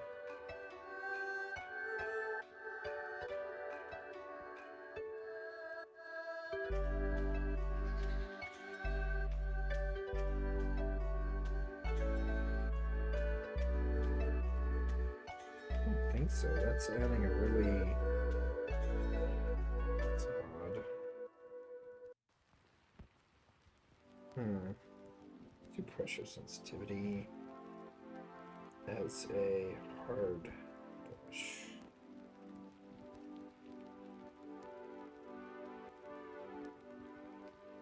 Interesting. It's treating that almost like brush mode. What is all that? That is weird. I don't know why I'm getting all that. It's acting almost like brush mode, or pencil mode. But it's in brush mode.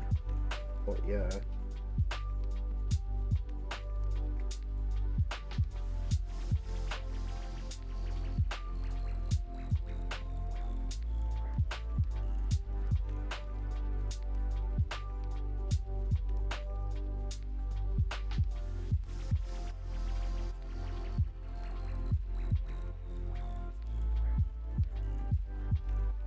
Weird that that's blending so harshly. Let's try this. Let's set... because it's set to dissolve. That's fine. Why? But okay.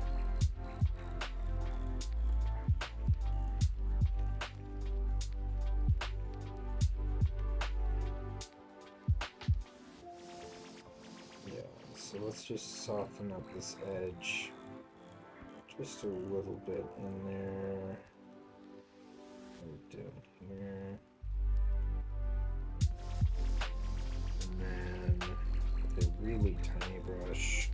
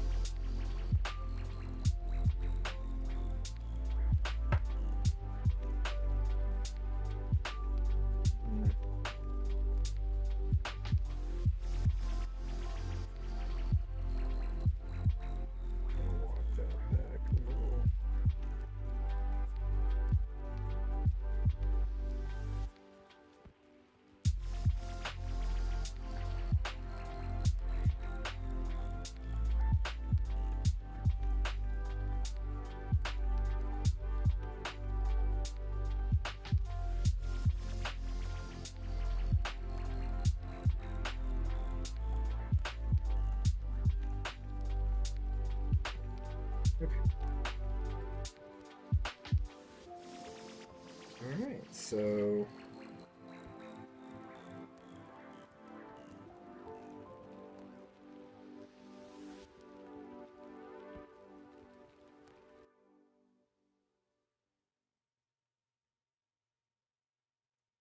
let's one more look over.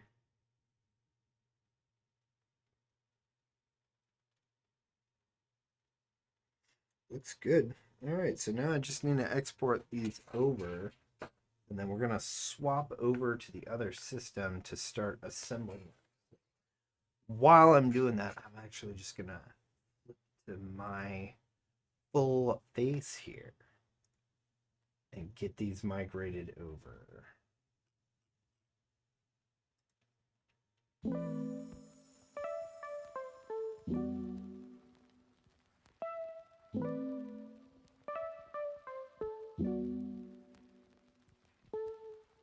Spare you watching all my file system operations.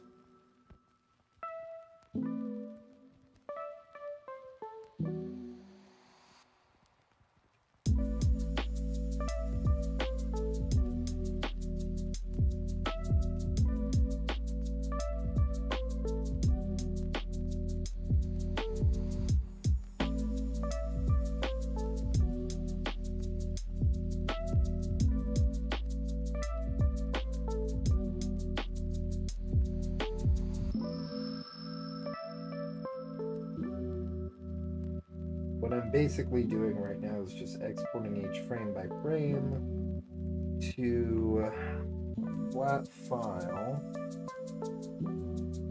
and then I'm going to move them over to our synchronized repository of assets, which will allow me to pull them into the cruncher here on the main workstation.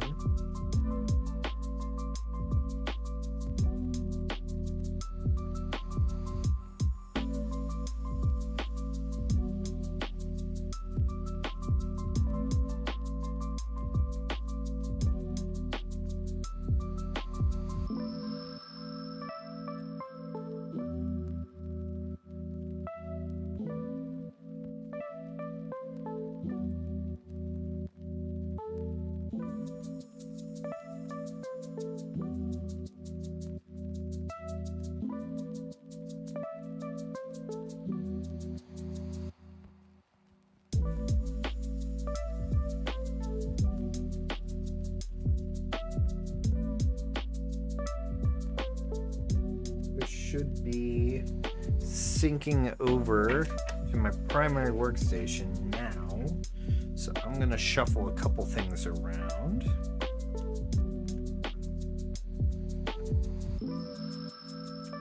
So I don't need to worry about the surface at this point. Out of the way. Close and personal here on the camera. Hydrate.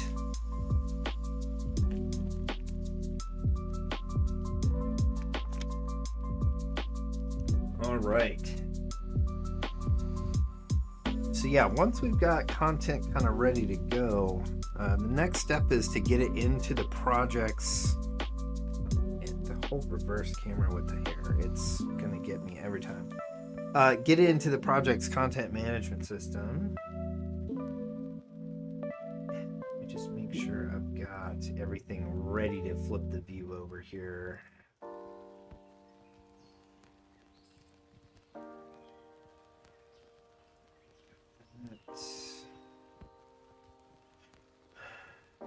That's good. Okay. Yeah, so we can switch over to desktop view, desktop view, desktop view. All right. So I'm going to pull open Content Cruncher. We're just going to get those assets added in here. So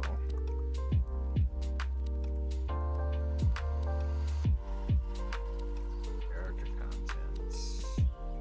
I'm actually going to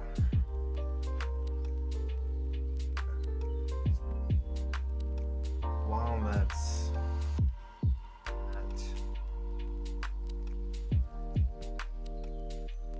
so let me show you guys kind of what this should look like a little bit while that's going. Oh, that's right. Hold on. I'm going to switch to desktop build, and I need to re-add kind of my little act that I have. Oh, wait. Hold on. That's right.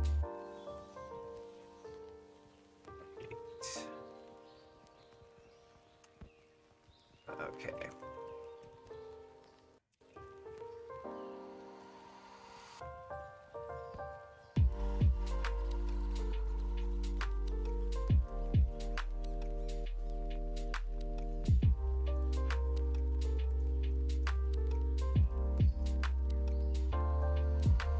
So basically what I'm doing is setting it up that if it's neutral in stance and every 2 seconds it's going to attempt to do a light punch if it's an AI controlled character. Also, I'm going to fire this up to make sure. I can't remember if I last had the game in full screen mode for some capture. I think I may have, so I may need to pop this back in the standard view here, but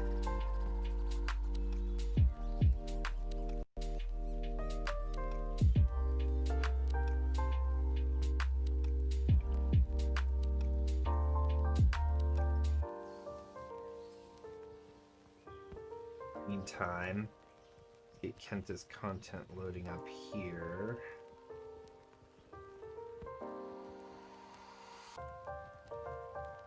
It's a race to see which process it's going to complete first. Well, we got to add the frames to Kento, regardless.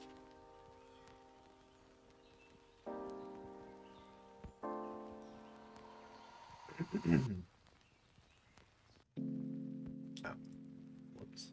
Okay, so yeah, you can see here we've got all of Kento's sprites. I'm going to go ahead and add those.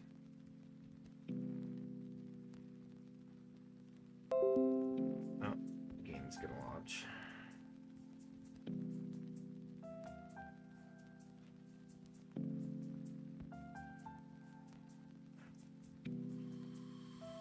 I'll hold that for a second.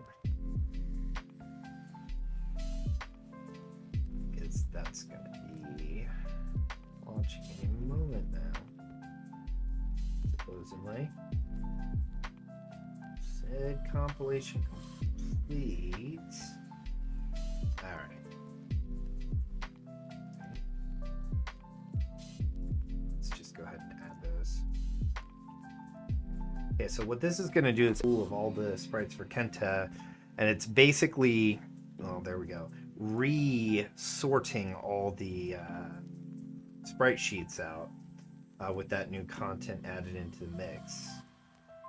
So you can see how they're kind of packed right now.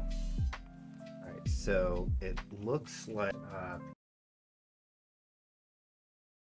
page assortment. So I need to actually go through and add some new upscaler settings and texture settings. We did 256 Atkinson for all of them, or 192.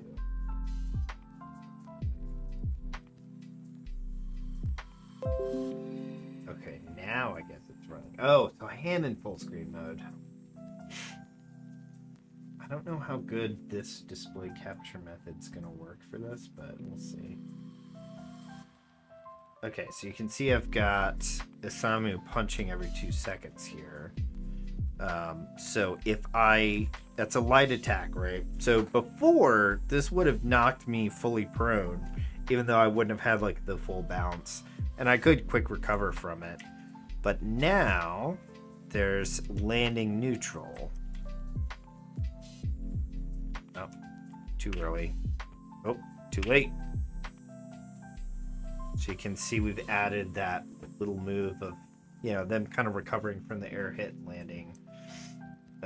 So let's get back to getting the content in there for Kenta, and then we will build his out with the frames that we've put together and test it out in game. And actually I can show you the difference before and after with Kenta specifically here too.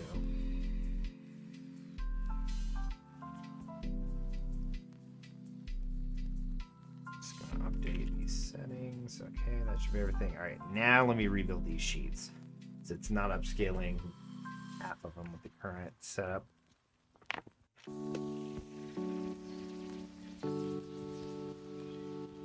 While that's running, let's hop over to the testing screen.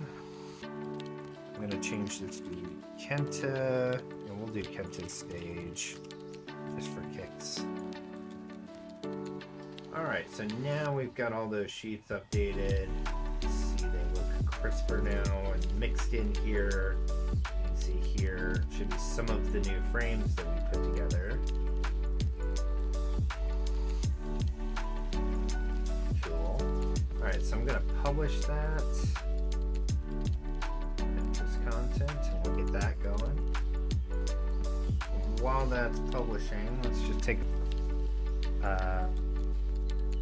actually, I probably need to wait for that to finish now that I think about it, because I'm gonna get a mid-update with this. Oh, that'll be funny. This could be a bad bug. Actually, if I let that go. That's done now. So let's see. No.